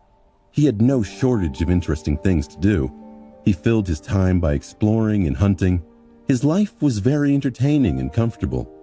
It was, at least, way better than his pathetic existence in the outskirts back in the real world. The key to this harmonious feeling was very simple. It was to have no hope. Sonny discovered that hope was the true enemy of peace. It was the most vile and poisonous thing in the universe. If there was even a glimmer of hope to return home, he would have been desperate, full of anxiety, and probably in the middle of some insane disaster right now. Like he had always been before, Sonny grinned and said in a deeply satisfied tone, life is good. Sonny told himself this often. He had to. Otherwise, his mind would drift, and he'd begin to wonder about Nephis and Cassia. He'd speculate about what they were up to. So many things could have happened since they parted, and in truth, Sonny desperately wanted to know what had become of his friends. What had Cassia so sorrowfully said when they parted ways? "We'll meet again soon." Soon? When was soon? He sneered and glared at his shadow. Bull. Even sweet Cassia turned out to be a liar. I'll never see those people again. And good riddance. You're all the company I need. His shadow lay silently on the floor. Shadows can't lie.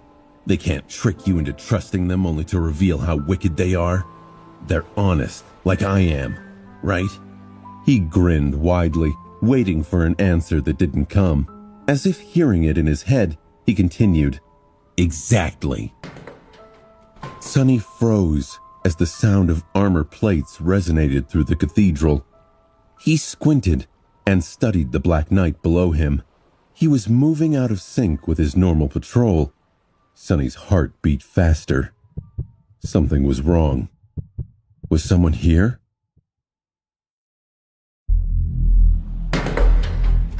Sonny emerged from his secret chamber to get a better look at the commotion. Sonny's lair was situated in the underpart of a ruined cathedral, the entrance hidden behind a tall statue of some unknown goddess. A small balcony allowed him to observe the grand hall of the temple over the goddess's shoulder, concealed from sight by the strands of her stone hair. The balcony was high above the floor, making it impossible for any creature to climb on it by accident. Falling would certainly kill a normal human.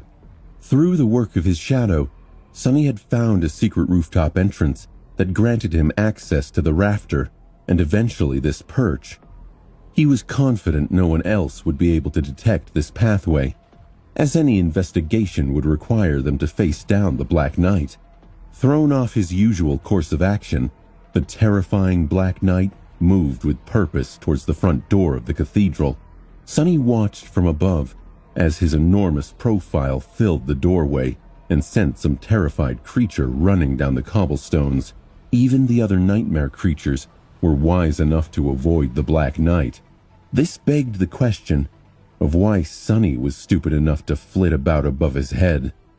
If the beast suspected Sonny's presence for even a second, he would strike out with lightning-fast reflexes and finish the job he started all those weeks ago. Luckily, the knight never looked up, or at least Sonny prayed that was the case. Sonny wasn't entirely sure what the knight-like hominid beast was called, But his initial encounter with that bastard had left Sonny gutted and dangerously close to death. Sonny set his jaw and thought back to that day. The defeat still left the bitter, coppery taste of blood in his mouth. Though Sonny understood that the Black Knight was a worthy adversary, likely even to decimate the strongest sleeper in the Forgotten Shore, Sonny saw plenty of other powerful nightmare creatures fall to his sword. Cleaved apart without much effort, Sonny was pretty sure that the bastard was at least a devil. Although he tabled his quest for vengeance, it never strayed too far from Sonny's mind. Sticking close by meant he could observe the devil as much as he wanted, waiting for the perfect chance to strike. Sonny was hell-bent on killing the damn knight eventually. The bastard had to die for what he did. Plus, Sonny was certain he'd yield a powerful memory, or maybe even an echo. Sonny rolled his eyes in disgust as he imagined the echo of that bastard tethered to him for the rest of his life. It'd be strong, true, but would it even be worth it? None of that mattered right now.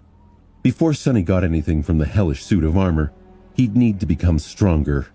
Much, much stronger. Walking across the beams of the cathedral, he approached the hole in the roof and climbed through it. Outside, the night was already reigning over the world. It was time to hunt. A skeletal, hunched figure was slowly walking along the narrow street of the cursed city. The creature had long arms that ended with vicious claws and a deformed head with a wide mouth full of razor-sharp fangs. Even with its back bent, the monster was at least 2 meters tall. It was dressed in a torn shroud that was once white, but had long ago turned brown from the dried blood. This was Sonny's prey. The creature was called a blood fiend and was among the weakest dwellers of the cursed city. It was merely an awakened monster, barely intelligent, and comparatively easy to kill. Of course, nothing here was really easy to kill. After all, every human on the Forgotten Shore was just a dormant beast.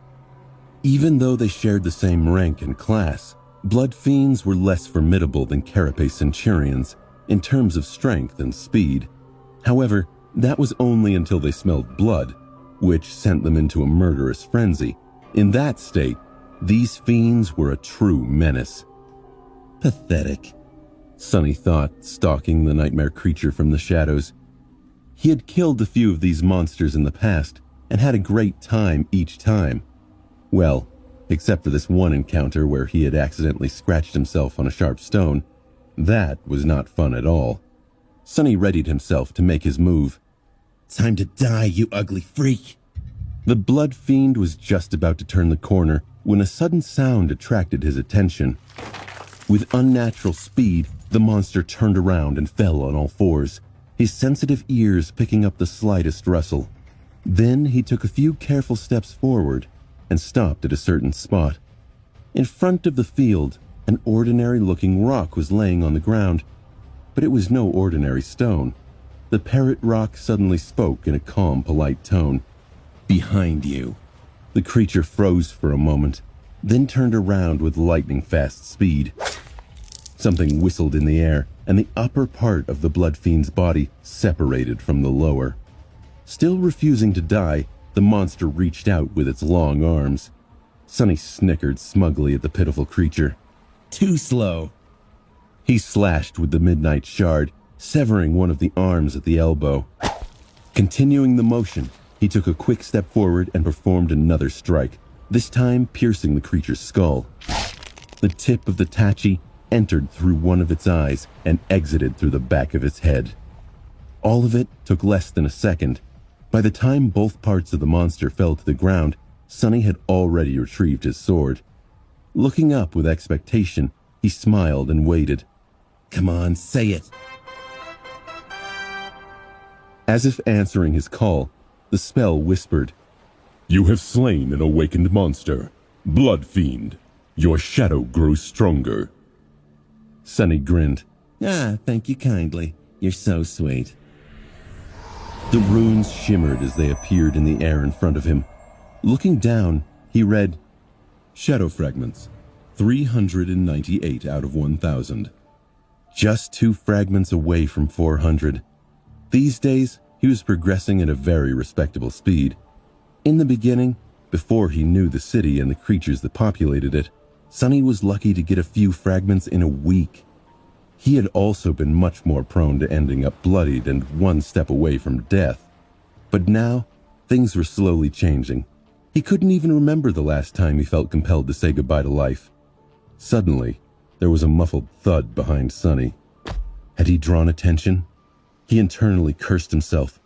You idiot. You just had to go and think that out loud, huh? Just as he finished that thought, a distant sound of footsteps reached his ears.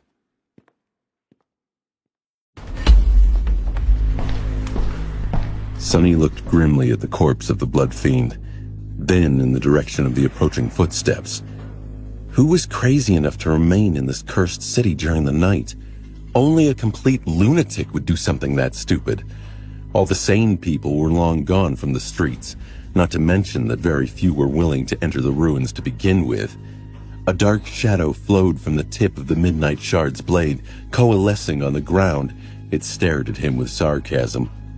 Sonny stared back. What? The shadow shook its head and didn't answer, forcing him to turn away with a confused shrug. Whatever. It seems we have guests. What to do? This place is a mess. Looking around, Sonny sighed, glanced at the corpse of the monster once again, and summoned the kunai. The smart thing to do was to run away. Who knew what exactly was producing those footsteps? Maybe it was a group of people. Maybe it was a nightmare creature with a lot of feet. It was better not to find out. But he wasn't done with the hunt yet. He still had to get his trophies. Go, take a look. Sending the shadow away, Sonny kneeled and began to cut through the flesh of the dead creature.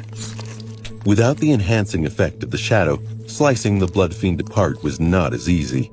However, he still managed to find the first soul shard rather quickly. 1 more to go.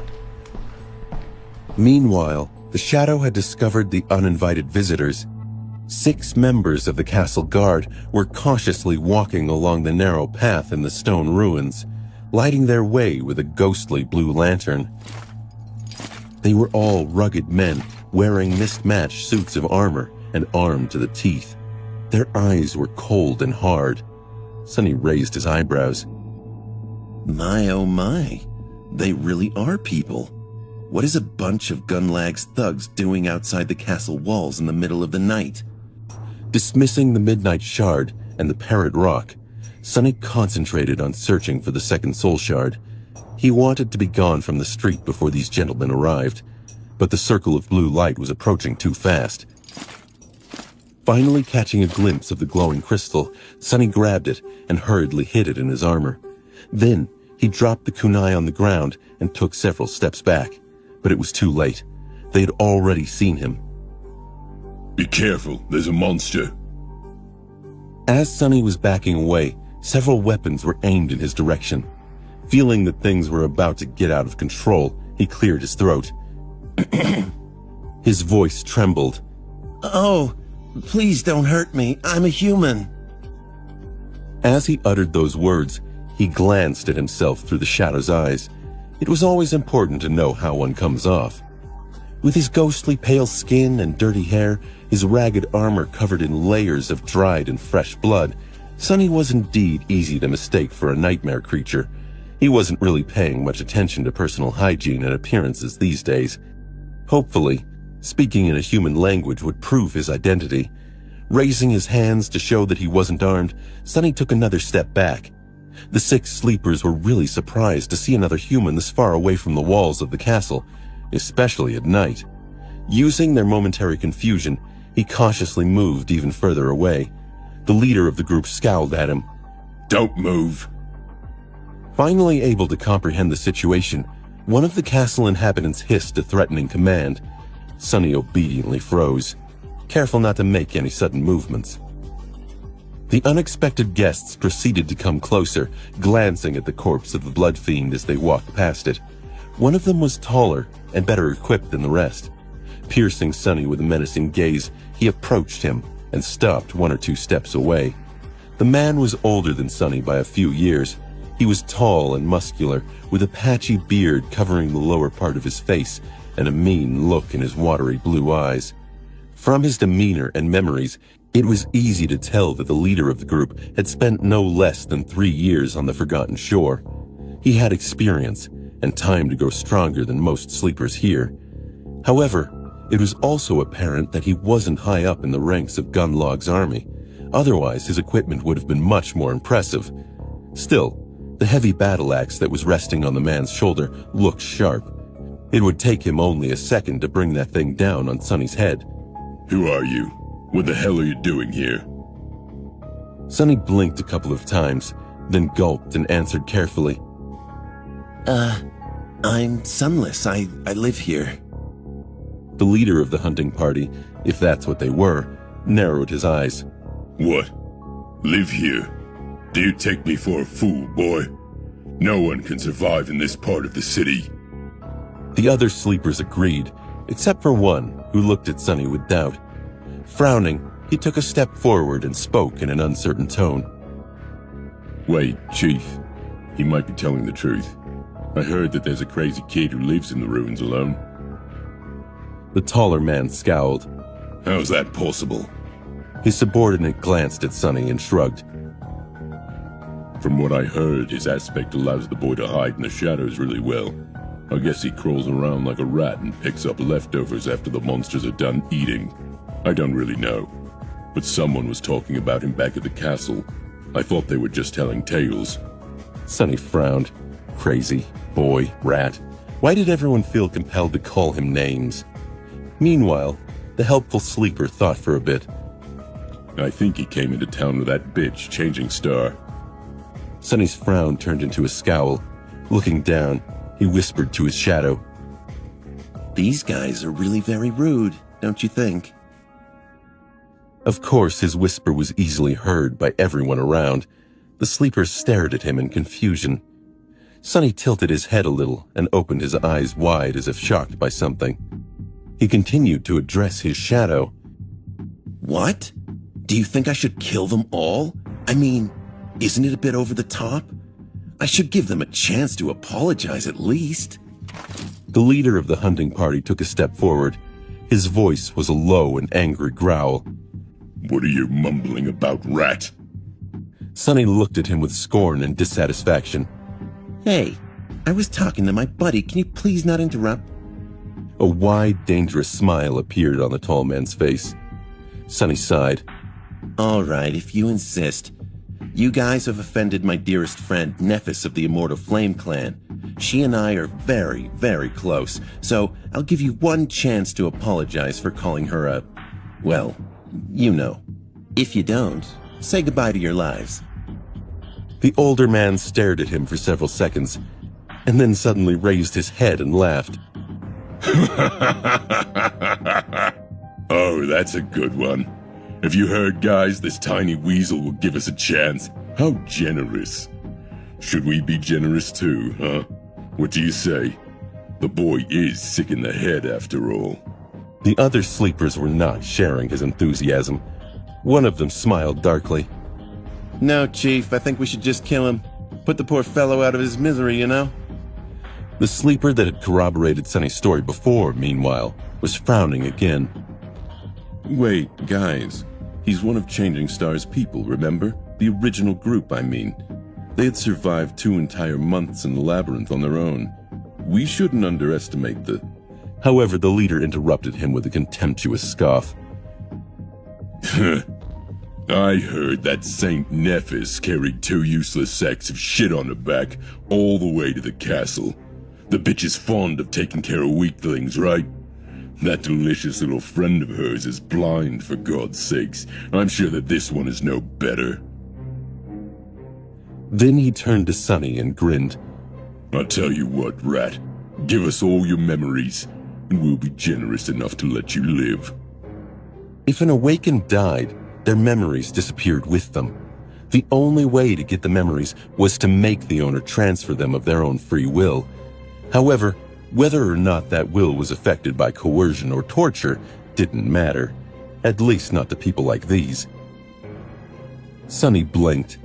So you're not going to apologize? The tall man grinned. I think not. Sonny sighed. Oh well. So you want my memories, eh? I have a few. Let me think. How about this one? Lowering one hand, he summoned the parrot rock. It immediately appeared on his palm, looking as boring and ordinary as always. The leader of the hunting party frowned, not taking his eyes away from Sonny's face. Despite his crude exterior, he was paranoid and careful. Years of experience had taught him to never lower his guard. A moment later, the rock spoke. Behind you. That was the most basic of tricks. The tall man grinned, still looking Sonny in the eyes. Do you really think that I would fall for? However, before he was done talking, the blade of the kunai hit him from behind, penetrating the back of the man's skull and killing him on the spot. The sudden and effective blow rattled the remaining 4 hunters, who quickly drew their weapons. One gnashed his teeth and shouted angrily, Kill the rat!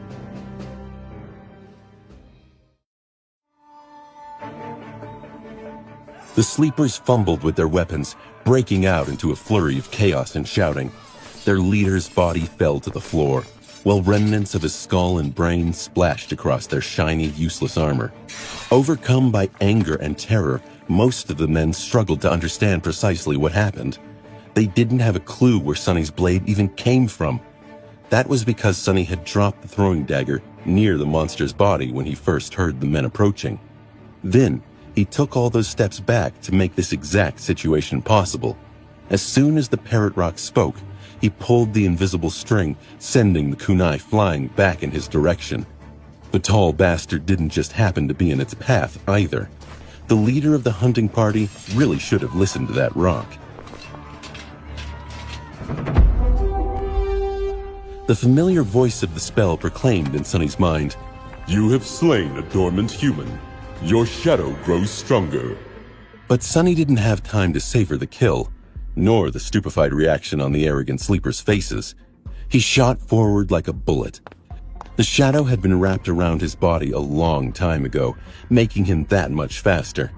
Summoning the Midnight Shard, he fluidly slashed at the nearest enemy, severing the man's arm at the elbow. The blade struck right between the vambrace and the counter of his enchanted plate armor.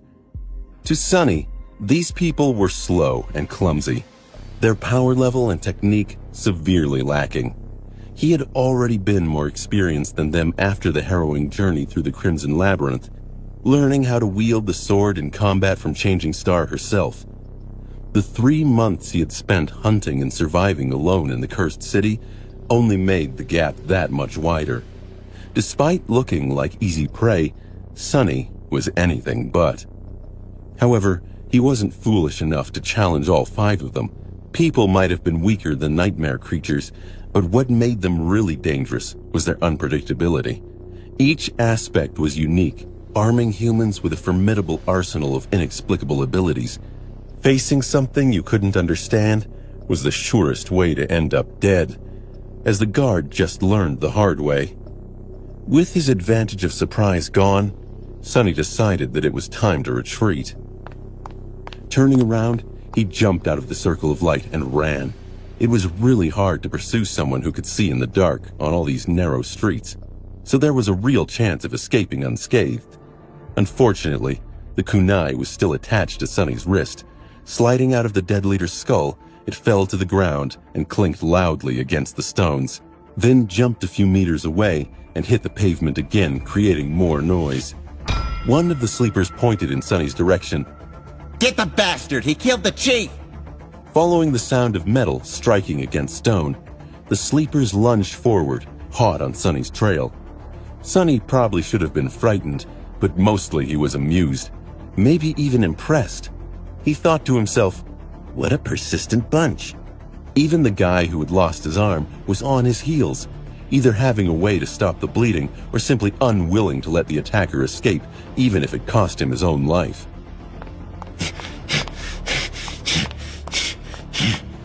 This part of the city was Sonny's hunting ground. He knew every nook and cranny of these streets. Honestly, he was unsure what these guys were even thinking. If it wasn't for him carefully choosing the path, they would have ended up disturbing some terrifying fallen creature and becoming its dinner a long time ago. Something wasn't quite right here. Gunlog's people might have been thugs, but they were experienced and accomplished hunters. They feared the city and knew how to behave outside the castle walls. Otherwise, all of them would have been dead a long time ago. Come to think of it, Gunlog's forces only ever ventured into the city at night on extremely specific occasions. Were these fools even real hunters? If not, what were they up to? Sonny briefly considered leaving one of them alive to interrogate later, but then decided against it. To be honest, he wasn't really curious. Human business had long ago lost its allure in his eyes. He had much more interesting things to do. Finally reaching his goal, Sonny lingered on the steps, pretending to be in a panic.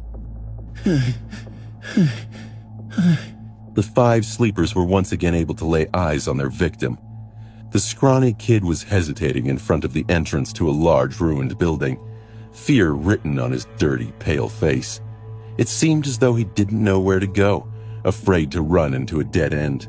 Noticing them, he flinched and dove into the building with desperation in his eyes. One of the sleepers chuckled smugly. Kill the rat! The man who lost his arm brandished his sword with his free hand. You have nowhere to run now, rat! Full of killing intent, the sleepers followed the crazy young man into the building. However, once they got inside, they saw no sign of the scared kid. The only thing they saw was a simple rock laying on the floor. As the one-armed man belatedly realized that something was wrong, the rock said in an ominous tone, Say goodbye to your lives. A second later, a massive silhouette stepped out of the darkness. The man's eyes widened in fear. The figure of a regal knight, clad in menacing black armor, loomed before the group. The creature was 7 feet tall, his gothic armor forged from a lusterless anthracite steel. Every part of the armor was decorated with intricate engravings that told a tale so horrifying that anyone would go insane from looking at them for too long. The helmet of the Black Knight was crowned with curved horns that might have been wings once. In the narrow fissure of his visor, 2 ghastly red flames were burning with indescribable menace.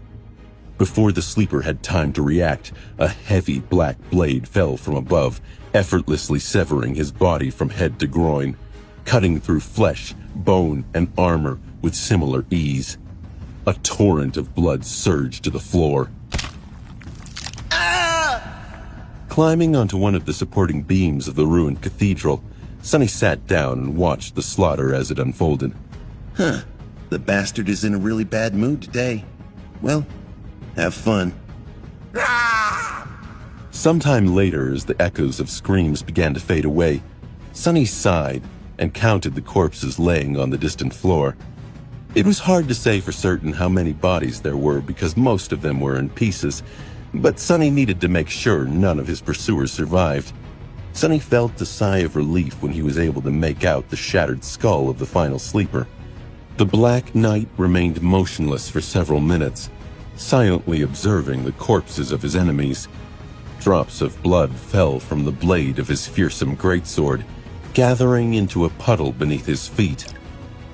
Sonny waited patiently for the beast to grow tired and move on. Those 6 had come out here to his neighborhood for some reason, and if they were here, more men could well be on their way. That unnerved Sonny. He hoped he may find an explanation and a solution when he searched the bodies, or what was left of them.